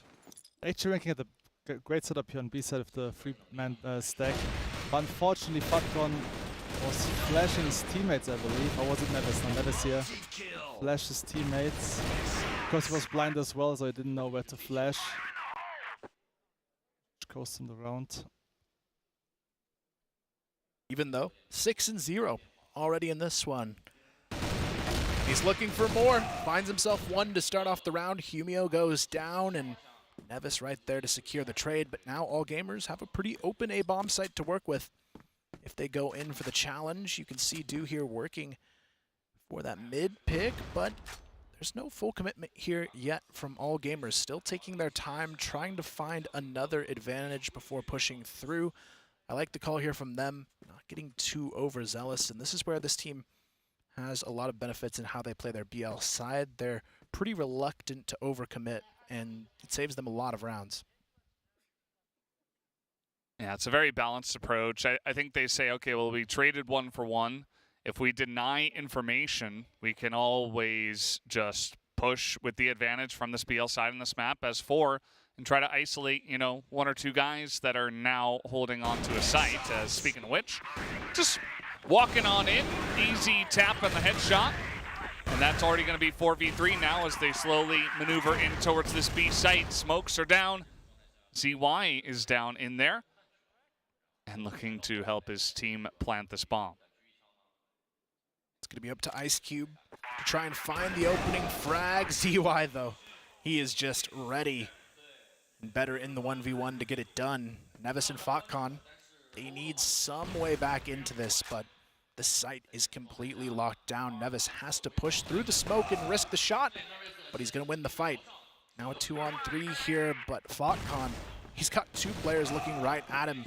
The quick trade right there, but Neves, could he do it? The 2v4 down to a 1-on-1, but Jue, this is the perfect spot to play.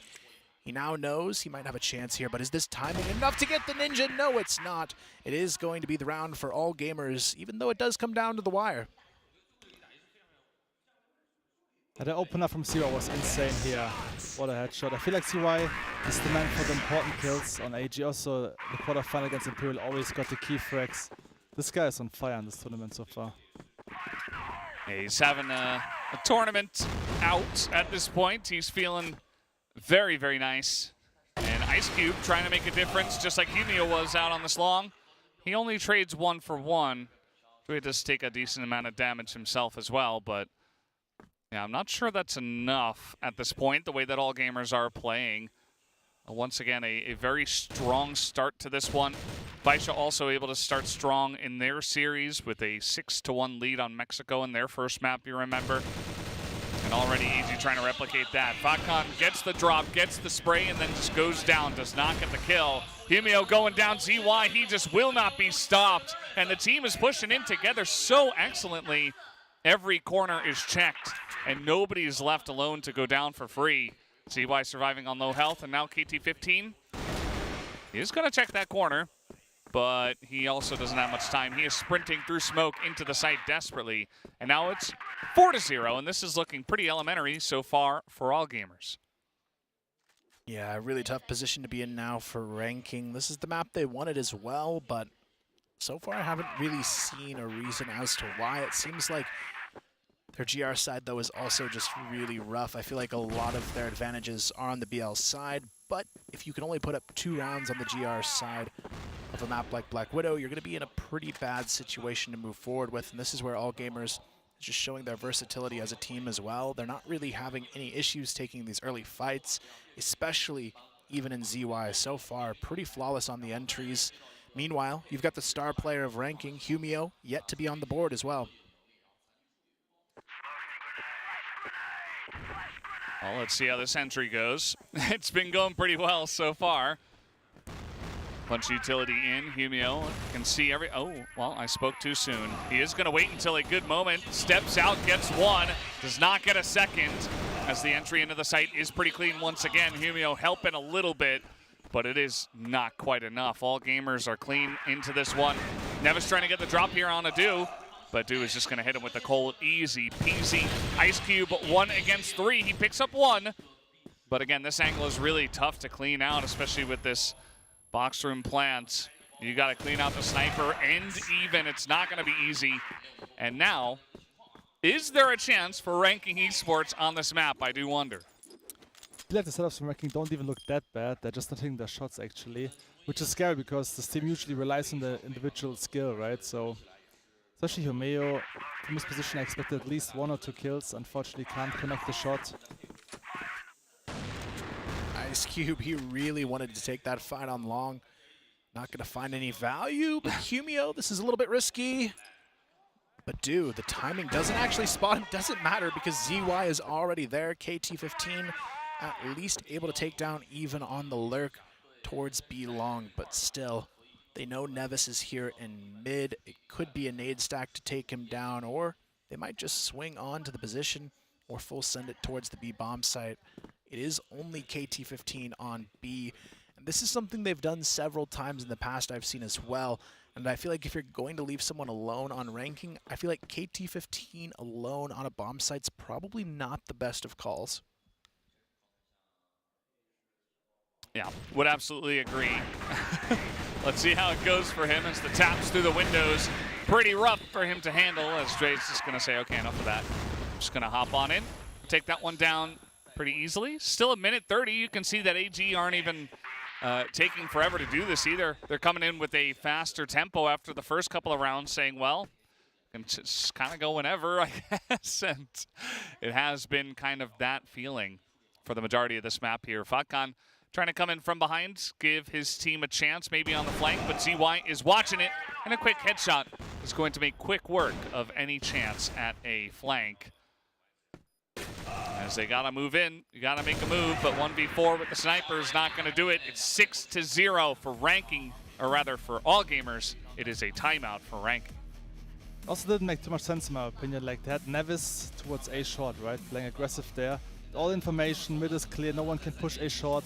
Then I sent 2 players towards long A. Like it makes much more sense to send at least 2 players towards B because B is so much more difficult to retake. All gamers used to push B the last couple of rounds as well. Don't need 2 players to cover A long, so this was a crucial mistake I feel like from ranking. Yeah, a lot of small mistakes being made. The shots not really there just yet either, but at least this is a team we know generally doesn't win the map of the first map of the series though. Even though they've won quite a few from that situation, I feel like all gamers might be a change of pace they're not ready for in this circumstance. You can see it in the shots as well. ZY on point, even already double digits in this match as well, and there hasn't been anything ranking has brought to the table that even looks like they're going to win a round. At least with Vincent in the previous match, there was rounds that looked winnable for them, but so far, I mean, just look at these shots. Any advantage just ripped away, shot for shot, all gamers definitely bringing the heat today. Yeah, and all gamers, they look fantastic. I think they've even come in here with a better start to this series than we've seen all tournaments. And ranking esports, like I said before, like we've been saying, you know, they always start off a little bit slow. Maybe they're just giving the Black Widow over, you know, they're not on purpose, but like maybe they're just saying, okay, well, we're probably going to lose this map anyway. Let's throw this one out first, see what happens. And well, they're seeing what happens, I think, here with the 6-0. We have had one 10-0 this tournament. Has happened. That was in the Vietnamese battle, actually. It happens to ranking esports. And it might just happen again. The way these rounds are going, they're just so one-sided. It's hard to believe in ranking at this point. I do want to see them step up and achieve something. But especially because all gamers have come in here really strong to start. It is not going to be easy. This one is stacking with 4 guys towards bomb site B. I think it's unlikely to work because J will go for the information peek here towards A short. And I might realize A side is completely open. It's really tough to stack sites against AG or also BaiSha because they always go for info plays. So they usually know when the bomb site is open. Yeah, it's not even a single player now on the A bomb site, but ZY doesn't care. Just walks right out into the middle of the map. ZQ joins him for the double entry. They know FOCCON is low in the window as well, and they're just going to peek right into it. Even takes him down. It's a 4-on-2. The bomb is already planted, and Nevis and Humio, they've got to show us something, anything they can do to make this look like a closer game, because right now all gamers is just steamrolling their way towards a 10-0, and it's not showing any signs of slowing down here. Hugh not going to find anything. It's 7-0 now for all gamers. The entries are just too crisp. I mean, they're already going into a timeout and coming out of it by stacking a site, and all gamers didn't even necessarily guess correctly. They just kind of sent it through mid. They did go towards A, which was correct, I suppose, but they're also, you know, taking fights in mid and just winning these straight up as FOCCON now is sniping through mid. It does work out as both he and Ice Cube are holding on to an AWM, and maybe that'll be enough to get them across the line. But all gamers, just like BaiSha earlier, BaiSha were winning like 2v4s, 2v3s, no problem. All gamers, I have that same level of belief at this point. Ice Cube, I like that little play, trying to distract and then snipe, but not able to hit the shot. And so now they know there are 2 people out on long. Yeah, it's really going to be on to FOCCON in this round to lock down the mid positioning. Even seems like he might challenge the double doors here. It's going to have to be a careful approach now, but all gamers working their way towards B. KT15 is not ready, but still hits the reaction shot onto ZY. Gets the double kill onto Jue as well. Now they've got the means to win the round, but even still able to find at least one in this one. Doesn't matter ranking. Finally able to put their first round up on the board, but it's still a long road to get back into this one. You can see they're at least smiling and happy about that one, probably, you know, saying just how good KT15 is at this point. I think you got to have a little bit of fun with the way the map is going so far. But yeah, they won't be 10-0'd twice this tournament. It's a good start. You got to start somewhere to pick up a round. I'm really grasping at straws here. Ranking esports, trying some aggressive maneuvers in that last round, ends up working out, catching all gamers off guard. So now 7-1. Yeah, I mean, at this point, they need other players to step up. KT15 was statistically their weakest player coming to this match. He's currently the top fragger, but Ice Cube, he does get the opener, but a trade's still going to be favorable for the BL side in this map. So Nevis looking for the play, not going to find it. Even good for frag number 13 in this one so far. Humio doesn't even attempt the trade. He's just going to be late holding on to that angle. Good for 1, but that's not going to be enough to get this one to a winnable position. Now a 3-on-2 for KT15 and FOCCON. FOCCON coming out, looking for those aggressive trades once again. He does pick up 1, but He will leave KT15 now. 1v2. A little bit of a solo situation. Looks like ZQ just threw a grenade at Du. Maybe behind him, just to make sure they weren't getting flanked. As now KT15 hops off of the catwalk, pulls out a grenade, and then dies. As Du is going to take him down. 8-1 now in favor of All Gamers. Well, it's not looking too great, but maybe they've got something different for us, at least on the BL side. It is their better side by a pretty significant margin, but when All Gamers only need 2 rounds to get it done, you'd have to think they find them eventually in the second half. Starting it off, though, a lot of utility pressure onto A long. All Gamers, though, immediately will fall off of it to try and send Du to get this pick, but he just barely makes it out alive. 5 HP, but Chue, they are not ready for this position. He's good for 1. Surprising, though, Ice Cube is able to secure that trade, and still the numbers remain even for now. But even himself underneath the catwalk, good for 1. Looking for the trades. Will he find it? No. Ice Cube, the one to step up in this round and secure number 2 for ranking.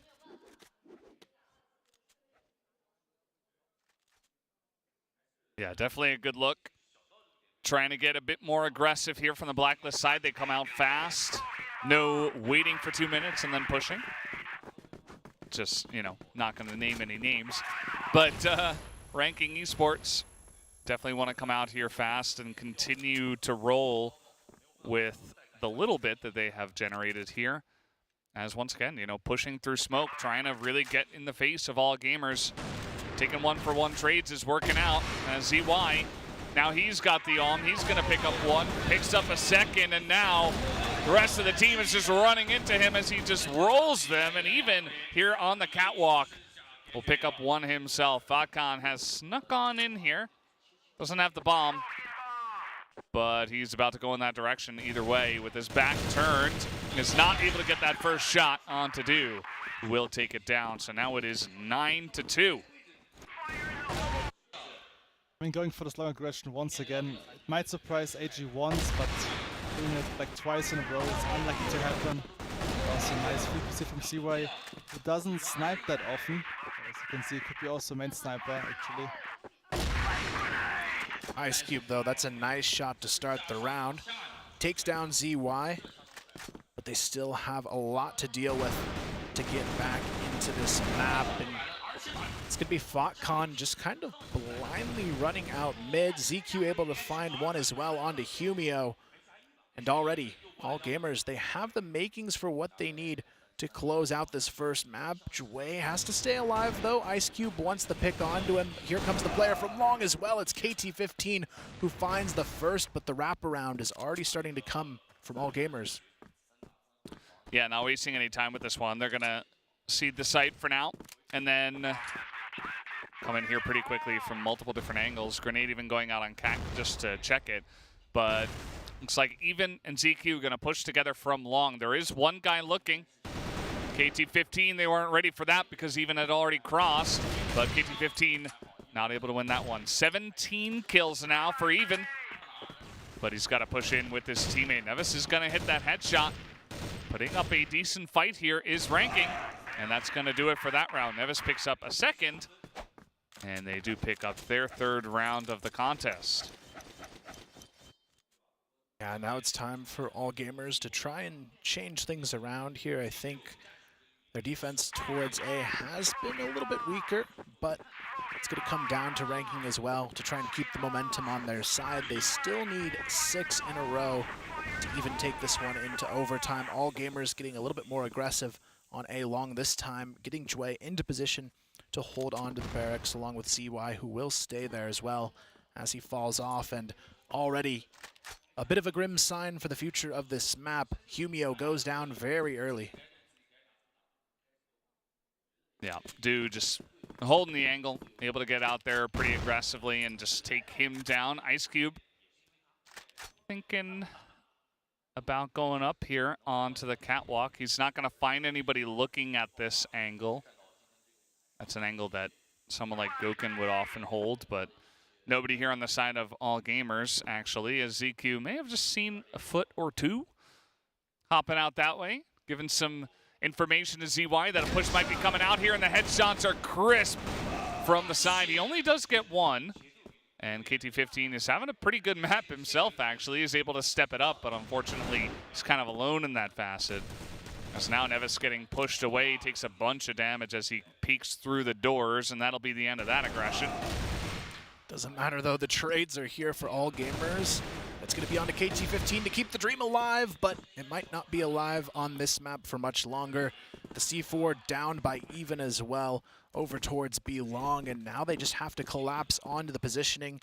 You can see Ice Cube here trying to fight his way out of this one, but he has no idea Even's in this corner. Even goes for the peek. The nade could be enough to get the job done, but Ice Cube, he gets it down to the 1v1 anyways. Now ZQ, he's got to look for that response here, but I don't think Ice Cube's going to be ready for the secondary peek, but ZQ, he whiffs the shot, has to go for the nade to try and help him out, but it's not going to connect either. Both of these players want to take the fight, but Ice Cube, maybe not for much longer, but he does make the smart decision to grab that arm again. All right, let's see this peek through the doors. He's going to hit it. Nice flick from Ice Cube. He keeps the dream alive on Black Widow. Doesn't even need to plant the bomb, just goes hunting, as it started off with a great pick from Du. But that was about where their luck ended. That's what I wanted from Ice Cube, like insane clutch, going for this nade kill onto even, and also switching off to sniper rifle. Really good play from this guy. Tough start to the round, though. Even needs to try and support this as Du goes down. Not a whole lot he can do.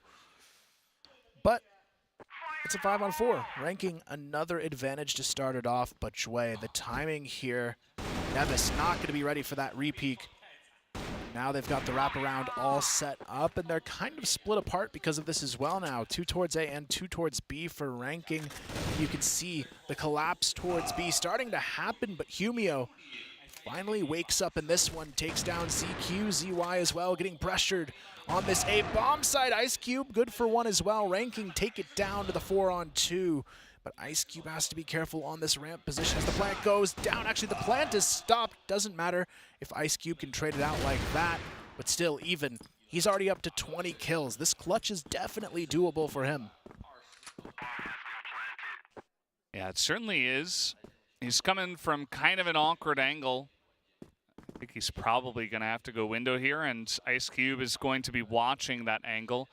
His buddy Humio, Ice Cube and Humio, I mean, these are the two that really put up the big numbers for the squad. Ice Cube gonna spot him.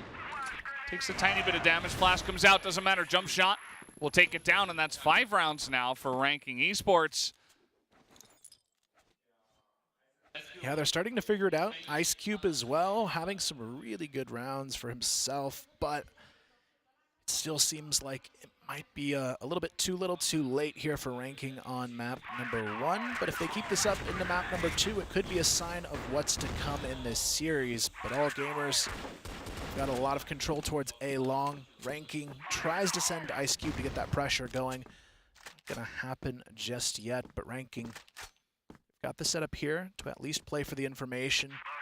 But this is where all gamers, they're a little bit more turtled up in this round, not taking quite as many risks and just trying to hold the numbers.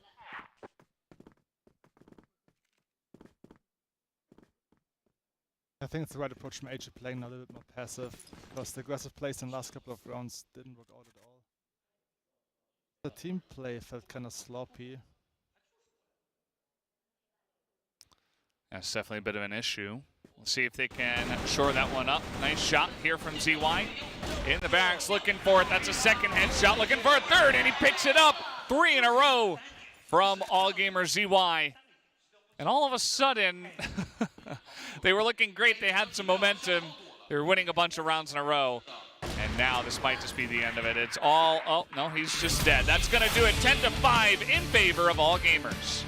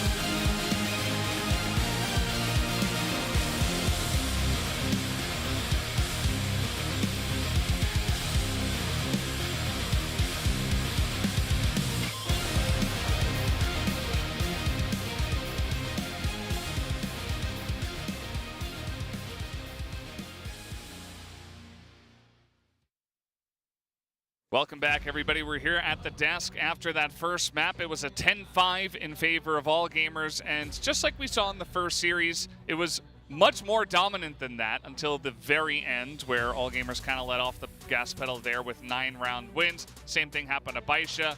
It was like 9-2 in this one, and it was looking pretty much all done. Nice little showing from Ranking Esports there right at the end, but the inevitable did come through. All Gamers looking like the much stronger team to start off this best of 5. Yeah, it's a bit of a bummer, though. I feel like Humio just didn't come online during this map at all. You could see towards the end, Ice Cube tried to pick up the pace. I actually feel like KT15 even had an impressive performance for himself personally on this map. But when you look at Nevis and Humio, very key entry fraggers for this team, nowhere to be seen really for the majority of it. And now we more question this map pick from Ranking. I mean, they won Port and Subways against X-Rock. They got stomped already on Black Widow against the Chinese team. So why are they going for this Black Widow pick once again? Especially they have to start GR side. Didn't make sense. I mean, if they would have started like Blacklist, it could have been a different story. But once again, that GR side looked pretty rough, right? So yeah.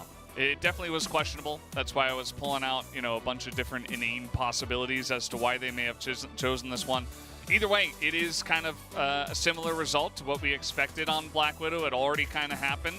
And, you know, it's just going to come down to them trying to pull it back on the second map, which is going to be on Kara. It's going to be pretty interesting to see if they can do that or if it's just going to be another strong map here for the side of All Gamers. But we're done for this first one. We're going to take a quick break and come back for map number 2. Don't go anywhere.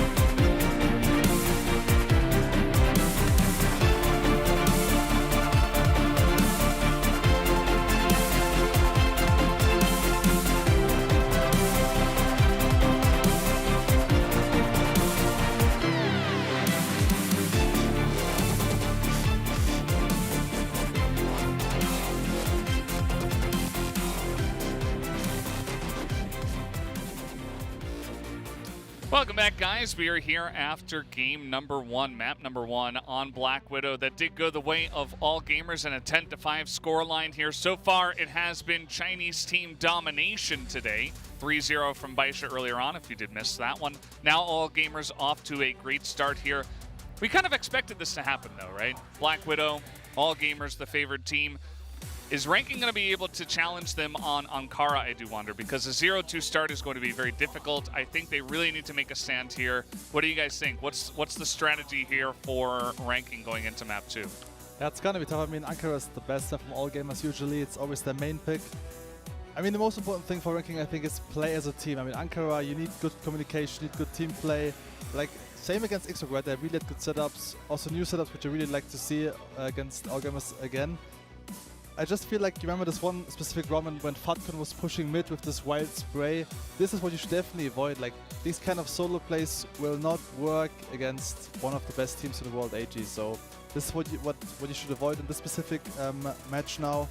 And also Himeo, right? He had a very quiet game. So you need your star player to step up if you want to have a shot against all gamers. So yeah, play as a team, and then Himeo get some free pieces if possible.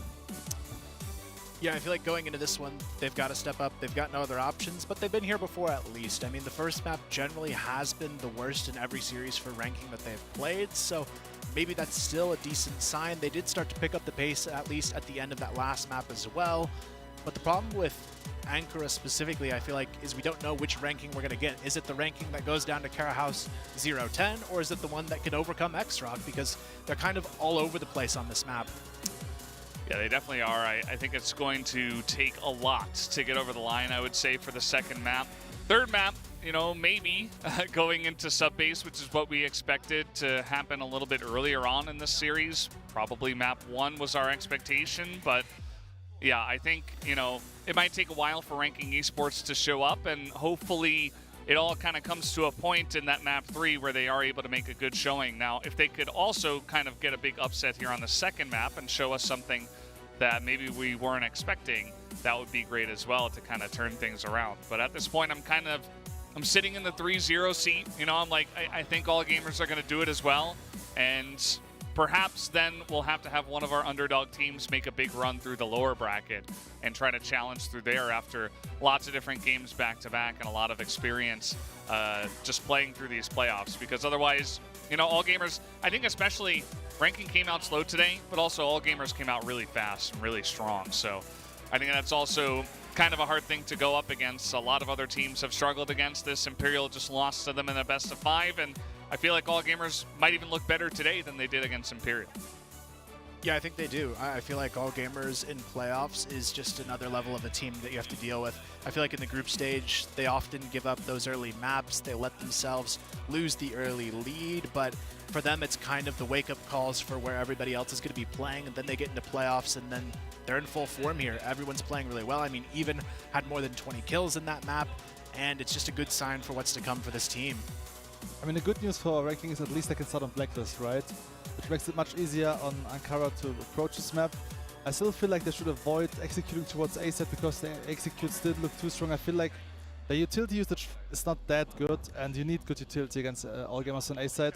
But on B side, if you send Ice Cube for like tunnel peaks or like maybe like mid flanks, this could work out. I mean, also against Xbox, they always went for like those mid splits towards B side. So this is what I also kind of expect in this specific match now. Always going for those mid splits and also tunnel executes. Yeah, I think that's a great call. I do feel like ranking haven't necessarily followed our train of thought so far, you know, in terms of picks and the way they're playing and what we want to see from them. So hopefully we can all kind of get on the same page eventually to make this a bit more competitive. As you can see, over the course of time has been a blacklist-sided map, and also here for 2023, still a blacklist-sided map, a little bit more than last year so far. And those win rates are going to tell you a good story here if you're a CHENGDU All Gamers fan.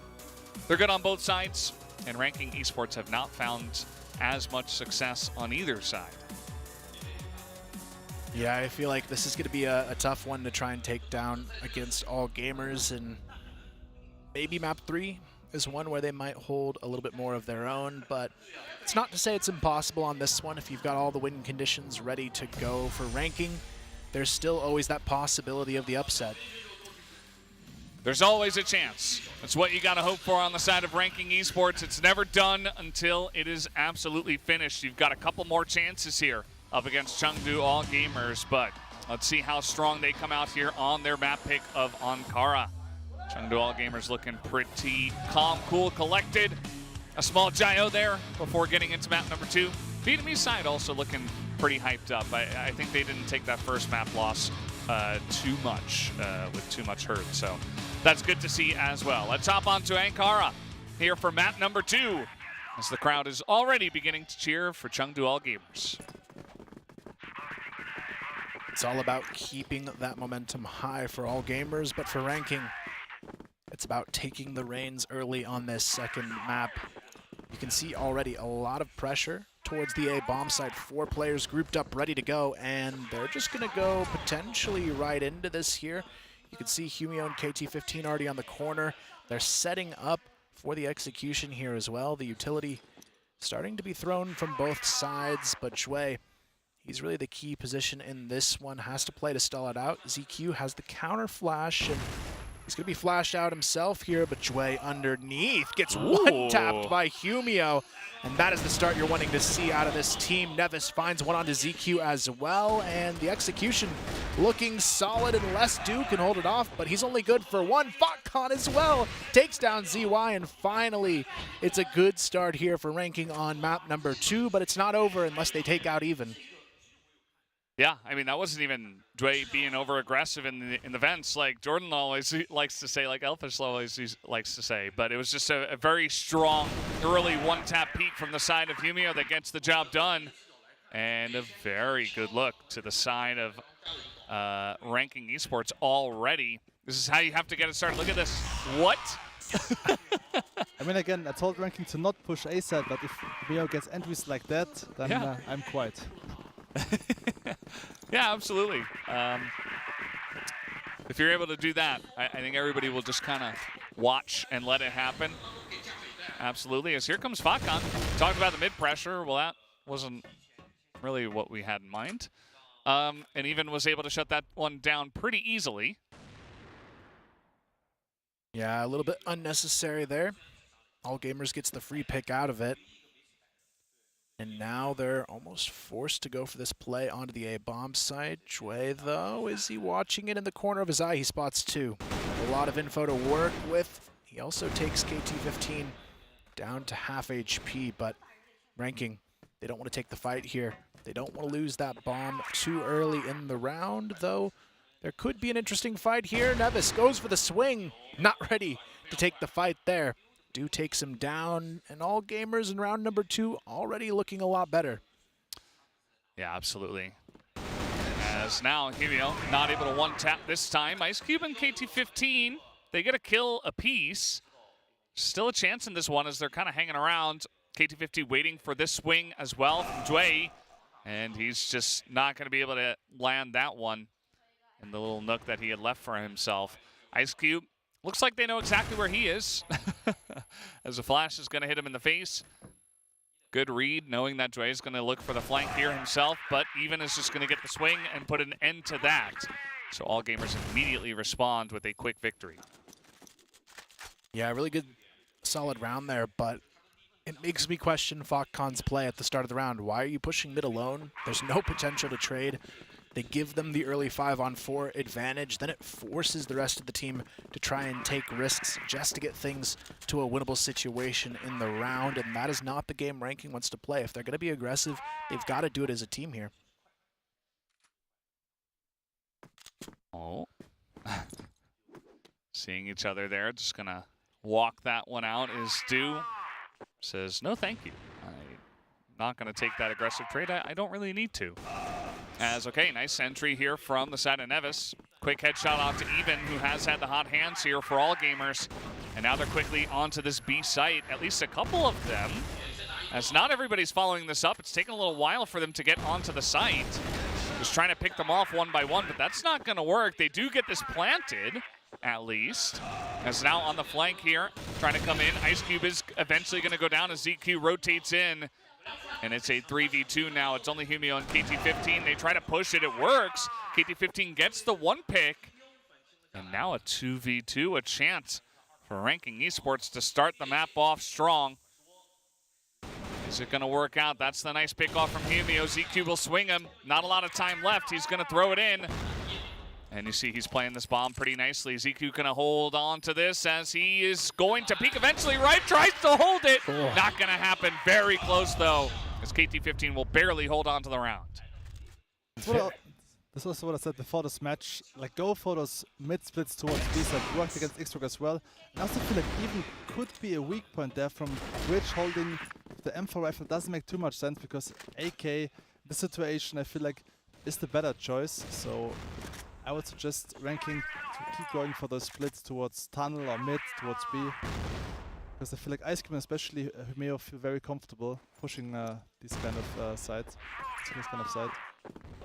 Yeah, definitely some solid executions coming out. The entry frags as well being pretty equally spread across the board. You can see all gamers adjusting in this round, putting ZY a little bit more forward on the bridge. It's going to stall them out for a moment, but Ranking, again, a lot of eyes set on the midsection of this map where all gamers only tends to play either 0 or 1 on this spot. So it's a good read by them to continue abusing this position on the map, and this time they might get it for free as well, even only holding it from an off angle on the back of the GR spawn. He's going to be flashed out of position as well, and Ranking, they're just kind of easing in with all of this information. Yeah, slowly but surely this time around. I do like the way they're playing with the tempo. It's allowing them to take some of these rounds already. As we do see ZQ waiting for the push, for the flash, if they do come in. As they should eventually, right? Dwayne playing this vent position. He's in this one, he picks up 2 kills. And now the push has lost a lot of power. Yeah, huge frags coming out from Dwayne, and now they've got the 5-on-3 alongside it. Nevis wants to take the fight, but he is going to win it, but not ready for CQ on the repeat. Who gets them all very, very low, but Nevis still sneaks past. Doesn't matter. ZQ good for 2. Is he good for 3, though? Has to switch guns. Has 1 bullet, but thankfully ZY is there to bring the round to a close. ZQ a little bit sloppy around the finish line there, but they still get it done. It's very interesting. Actually, Ice Cube threw a fake flash and also a fake smoke towards B side. But AG read this perfectly. They didn't even care about this kind of utility. Just send 3 players towards A side. So perfect read from all gamers with the 3-man A stack. Do getting aggressive, taking some shots. Okay, ZQ also getting aggressive, and I suppose he allows Do to get the kill. Looking on the positive side of it. At least KT15 able to pick up 1. And some of this pressure towards A not necessarily working out here for the side of Ranking Esports. Already trading 1 for 1 though. Will they be able to find a consistent push? Or will all gamers begin to slowly take over this map as well? Yeah, right now it's going to put that pressure on towards A again. This time it's only Do if they go in for the push, but you've also got Humio working alone towards B. Fotcon is spotted out in mid, so ZY knows at least there's a presence there, but Humio able to find that kill on the lurk, takes down Jue, and that's a great sign for potentially winning this round for Ranking now, but even he has a chance to slow that down, spots Humio on the initial cross, but he needs that support quickly from ZY. He's flashed out of position, but now they've got the double peek on the site. Set up and ready to go here. The flank coming in from mid as well. They're going to have to deal with soon, so ZY and Even, they've got to take this fight. ZY goes for the first. They'll get the headshot there. Nevis quickly trades with the kill onto Even, but ZY, he's just stalling the clock as well as he can here. Gets the second headshot onto Fotcon. Ice Cube as well. going to distract him enough for Nevis to get the kill, but Du in the 1v2 hits a huge headshot, and now it's down to just Nevis. Let's see if Nevis can hold on to this one, as yes he will. The headshot comes in, big round for him. Gives Ranking Esports a chance. They're really keeping this one close. You can see Ranking begin to slowly power up over the course of this series so far, what little we've had so far. I still feel like this one was way too close. For some reason, Hermeo was playing a little bit too aggressive on this B ramp position, because Fatma was not even close, right, in this tunnel area, so there was no trade potential in this situation. Because if you up numbers, just build up a brawl, execute together, then you win the round against AG. Yeah, I like the change-ups here, though, from Ranking. Early pressure this time towards A, quickly funneling back towards mid for a moment, but it's going to be Nevis still trying to work his way back towards an A hit, and again, it's only one player on it for all gamers. I'm not a fan of this setup at all. Retaking A can be quite difficult on this map, and Jue, he's going to have to do pretty much everything for them in this round to hold off the push. He's going to spot 2 on the corner, gets the counter utility ready to go, but knows he's got to take this fight soon, and for him it's just setting up for the retake. At this point, KT15 hits the shot anyways, but he is low after that. Ice Cube as well. This nade could do some decent damage, but it doesn't really connect too much. The secondary nade as well takes FotCon to about half, but they've done their job. They've got the site. Yeah, they also picked off Dway, and he looked a little bit conflicted between, okay, am I going to totally back away, or am I going to look for the one pick? He does eventually go for the one pick, does go down. Nice little pick here from ZY, by the way, hits the headshot onto Ice Cube, and now maybe just going to run in the door. I mean, ZY has been good in this position before. As I say that, though, Humio gets a pick off. And now ZY charging in through the vents, knows there's not a lot of time. Spots Nevis, does go down. Du left once again alone, and it's 4-2 for the side of Ranking Esports. What does it mean if they're able to take this map? Means they're right back in it. I mean, for Ranking, this is exactly where they want to be. They are stronger on the BL side, though, so they have to have a big half here. I feel like even a 5-4 is probably not enough, knowing how good All Gamers is also on the BL side of this map.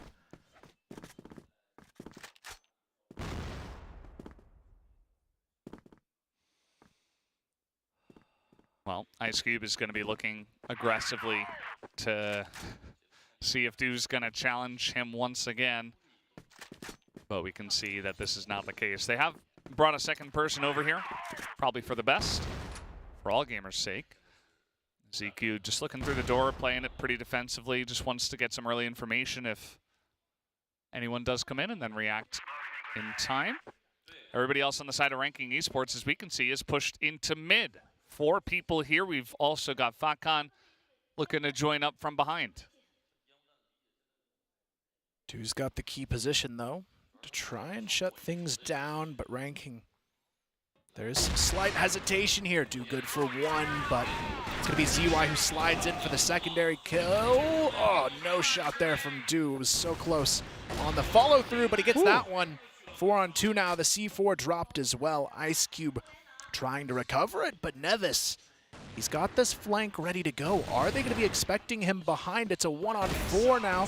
He's good for the first, but the trade quickly there as all gamers get their 3rd round.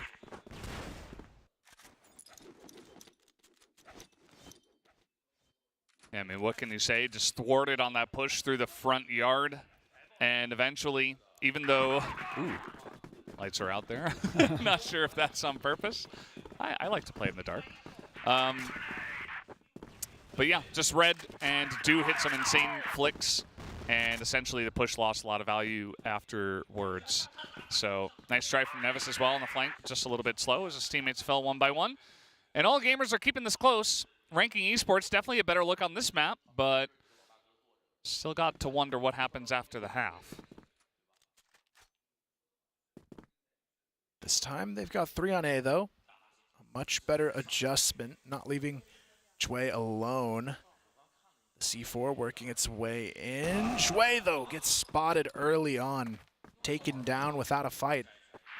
Ranking, they've got the numbers to work with, but the counter utility starting to be thrown. This is where ZQ has to hit the shots to answer back. Him and Even are gonna hold on, but look at this from ZQ, the triple kill into the vents. And now FotCon is left alone, but ZQ, he's not gonna be able to hit the fourth on the round. Doesn't matter, ZY from above ties up the game. The question is, why was he not blind? It's really the easiest position to flash, and if you execute towards A side, at least 1 or 2 flashes over. Okay, he turned around, but still. If you have a good pop flash for A side, CQ can't get not even 1 kill in this position, not even 1. Yeah, and at the end of the day, rather than not even getting 1, he made it look easy. Just went in there and just sprayed everybody down, and it was almost like nobody knew what to do. They just did not expect that kind of a retaliation, I suppose, at that timing. Himio trying to get the 1 taps, but Dway responds very nicely, dodges the grenade, and just being a presence in the vent means that it's going to be more and more difficult to continue to push this direction. And you see that once again, Ranking Esports will look for another direction, maybe B-bottom quick. Dudo misses a crucial shot. Humio continuing to hit the taps on this map, and now it's going to leave that pressure onto Ranking to take this half after all, but ZY, he's still alive and kicking towards the B Hotel, causing a lot of trouble on the rotations, even able to find one, but KT15, they don't know he's in their spawn, but the trades are there anyways. Humio needs a lot more to push this for Ranking on the half. Ice Cube able to find one as well, and it's now a winnable one as the bomb goes down. As Ice Cube and Humio, this duo once again. CY has been good as well, but he's going to have to step it up. CY not going to hit the shot. Humio is good for the headshot. And now 2v1, waiting for Dway, who has gone for a big rotation as well. Gets the jump on a Humio because the rotation was so quick. And now Ice Cube, got to try to hold on to this. Dway, will he see him? Yes, he will. Picks it off and is able to defuse the bomb with plenty of time. All Gamers come back with 3 rounds in a row to have a winning side on GR Ankara. Yeah, this rotation was really unexpected from JW, right? Because he was peeking from GR base first, and then the bomb was already ticking, and he still goes for this full flank from Hotel. Obviously, Humio didn't even check Hotel anymore. So great play from J-Way. I felt 1 second, maybe even Ice could have played time when he got information that he's coming from the back. But also the fact that he checks his angle, great play from J-Way. Yeah, pretty huge. And now Do is popping off. All Gamers, they go to the blacklist side, and you see that Ranking Esports try to challenge them, and they just get absolutely steamrolled here in the middle of the map. There's only 2 guys left. Humio. No, they're both dead. Okay, never mind. 5-0. And that is a quick round to take. But I still don't get it. Like, every time I watch him on Ankara, Ranking, like, those aggressive plays on GR side never works on this specific map, but I still keep on doing that. Like, when I played passive against X-Rock, they got like 6 rounds in GR side. Why are they changing up, like, the game plan? I don't get it. Yeah, it's a round that makes you wonder, that's for sure. Now, All Gamers, even though they were down 4-2, they've got 4 rounds in a row, and they are looking for more here as they approach closer and closer to getting a 2-0 lead in this series. The utility comes down, though. Ranking causing some trouble with that secondary nade. ZQ and Dway down to half HP, but again, All Gamers, they've got this presence really aggressively towards the middle section of the map, and Ranking, they don't really have anyone there. This is the way to do it, with a little bit of backup, with a slow approach for information. It allows All Gamers to say, hey, well, there's nobody here. We can just slowly push in. It's pretty free. And now they might expect a defensive position on B, but they're about to find out that there's actually just nobody here. And then eventually it's just going to come down to a 5-man retake onto B, which you can pull off from time to time, but All Gamers giving them a free site, generally not a good idea. The issue is going to be Do in GR base with the key position. I think they won't expect him to be there. Especially with the sniper rifle. It's not very usual to play there with the sniper. It's a tough corner to hold, though. He's not peeking wide onto the GR spawn, and there's 3 players about to challenge him. ZY good for 1 down low, but Du's not going to get anything out of that positioning as well. So ranking, they've got the opportunity, but ZQ and Even, they are so deadly on this setup here. It's going to be ZQ, Even, and Jue picking up a kill apiece. Nevis, he may find 1, but that is not going to be enough to win the round. All Gamers now up to 5 in a row here as they get deeper into the BL. Yeah, that's that might be a round that really gets to them as well. Just getting ahead of it early and forcing ranking to try to respond to it. They have an initial good response and they get a couple of picks, but then actually getting onto the site is just so difficult. Here comes Du, just kind of running on in, doing a little Fatcon impression. But let's see how he goes with the shot. We're not going to see, actually, as we're challenging here. Du is going to hit the shot on the Fatcon himself, actually. Just winning that fight in the middle of the map already. And it's already 7-4 so quickly. You can hardly believe it's happening so fast. All Gamers trying to set up here outside of A. Will they actually push is the question. Doesn't look like it for now.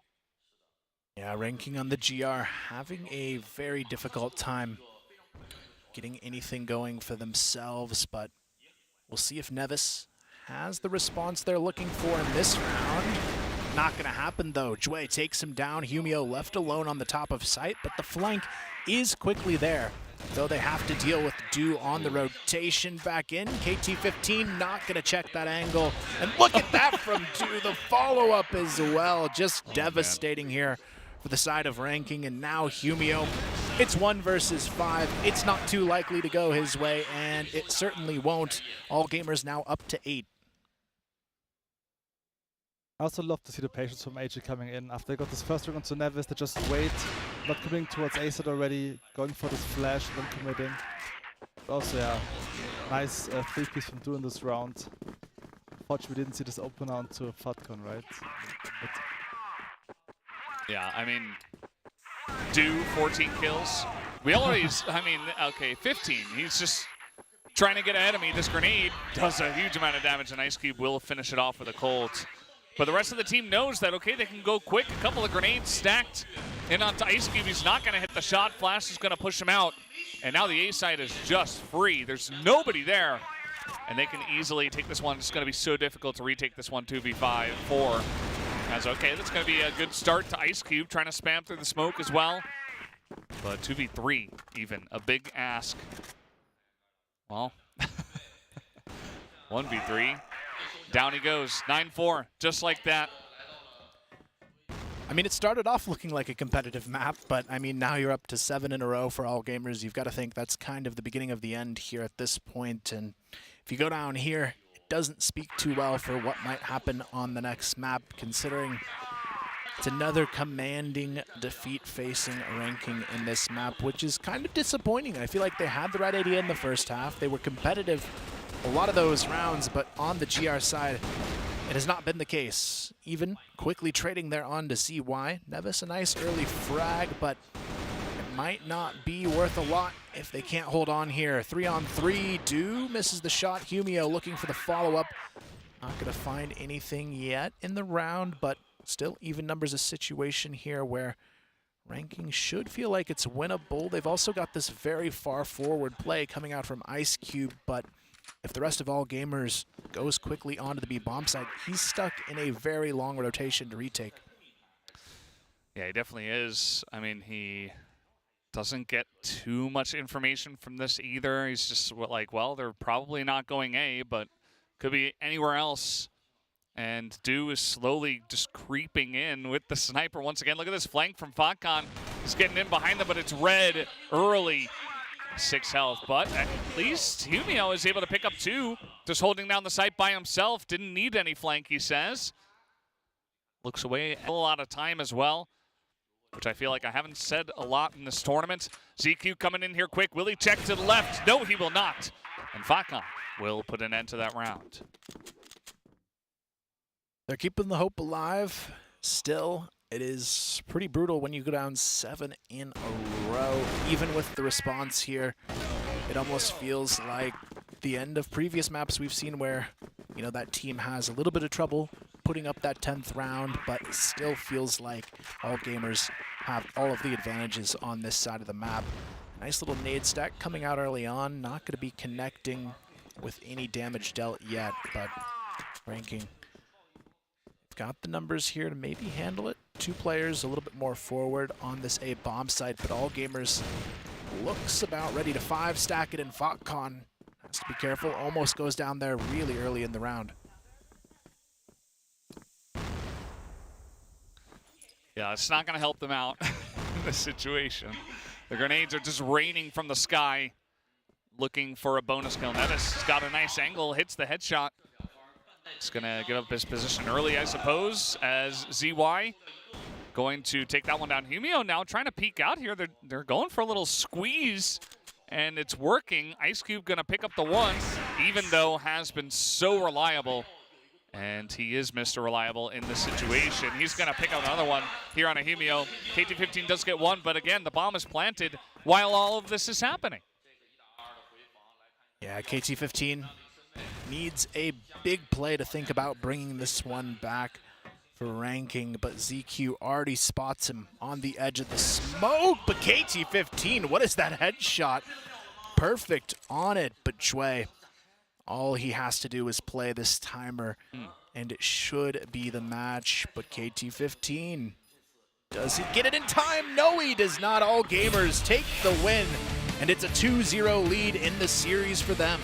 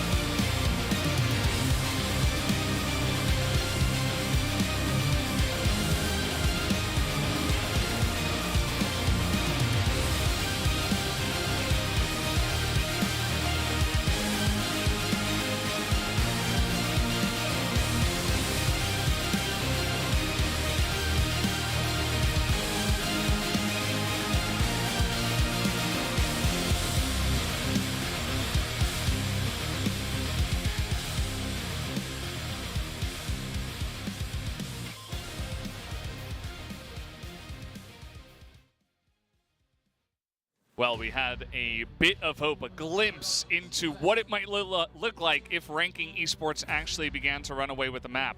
That was quickly snuffed out by All Gamers, who then went on to win about 7 rounds in a row, it felt like. There was a little bit of resistance there after the half, but really not much at the end of the day. It is another map going the way of All Gamers, and it was another dominant victory to them. So now, 2-0 in the series.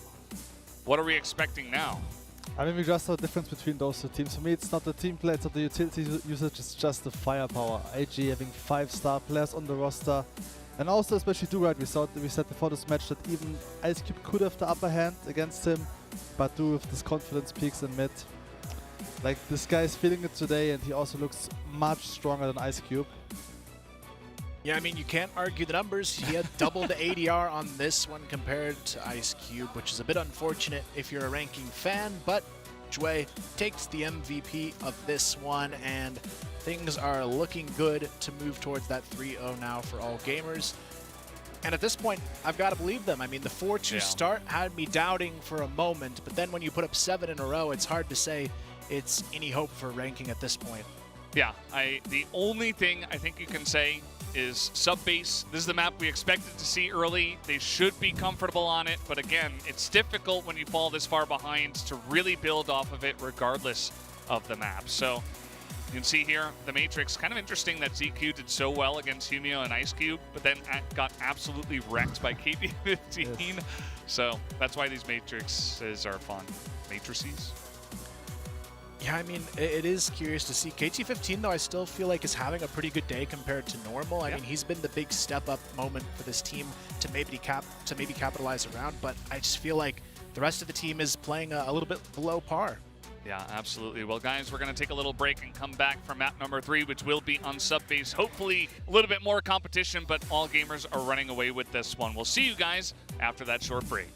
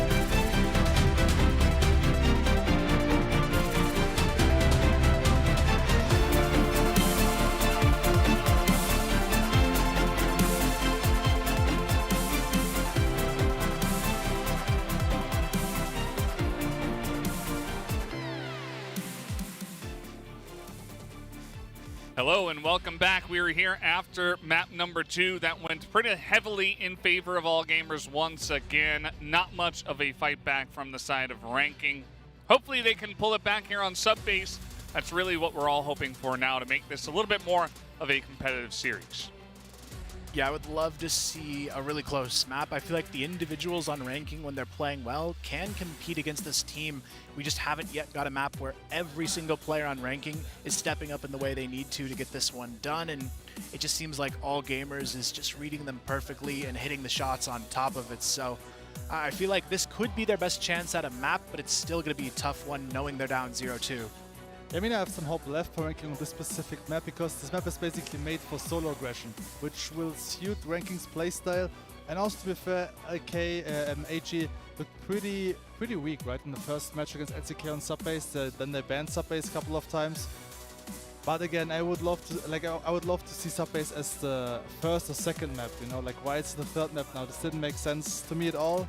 But anyway, if they win this map, then maybe they start a comeback, right? So I'm hoping for a close match. Yeah, I had that kind of crazy theory that they were like, okay, we know they're going to play Ankara. We're really bad on Black Widow. Just let them go. Yeah. Go down 0-2, start the comeback then, because we say this a lot in many different esports, but actually it feels easier to pull off a reverse sweep than to stop one. Now, starting one is difficult because, you know, you're going down 2-0, you have to try to come back, everything is against you, but if you can start one and then actually like get one map, get a second map, it's so difficult to stop that momentum. And maybe they're saying, okay, subbase is our best map, let's do it on map 3 so that we can start the comeback from there, because, you know, we would like to see it early, but maybe they didn't want to go into like a one-on-one situation and maybe have it get a little wishy-washy from there. So I'm not sure if that's a good strategy, but maybe it's their strategy in this one. And either way, they have subbase, which is a strong map for them for map 3. And if they can get something started, then that would be really cool to see. Yeah, I feel like Humio still needs to have another good map. He looked a lot better, though, in map number 2 than map number 1, but then you combine that with other players kind of falling short. Ice Cube, most specifically, going down to 50 ADR, not what you want to see. You kind of need both Humio and Ice Cube to play well, on top of KT15 continuing to play well.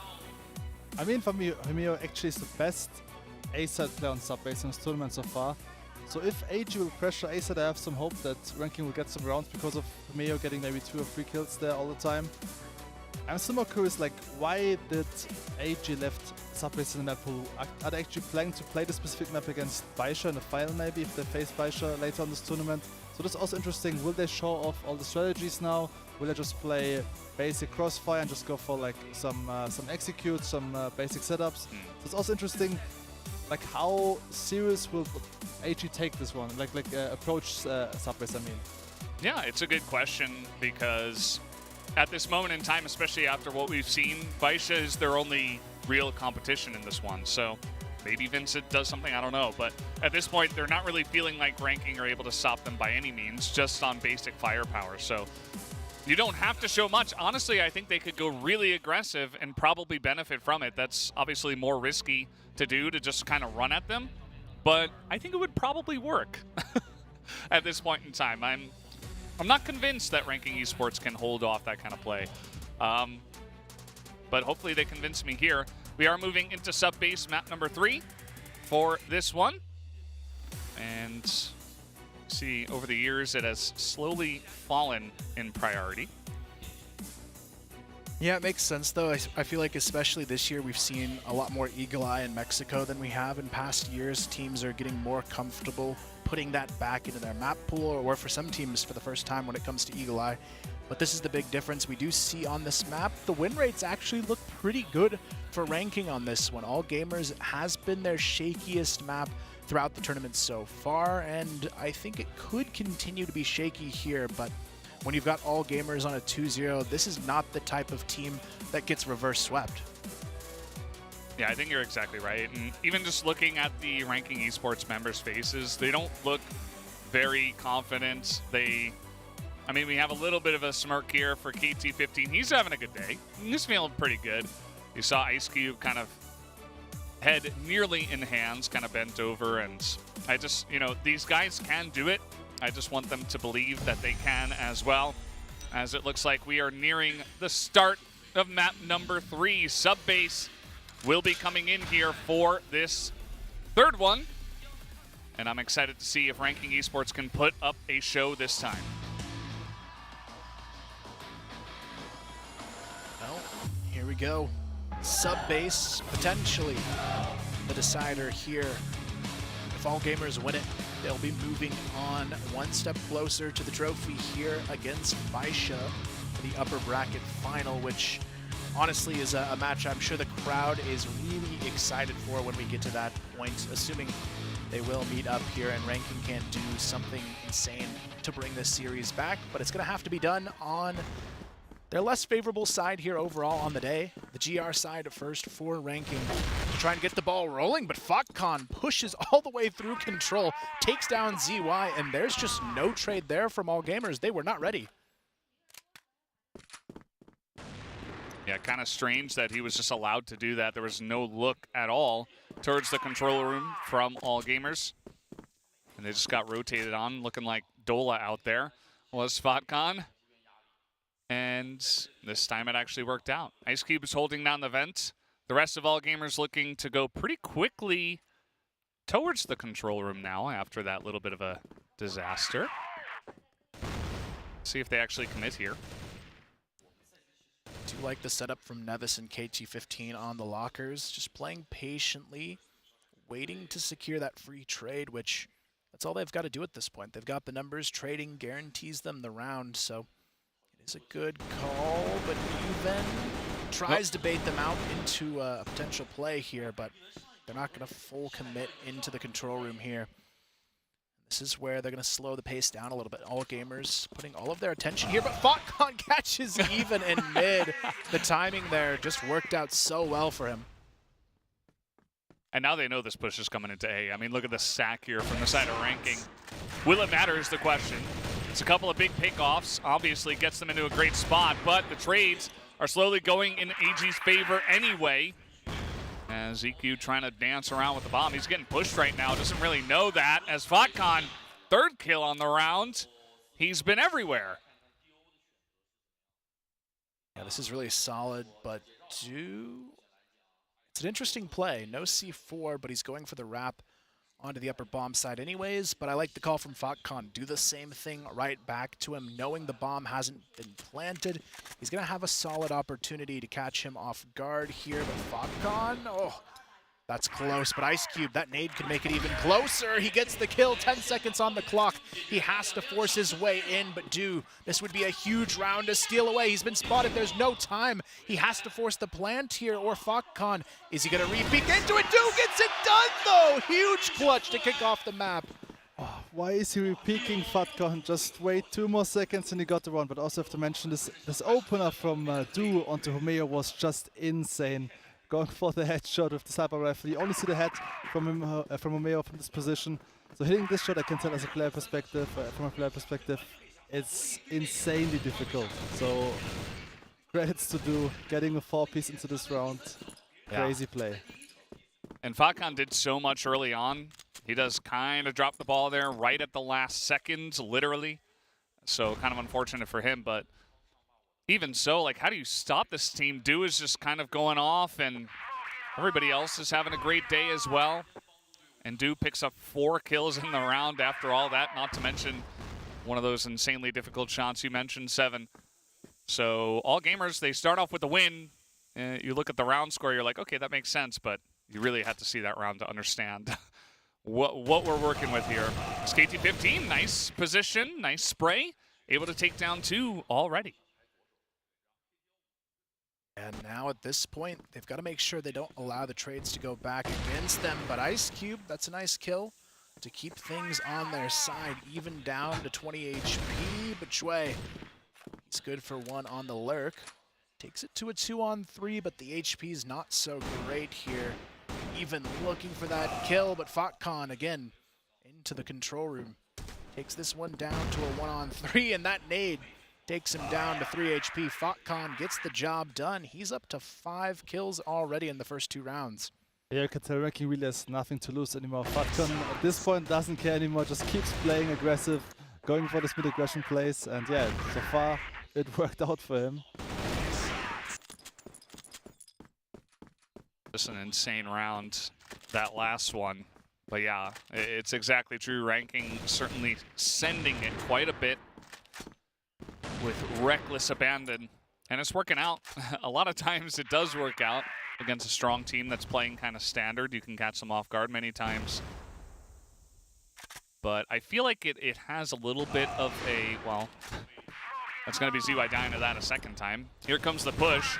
Flash is going to buy a little bit of time, but Humio is being pushed. He does pick up one, but only the one, as that is going to be a pretty quick push onto the A site here. Ice Cube still alive up in the computers. Here comes the rotation, though. On the flank. Throws a counter flash for the moment to stall. Fotcon and KT15. They're going to try and push right back through. Do good for one, and the trade's there. Fotcon good for it, but even they still have to deal with him on the back of site. Takes it down to the 2-on-1. Ice Cube, he is stuck in this corner. ZQ just playing the clock to perfection here, and Ice Cube, he may get this kill, but ZQ, he's ran down this clock so far that Ice Cube just has no time to get it done, and all gamers take the lead right back.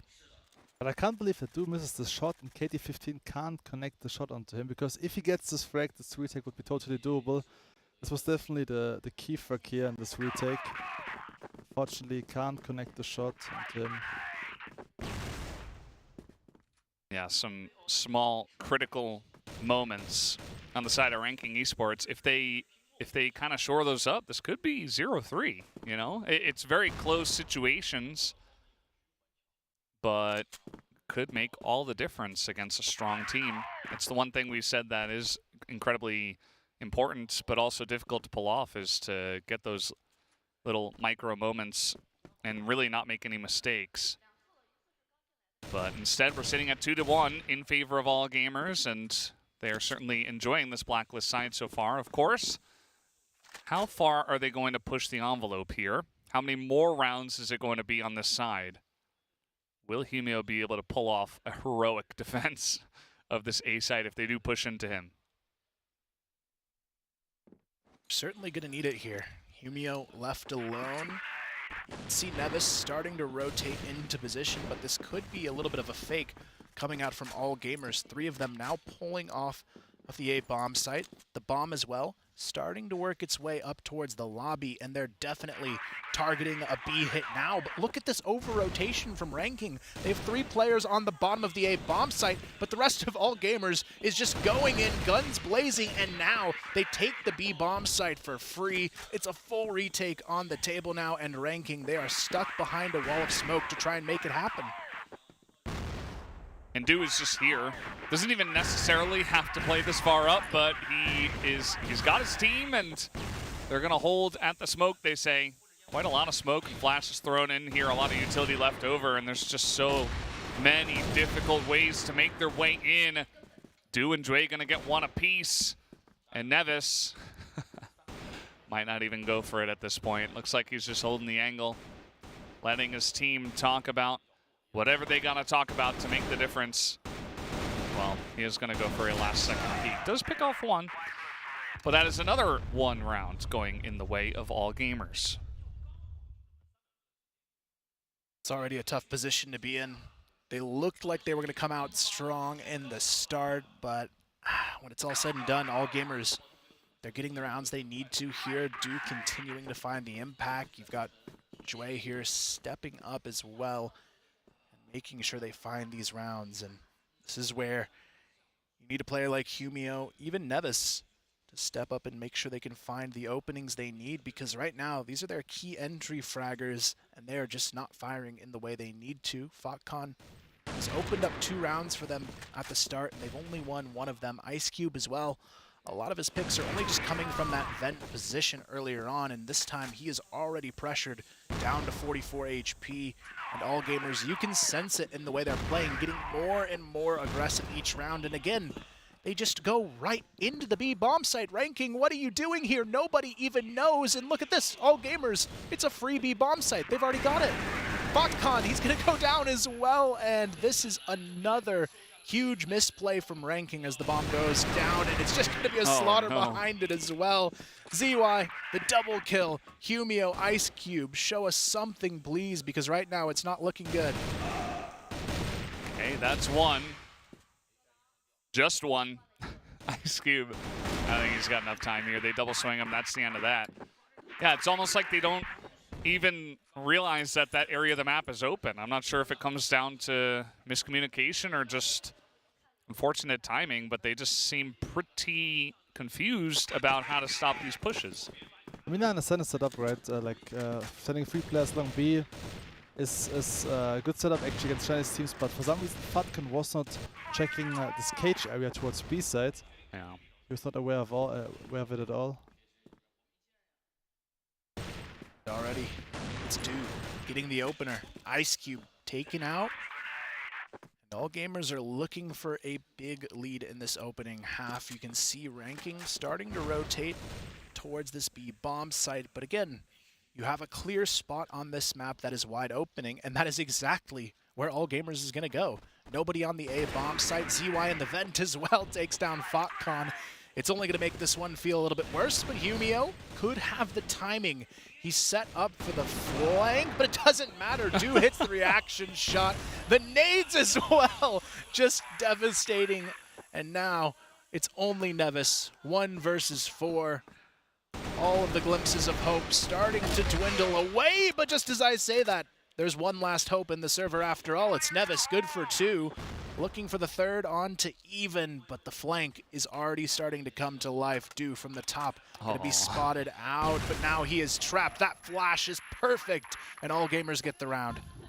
I mean, I was doubting Dew before the series, but so far he's definitely the difference maker in this match. This guy is hitting all of his shots, and the fact that he's aware of this flank coming from the Mayo, insane quick scope. This guy's on fire. Yeah, I mean, what can you say? 8-2.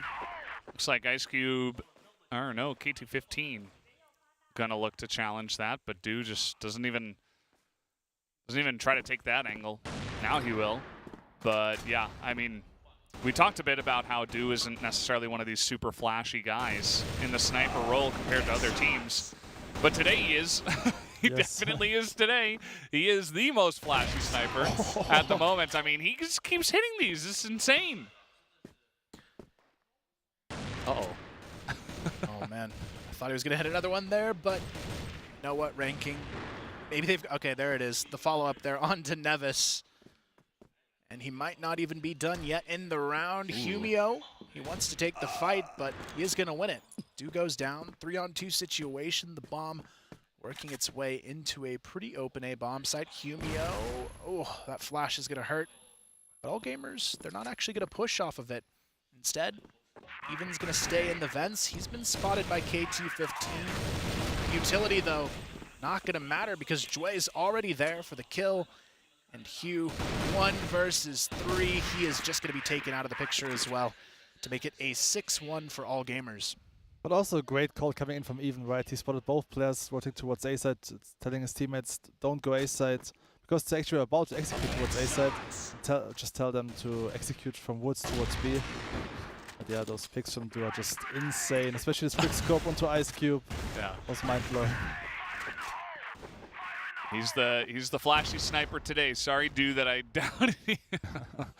Yeah, and I mean, certainly up against ranking, it doesn't seem like anybody on that team is really able to challenge him, but that doesn't even take anything away from what he's doing. Could be anyone, as now they're going to isolate Ice Cube. Gets that information.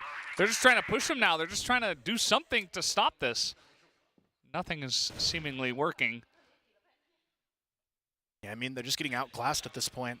Ranking, they've got to show us something different. Otherwise, this one could quickly be over. KT15, no chance getting out of that one alive. Goes down to ZY and Even in the control room.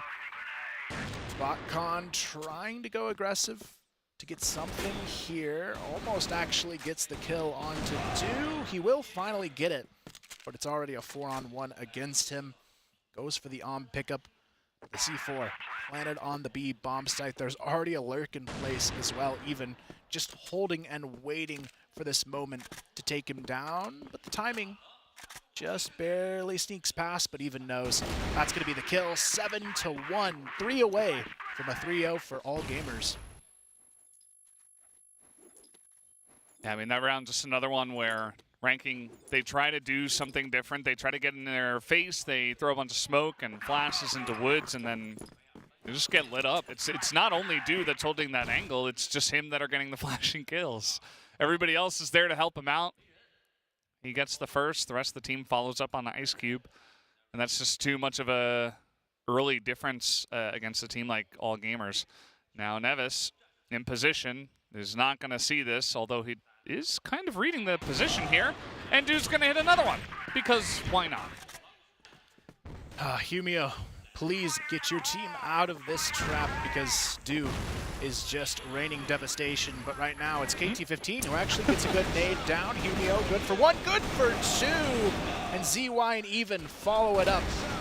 Fakon, what is that transfer? Beautiful double kill. And the round, much needed going the way of ranking. It's a 7-2 half, but at least they've shown us now a glimpse of a chance to get back in. Yeah, this was a wild retake to watch. Humio with the two-piece was kind of blind, right? And then also Fakon, insane spray, getting also 2 kills this round. But still 7-2. It's gonna be tough to start a comeback here at this point. Yeah, this is one of those situations where I'm like, I don't care what map this is, what side you're playing on. All Gamers are just going to take it. They are just the better team right now. And especially Dewey's up at like 120 ADR at this point. Humio and the squad are attempting to go for these riskier, aggressive plays. It's paid off at times.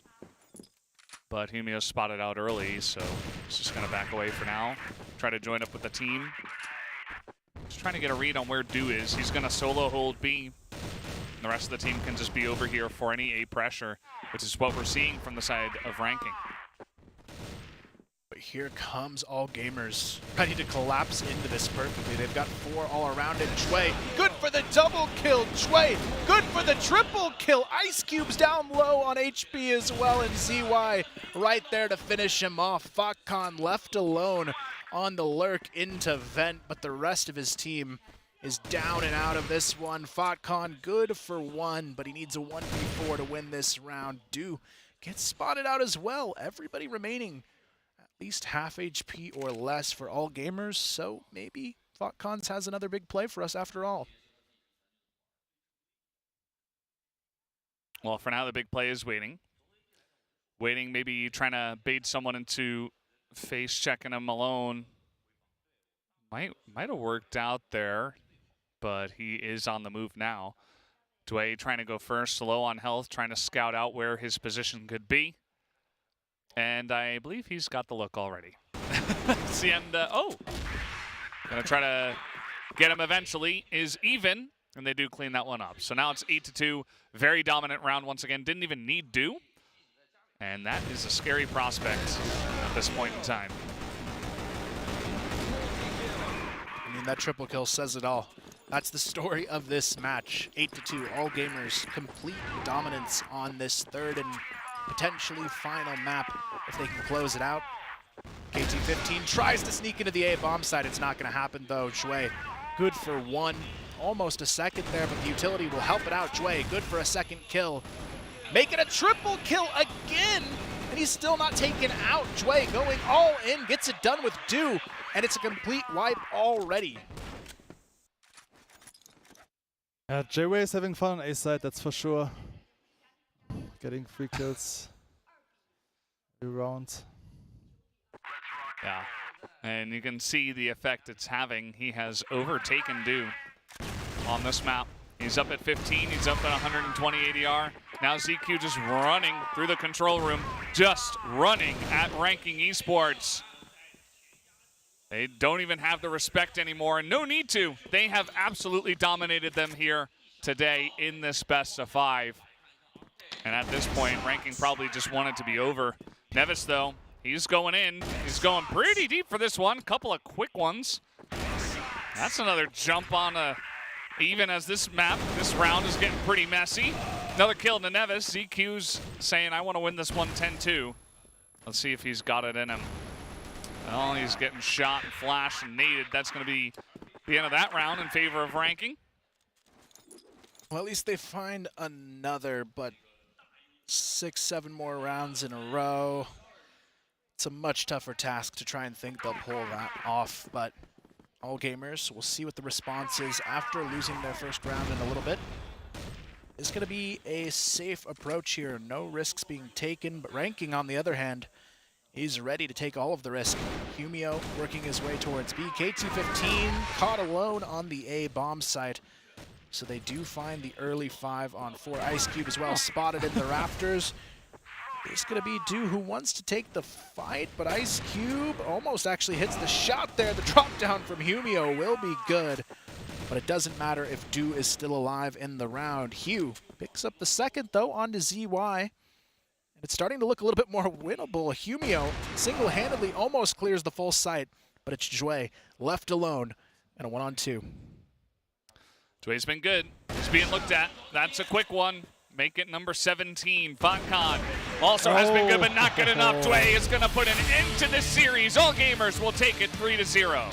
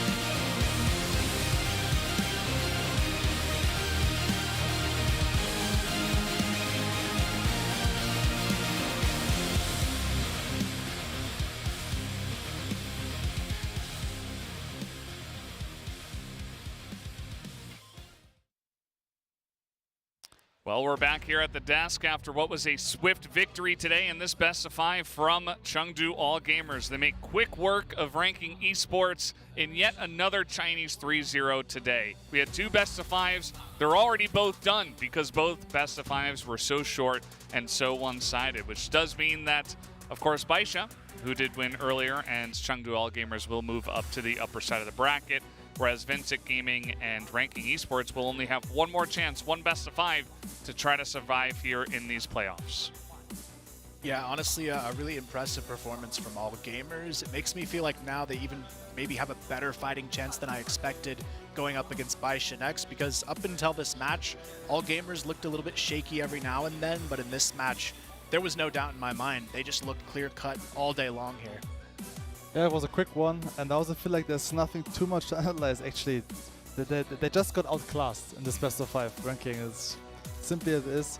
It's more interesting, like when we think about Du, can he keep up with this performance? Because if he plays it like that against BaiSha, we might even see a very close fight against Xiao, right? Because before we said like Xiao is the best sniper rifle in this tournament, but Du today was very, very impressive.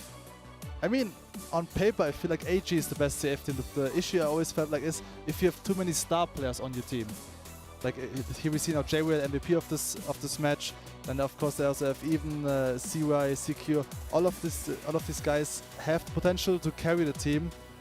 Whereas on BaiSha we only have like 2 players I feel like who are the star players, but they have the better team play. So let's see how it goes later on in this tournament against BaiSha if they face them tomorrow.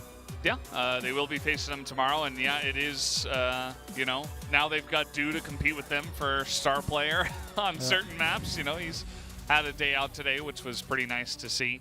And yeah, it's going to be an interesting best of 5 tomorrow that we are going to have between those 2 Chinese teams. One of them is then going to have to go on to go through the lower finals as well to get a second chance at facing the winner of the best of 5 between the Chinese teams. So it is going to be interesting to see how it does go. You can see that Du is really taking advantage of Humio, Ice Cube, and Nevis. the other two guys actually able to get a favorable trade against Stu. Yeah, I mean, the stats here are pretty brutal against ranking. Not a lot more to say about it. I mean, there was only a few matchups where they actually looked favorable, even looking at every single one individually here. So I guess the big question now is, did we see enough out of ranking or VINCIT today? That's the next match that's really going to be decisive in this one, because one of those teams will be the next out of here. I don't know. What did you guys think between the two performances today, between VINCIT and ranking? Was either one more convincing, even though they both went down 3-0? That's a tough one. I feel like VINCIT looked slightly better today. On compound, there's not a comeback almost, but I mean, overall, I feel like VINCIT is a better team than ranking. Like, the peak of ranking might be higher, but VINCIT is more consistent. Also played in the group stage against each other, right? On compound Ankara, I think it was 10-6, 10-8. So I think overall, VINCIT is the favorite coming into this matchup. But I mean, it comes down for me to Himeo and Ice Cube. If they have a massive performance tomorrow, they might have a shot, but I still feel like VINCIT will win this one and then face either BaiSha or AG in the loser, how do you call it, like the loser final. Loser final, this one, yeah. Yeah, I'm kind of on the same page. I do feel like there are some angles, certainly, like you were talking about, like some players on the side of ranking. I do think as a team as well, they do sometimes send it a little bit better. You know, these Vietnamese squads are not as afraid to kind of like throw caution on the wind and kind of just run in. So I think there are some kind of like X factor angles for the side of ranking, but I would also kind of support VINCIT in this one. They looked better in the loss, but also I would say that all gamers looked a little bit better in the win compared to BaiSha. So it's really hard. It's really difficult to say, you know, talking about their matches in the group stage, but that was also a while ago. But yeah, it's going to be a fun best of 5 regardless. Guys, we do have the interview ready on the stage. Let us hop down there and listen in to what they have to say.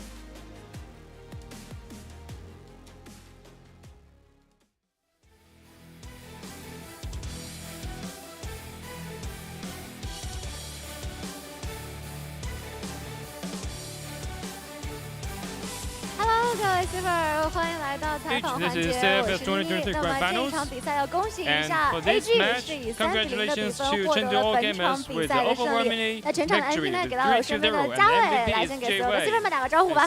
Hello， 大家好，我是 AG 的嘉伟。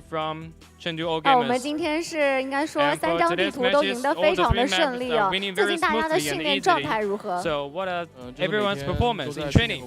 So we do the training and make our strategies every day to make the most of us. And for the first map and the second map, Black Widow and Ankara will win very smoothly. And we found that you are the king in Ankara. So when did this title happen? I don't know when did they call me the king of Ankara. 但是确实，在每一次我们选到这张地图的时候，你的发挥都非常的好。而且今天我觉得你的手感非常在线，拿到了很多的一个刷屏了。其实对于今天这一场比赛来说，有想的说会赢得这么轻松吗 ？So did you expect that this map of winning so smoothly? It's out of our expectation. We just thought that we can bring out our best. 虽然今天是很顺利的拿下了这场比赛，但是明天我们就第一场比赛的胜者组要遇上BaiSha了，也是我们的老对手 AB 大战。有什么想要对他们说的吗？ BaiSha. So what do you want to say to our old rivals? So we hope that both of us can bring out the best and to have a very 那么明天的第二场是败者组，也将由 RK 对阵 VG。你个人更看好哪支队伍呢 ？RK versus VG. So who do you think is gonna win? I think that they will match in strength. Okay. And I think that RK is gonna win tomorrow's match. So can you further illustrate on the reasons? Because I think their strategies is much better. 所以可以，我们给 RK 5.5可以吗 ？So can we 5.5比 4.5。RK 好了，那今天现场也来了很多你的粉丝，包括 AG 的粉丝，有什么想要对各位 CFS 们说的吗？ Of the team, of our teams. So do you want to say to them? Thanks for the support of all the fans, and we will 加油 make 加 the 油！ best 也是再 out 次 of our 恭喜 performance. AG 获得了本场比赛的胜 Okay, 利。 so 那下面呢，我们把时 congratulations 间 to 交给前方 AG 的评论席 and。Let's give the floor back to the casters.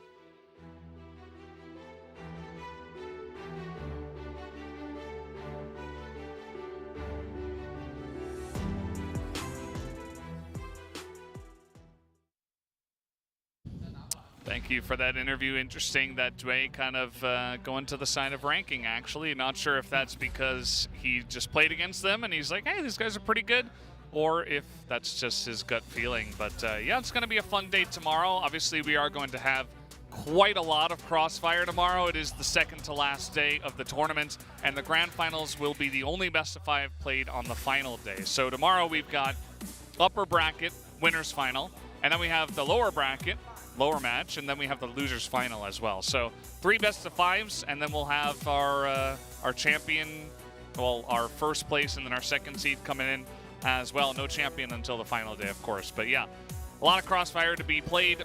Hopefully a lot more than we had today. Yeah, I feel like at this point, though, because of how one-sided these 2 matches were, we'll probably get some good matches in tomorrow's games. BaiSha, All Gamers, of course, kind of a preview of what we're expecting the grand final to be overall in that final matchup. But I feel like VINCIT ranking is also another one where I could see that going to 5 maps as well. And you know what? Maybe that series gives one of these teams a little bit more momentum going into that lower final to maybe have a better showing against whoever goes down in the Chinese head-to-head. I think it's also going to be interesting, like how many strats will AG and BaiSha will show off tomorrow, right? Because I think both teams will feel like even if they lose tomorrow the winner bracket final, they're going to win the loser final anyway. But this is the approach from the Chinese teams usually. So I think we're going to see a match with like many aggressive plays and maybe not too many setups. They will just play like, okay, like they will just like go for the aggressive plays and figure out like who's the better team, like individually maybe. And then the final, we're going to see maybe like better setups and better strats, I feel like. Yeah, I wouldn't doubt that. You know, you got to play 1 best of 5, and then you're probably going to have to play against them again, as you were saying. That's the expectation, and I think after today, that's a fair expectation. Even at this point, you know, is somebody really going to make a lower bracket run? I'm not so sure. For me, it's like it would probably have to be ranking at this point just because they have some more of this weird play, but yeah, it's going to be rough. We might just be running straight back into a BaiSha versus All Gamers final once again this year in back-to-back years. All Gamers will be looking for their revenge after last year. But yeah, it's going to be a fun day tomorrow. A lot of best of 5s to get through. Yeah, I think it's going to be a great day of matches. I feel like BaiSha, I would expect, if it's kind of what you were mentioning, more of a scrappy match, I think BaiSha wins that, but then I might be starting to lean closer to All Gamers in the final. I feel like strategically they've played really well, and they're a little bit better when their backs are against the wall. And I feel like when you look at that matchup, that could be a huge advantage. Yeah, I agree. I also feel like AG looks a little bit stronger than BaiSha, because before the tournament I was like, okay, BaiSha's the big favorite here coming into this tournament. But now I also more believe into All Gamers, especially like because of Du, right? Du now finally stepping up to the plate as well. So they have now 5-star players on the squad. Whereas I feel like BaiSha, they really rely on N9 and also on Xiao. I mean, team player-wise, BaiSha used to be the better team all the time. But if AG keeps up this kind of performance, I feel like I would say it's 60% in favor of AG against BaiSha in the final, for me at least. Yeah, I would agree. It's kind of funny we're already talking about the final, but we can just pretend we're talking about the upper bracket final. Yeah. But yeah, I do think that if, like, I'm not sure how guys like Dway and Du, who are kind of like the 2 outliers, not necessarily the carry players, how will they do up against the really difficult competition is another question, because yeah, they can, you know, Dway picking up the 2 MVPs today, Du as well having an amazing performance, but you know, it's in lobbies where you're kind of dominating the enemy team, and Du is able to go for very aggressive picks. Like, I think he will at least be challenged a bit more up against a strong team like a BaiSha. So it is going to be interesting to see if those guys can continue with that performance into the end of the tournament, which is where we're expecting them to get. I would say that overall, though, they did come in here with kind of a next level of performance, kind of like BaiSha did as well. So it's going to be a lot of fun to talk and watch the CFS over the next couple of days. But guys, we are done here for today. Thank you so much for watching, and we'll see you tomorrow for those 3 best of 5s. Have a good night.